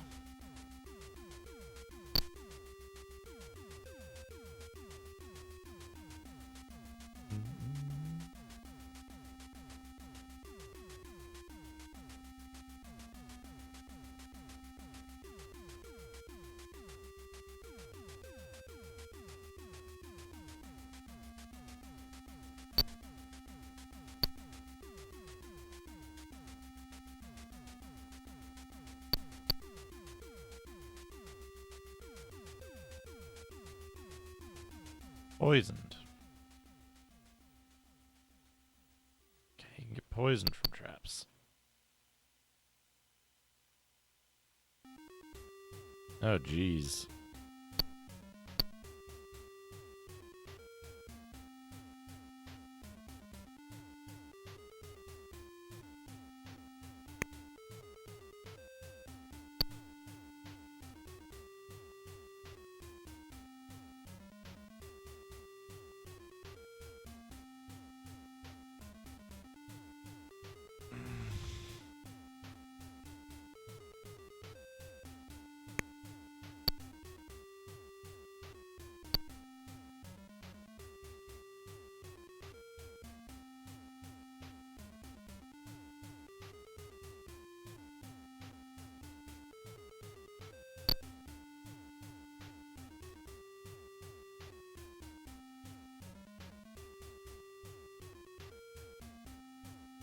That's a big group of enemies.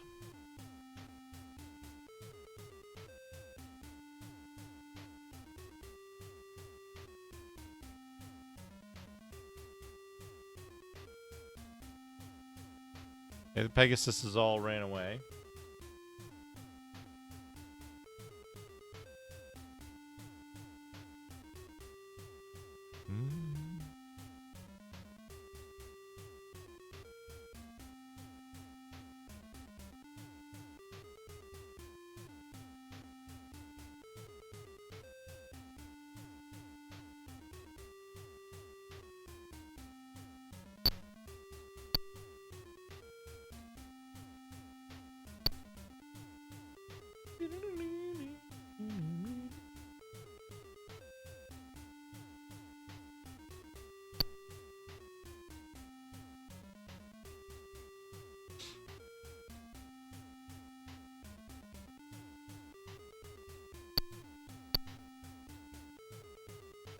I've fortunately only ever experienced like small hail that didn't do much damage.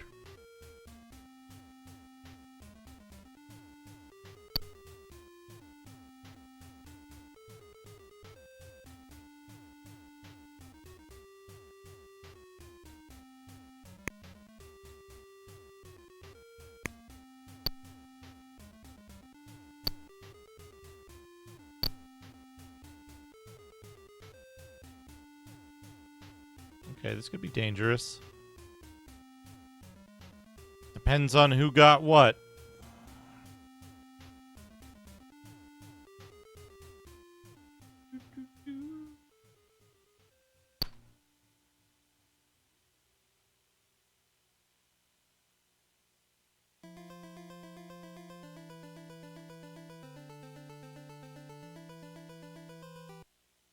Three, 4, D?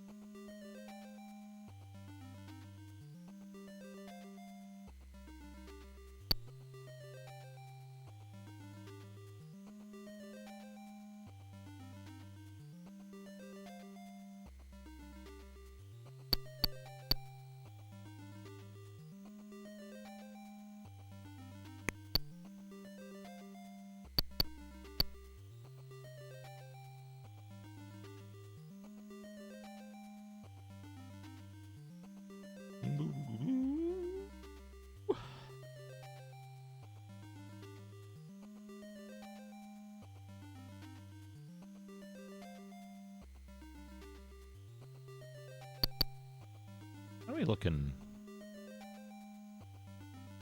5,000, 13,000. Okay. I could try to get real lucky and get my extra dudes another, like, few thousand XP, but, man, maybe it's not worth it.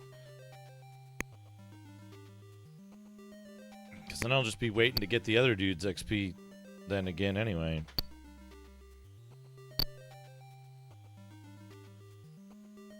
Oh, looking promising here. Who got what stats? Ass got speed.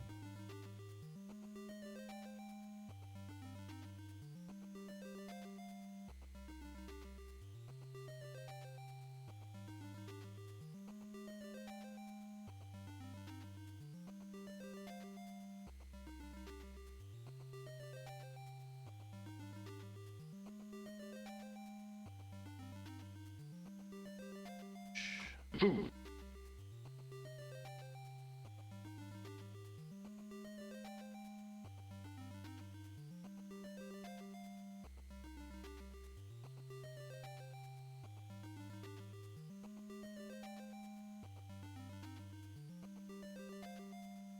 Okay, there we go.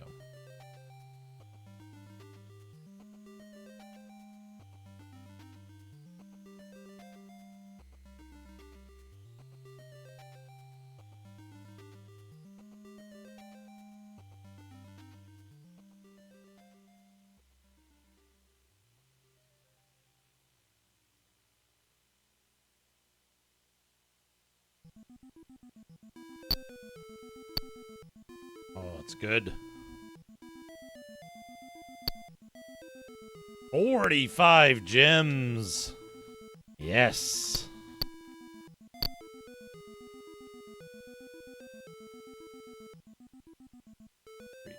Monsters surround you. Okay.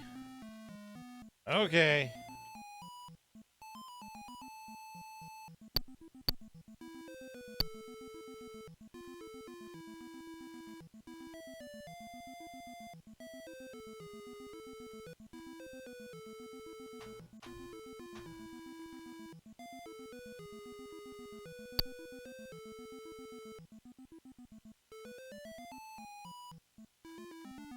Two.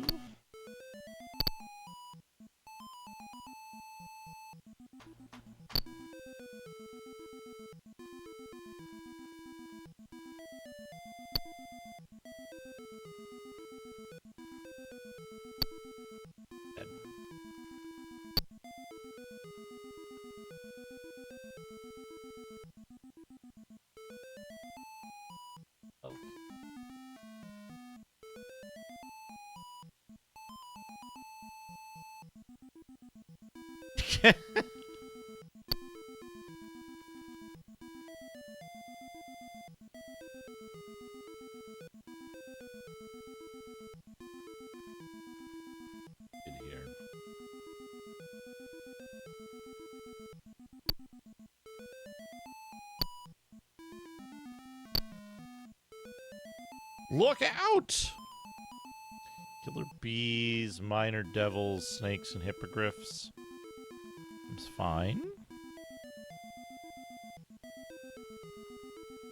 Minor devils have all run away. Means that somebody got a level up.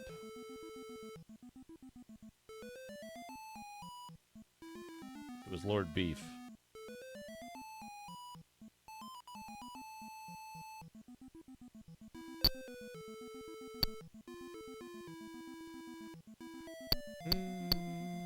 Crossbow +1?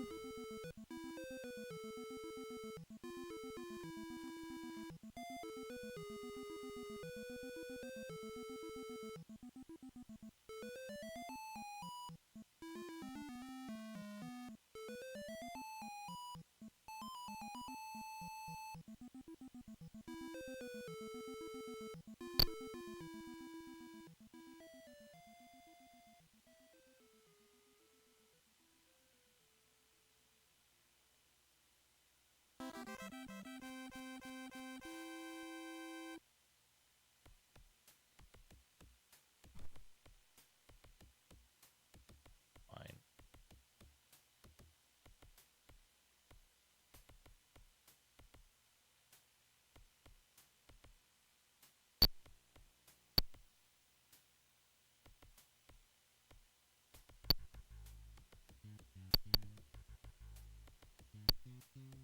Food.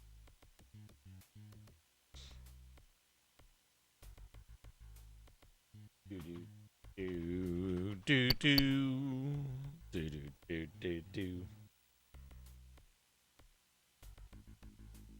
Ugh, now I can lean forward and like actually be kind of comfortable with this keyboard.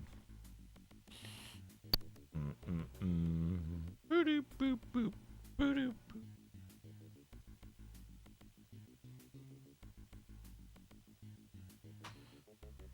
What game is that? What game has that? Game has that little ditty in it.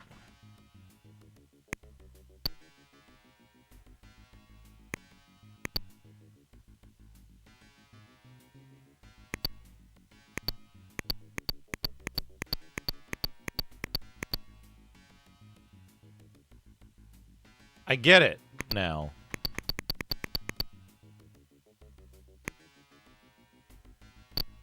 I understand.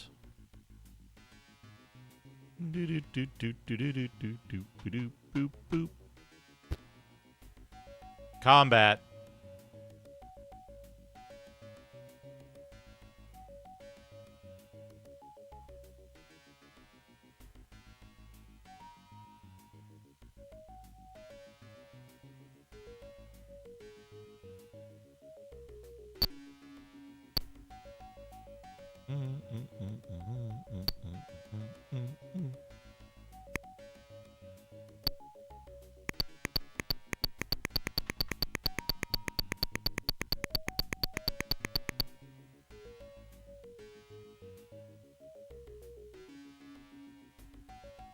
I bet there isn't a single penis in sight. I'll bet nothing is covered in mayonnaise. Fucking amateurs.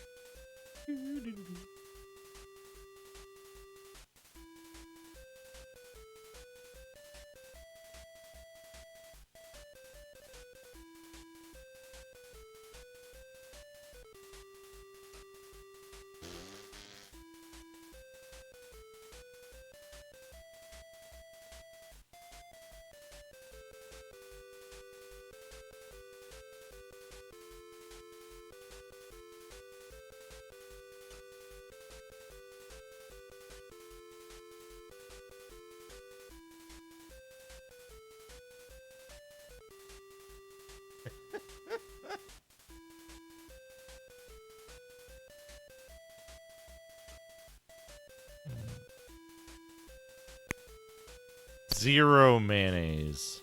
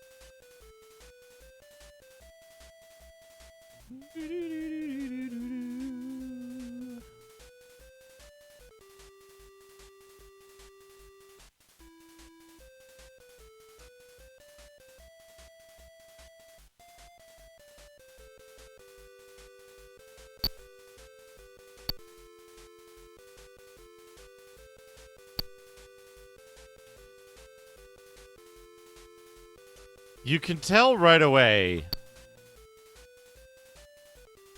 You can tell right away that people are fucking morons. Because they like to use, like, made-up gatekeeper words for stupid shit. Like, if someone ever says the word prompter to refer to someone doing neural network image generation, God, just punch him in the face.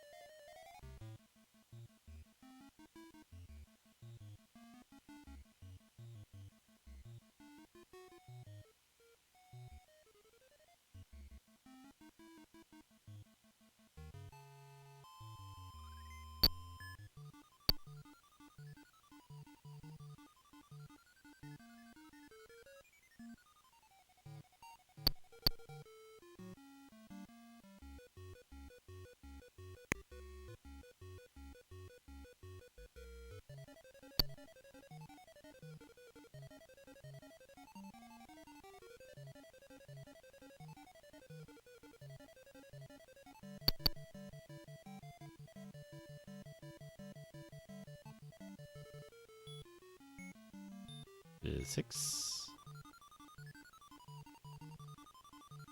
Nobody else got poisoned, right? Yeah, okay.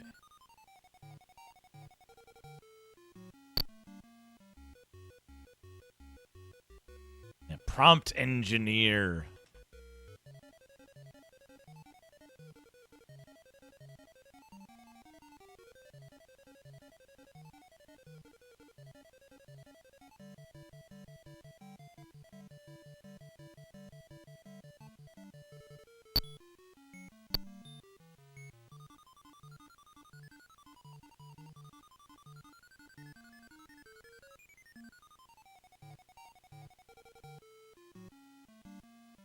It's interesting that it's interesting that it's created the without any text added. It's created a bunch of sign text and like the chocolate ubisiactory.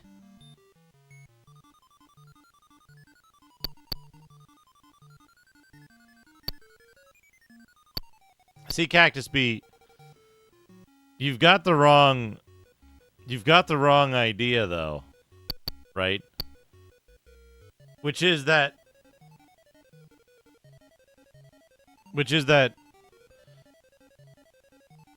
anyone with even a passing interest in a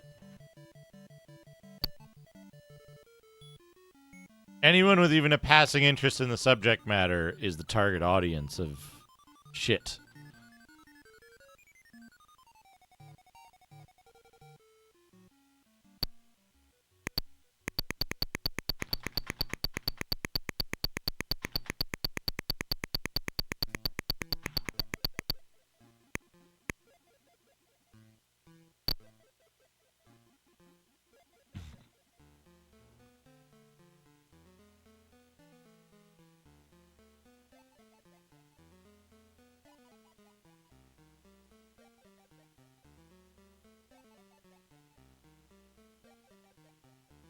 Oh, yeah. That'd be first to publish. First to copy.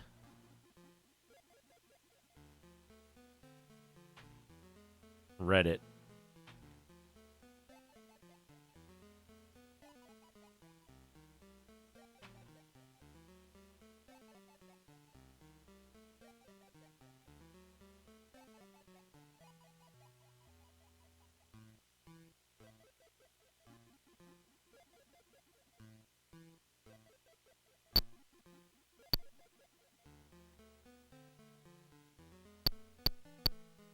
Crossbow +1.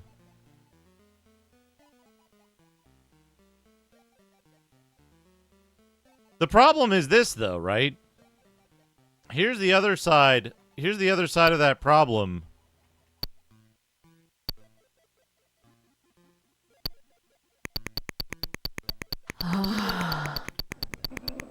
It's your boy Jay. Thank you for the 301 bits. My job is to train you for the fight of your life.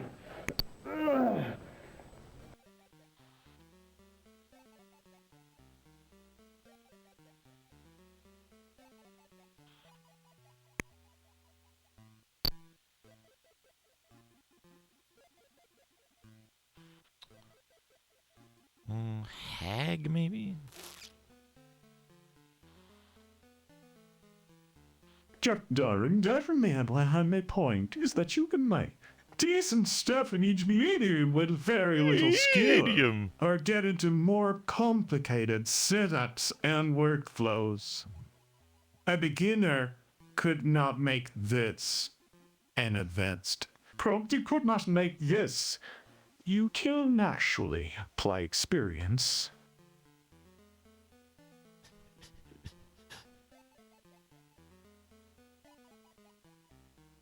Get rid of the dino lizards. The orc dude ran away. Welcome back, Steely Pat.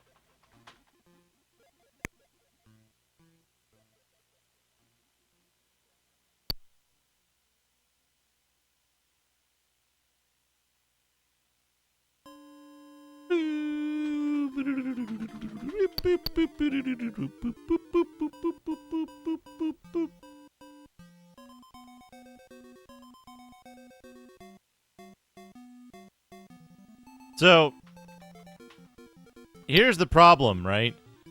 It's your boy Jay, thank you for the 71 bits. Ice cream milk. That was just that thing they had at Friendly's for, like, I don't know, the entire 90s. What did they call it?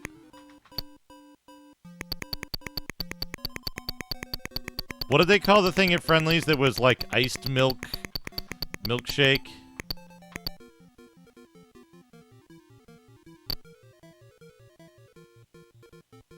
Fountains. There's two of them. There's two of us.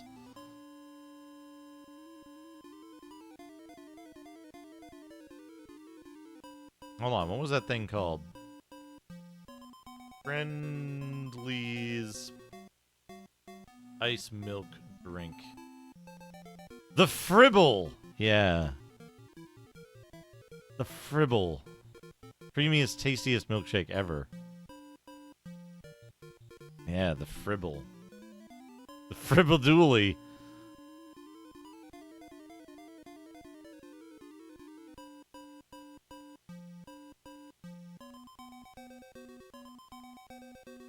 Nah, just attack.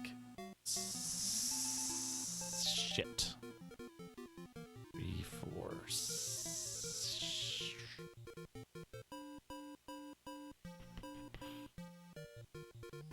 B.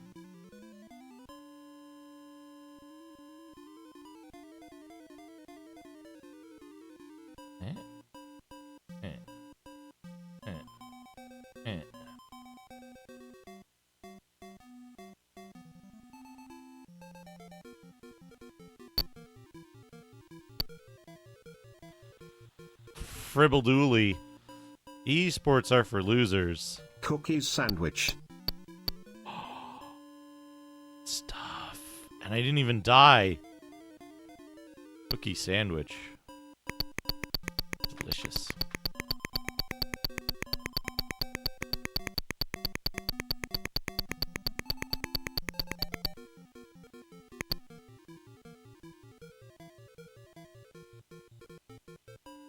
Boop, boop, boop, boop, boop, boop, boop, boop, boop, boop, boop, boop, boop.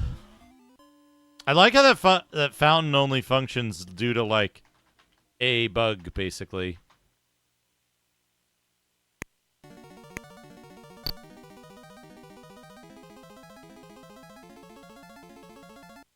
This is easy shit.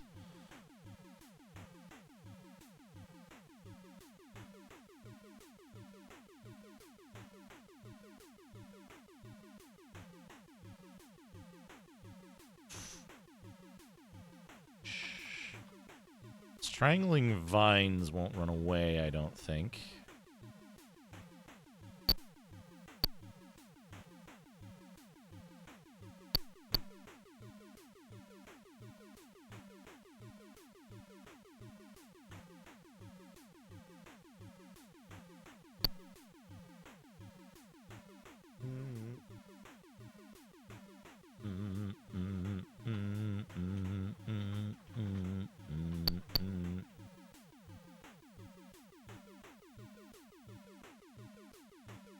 The range of encounter level stuff is so wide in this. It's really tough to, like... It's tough to find a spot to grind, I suppose. Get rid of splint mail, get rid of hand axe, get rid of scale armor. Get rid of sling, get rid of 2 small shields. Staff +2 I should give to what's it? Right? Regular crossbow I don't need. Hand axe and sling I don't need. Does anyone... Does ring mail?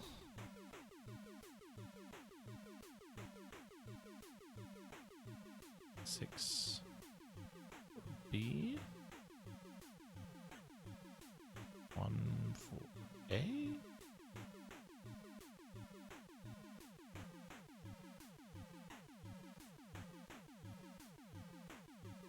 R3EA. Ah, better. R1EA.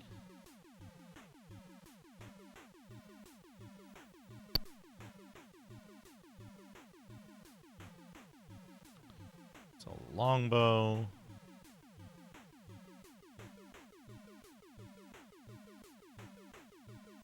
That extra small shield I somehow got. Club.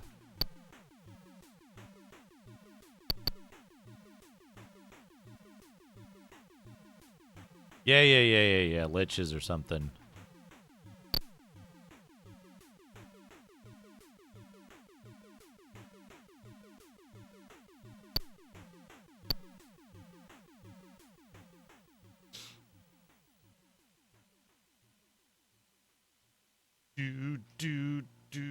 Do.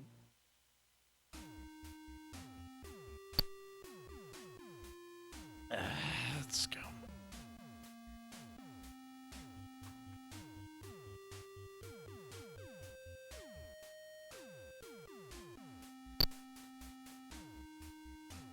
Encounter.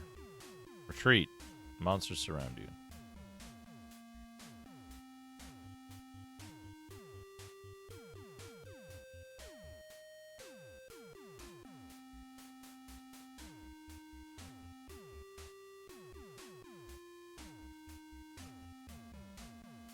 I was hoping that would kill more of them.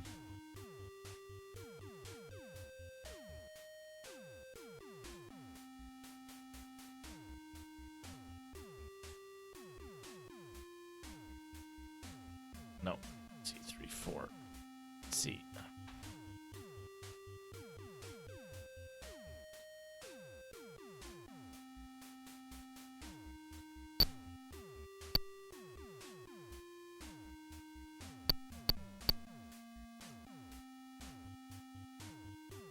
More shit.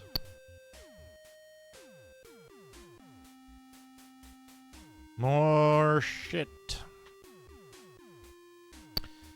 Anyway, yeah. The YouTube thing that I kept mentioning. Better cataloging for the PlayStation videos. It takes a long time, though, because, like, doing the edits takes maybe, like, real time about 12 hours.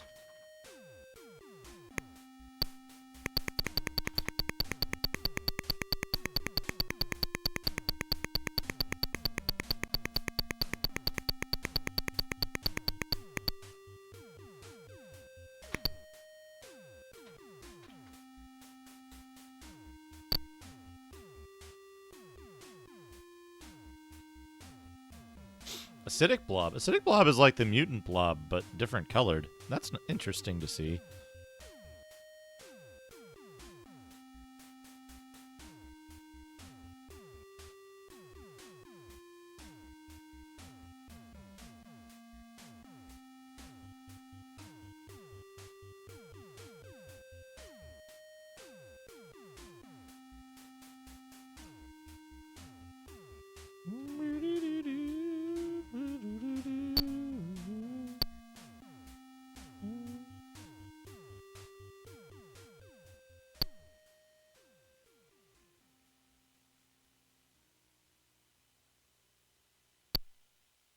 Because the fountains are single use, but this appears to be a bug. This appears to be a bug with the fountains.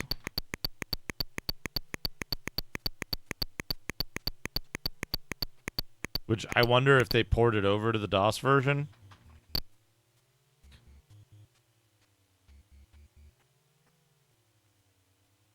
Seems fine.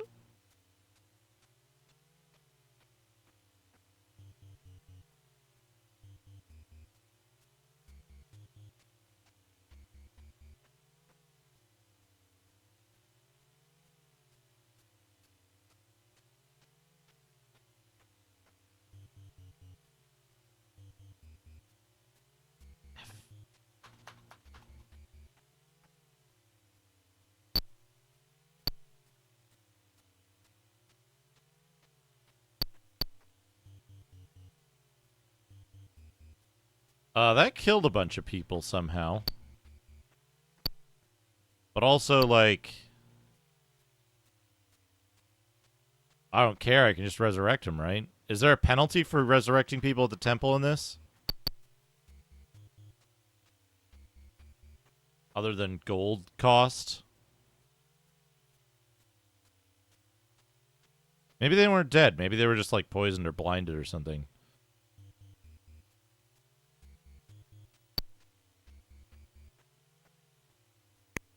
Oops. Oops. Ring mail +1. Is that going to be better than chain mail?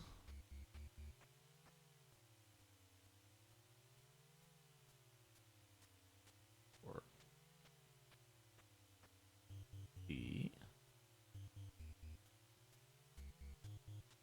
do I trade the flail? Is it time to trade the flail? The lady doctor. And equip... Oh, wrong alignment! Whoa!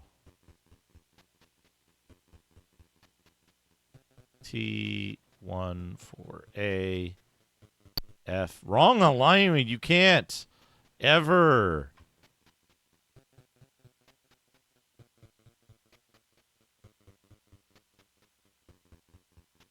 T1 B1EF T. Floor is lava. Thank you for the 301 bits. Plus 30 from Twitch. To train you for the fight of your life.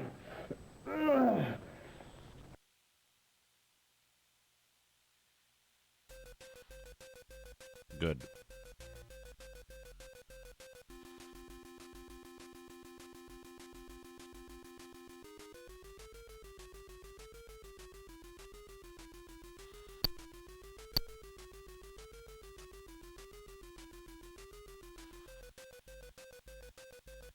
Guacame's Gauntlet. Guacame's Gauntlet is just a good series of words.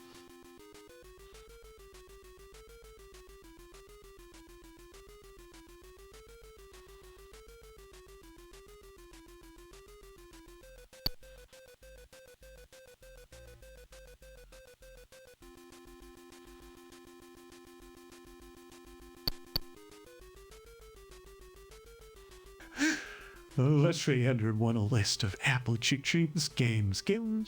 Then, Dank, Doodle Diver dive into the depths of vegetal ocean as a dual enthusiast discovering Dank. Avoiding things gone right. Caught you. Maze got to navigate a maze filled with guacamole pitfalls and avocado adversaries, attempting to reach the holy grail of Guar. Perfection? Free vibe by that the voyage embark on a quest to validate the vibes of various digital realms, ensuring that they throw apple leaks. The universe is filled with good vibes only.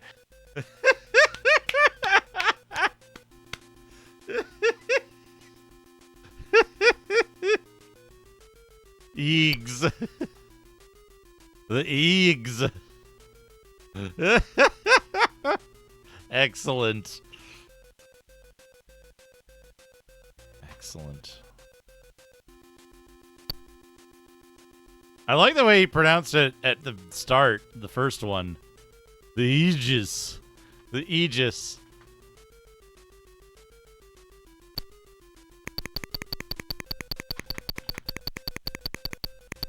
Anyway, yeah, I was wondering if you're supposed to, like, bang on this fountain like this. Yeah, exactly. To get all the stats, because it gives you one stat at 30.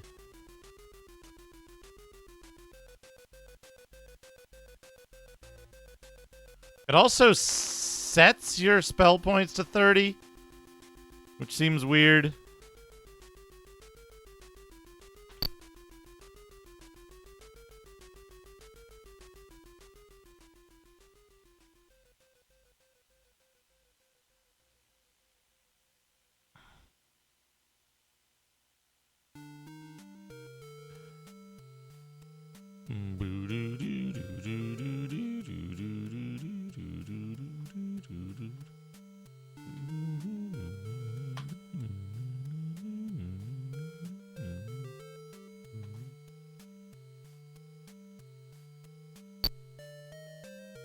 Ha ha ha ha! Oh, got him! You know what's a funny side effect of the... You know what's a funny side effect of the way I have, the way I have, whatchamacallit set up?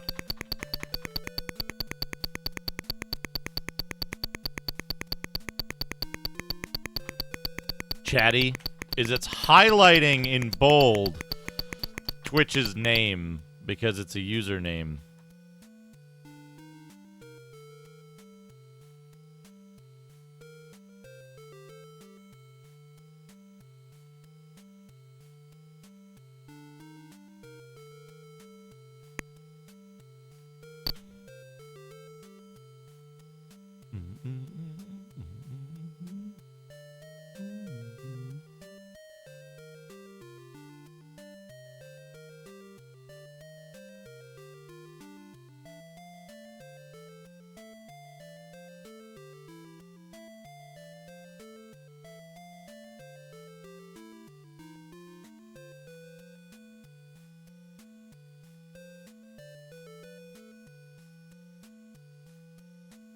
It's weird that the skeletons are running away. I thought mindless enemies and undead wouldn't run away, but...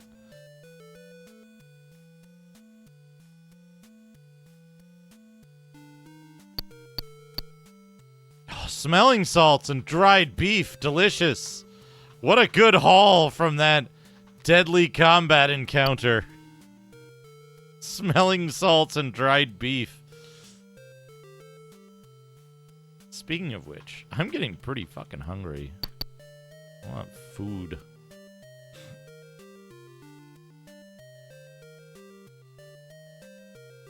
Somebody was poisoned. It's fine.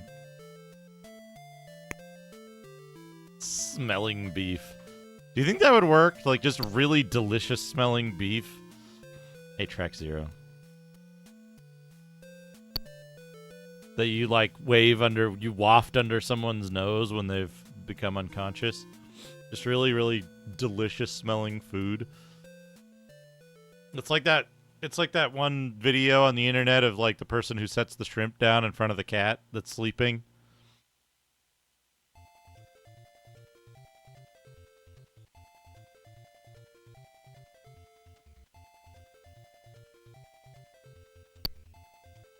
You know why that's an excellent video, though?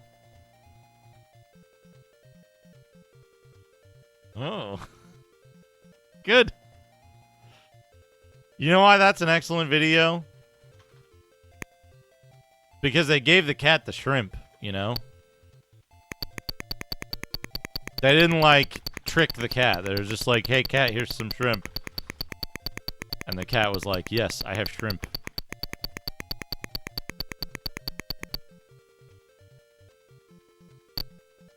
That's why it was good. No! This encounter sucks. If I retreat from this, I keep my stuff. Okay, where's the best encounter on this map to go to?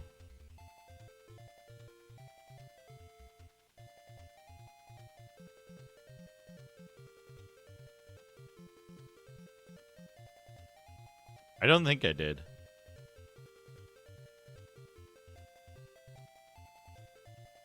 Aw.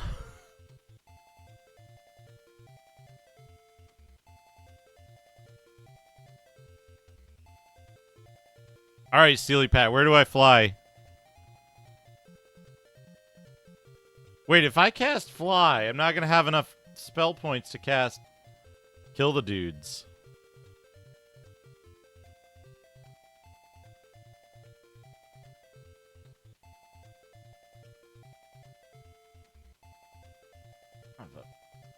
Fucker. I don't have Holy Word.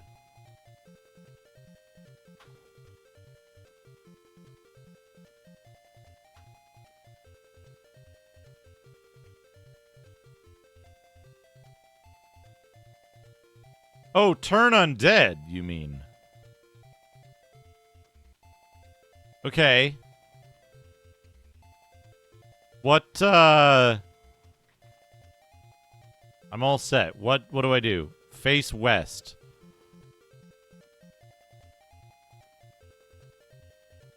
I'm facing south. I need to turn right.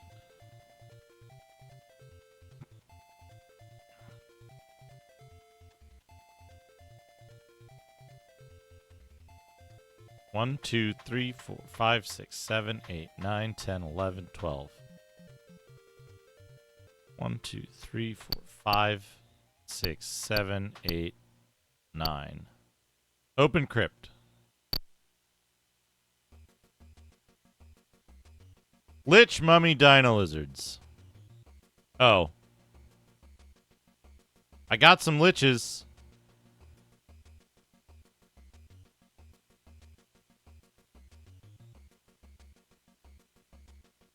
Killed the lich.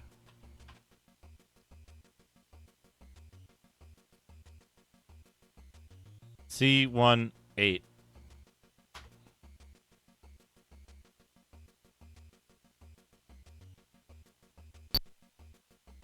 6,000.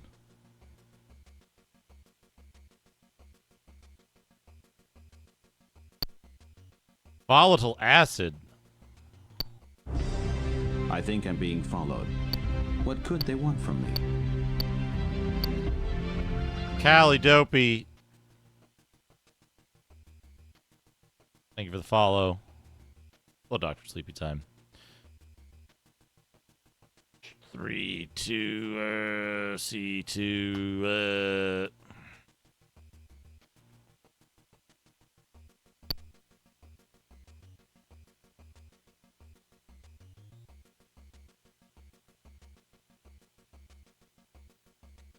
I didn't even get any good items out of that chest. God damn it.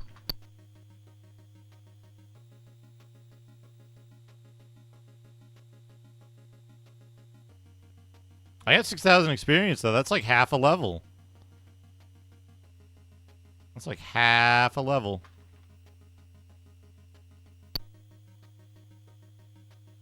And this is the best grind in the game?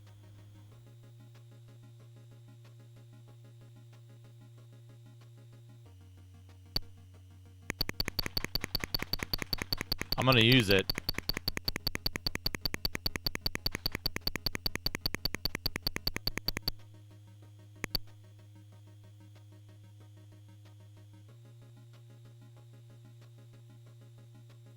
But he's looking good.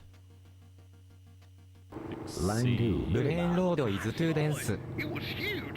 Preparedicus, thank you for the 12 months. That's one whole year! Billy Bob's doing Duco again. It's an 2, eerie, unsettled evening on the desert, boys and girls. 4. In this town without pity. Here's City Without Sin. I need to face this way. 1, 2, 3, 4, 5, 6, 7, 8, 9, 10, 11, 12.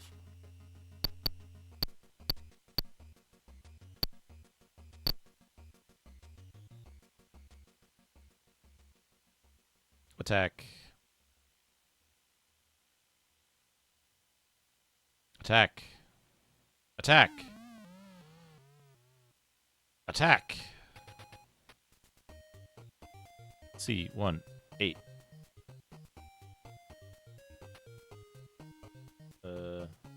Giant spider. Doesn't matter.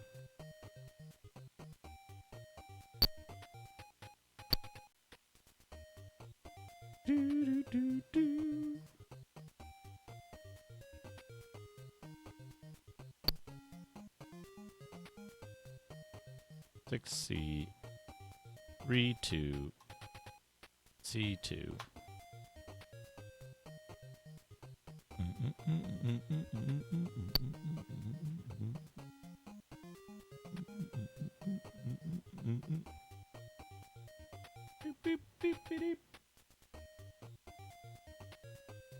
What? Poisoned. Somehow they got poisoned.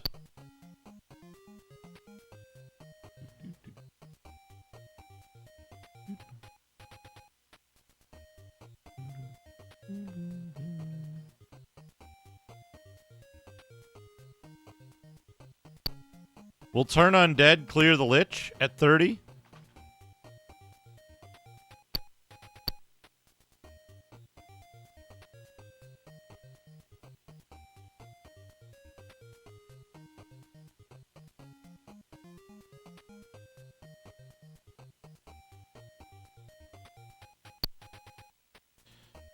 So there isn't like a holy word, holy word. There is a holy word, but it's level 7.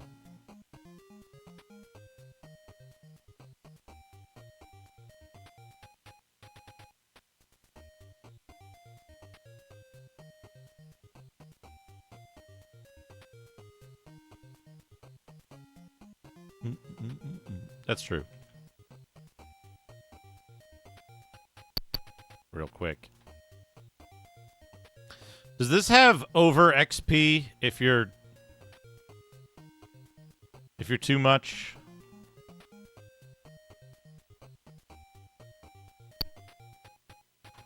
Like Dungeons and Dragons does? I know 2 doesn't.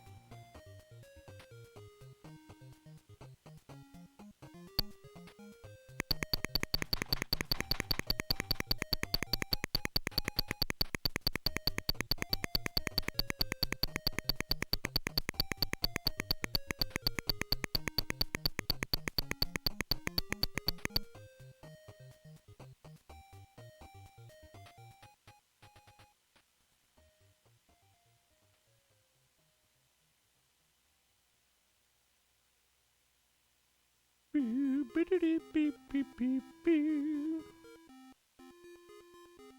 2, 3, 4, 5, 6, 7, 8, 9, 10, 11, 12.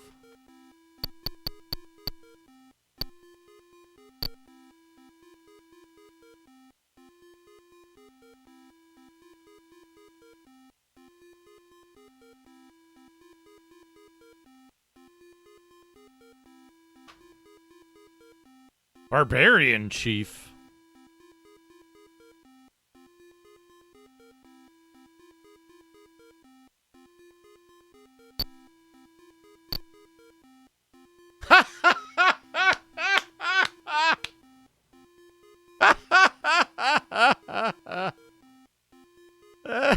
Can I bribe you? No response. They're like regular dudes, though. But it's gonna eat the fucking thing. It's gonna eat the fucking... Just fight. Fight. Fight, everybody.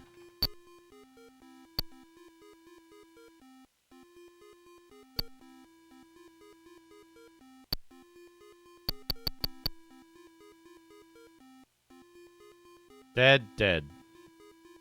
Well.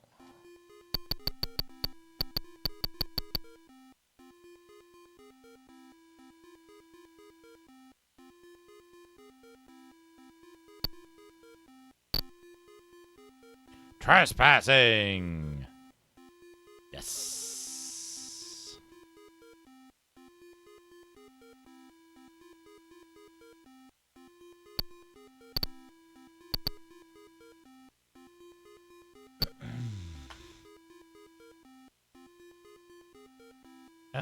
Whoop.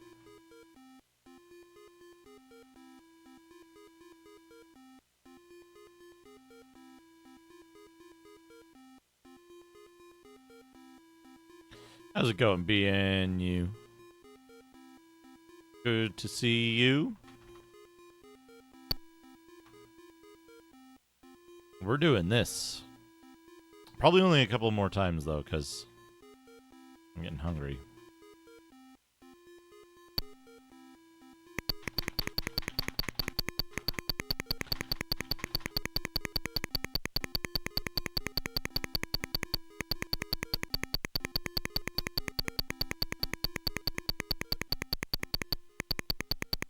I think I've seen it before, Cactus P. I have seen it.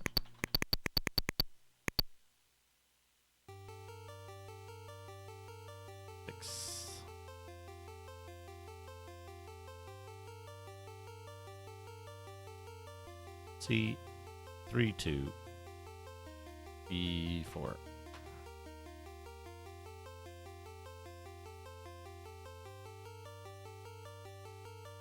If it didn't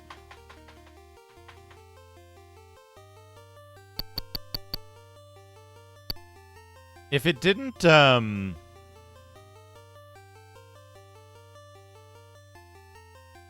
overwrite my spell points, I'd be in, like, good shape. Oh, Manticore.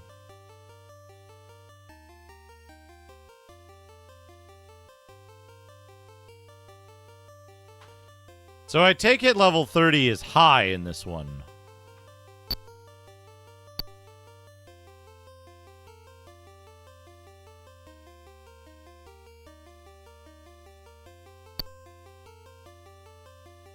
It's always just fucking gems.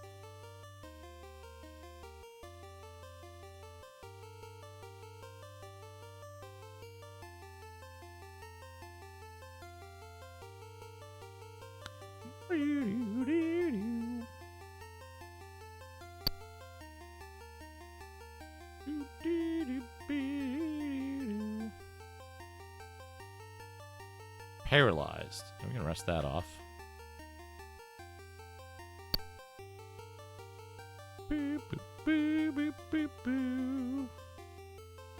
We're getting a good amount of gold, too.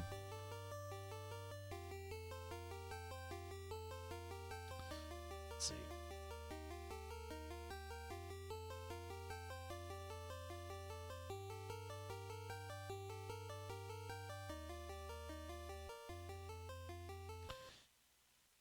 $68. What did we say? 14? Do I really care about this? I guess if you're going to, like... I guess if you're going to only, like, level 10, 2 or 3 hit points per level makes a big difference. 15 hit points. How much do you need? 4,000 more.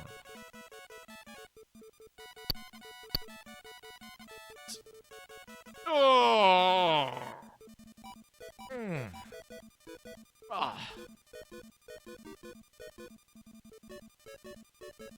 But hey, you know the good news? I found this fountains naturally.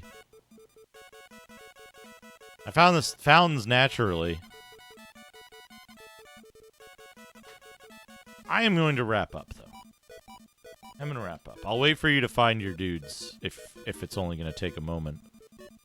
I found this fountains naturally. I figured out the bug with the fountains naturally.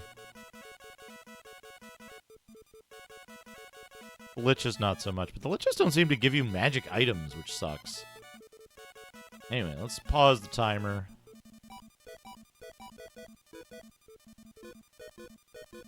Save the time.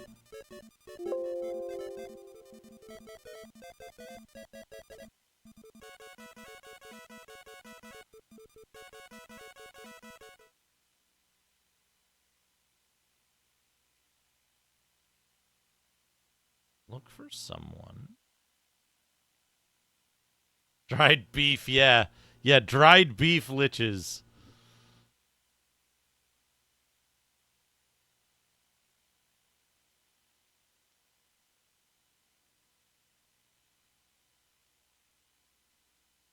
Well, 24, 29, and 30. Oh. I like the implication that you don't remember having done that. And attacked him.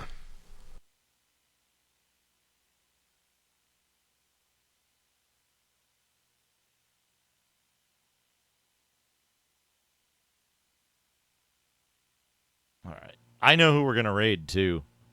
Excellent friend of the stream. Huge inspiration to me personally. And correct identifier of today's song reference. We're going to raid Ex Mortis. He's playing Dragon Quest. One of them. So that'll be fun. So have a good night, everybody. Let's go say hi to Mortis. Here's your raid message.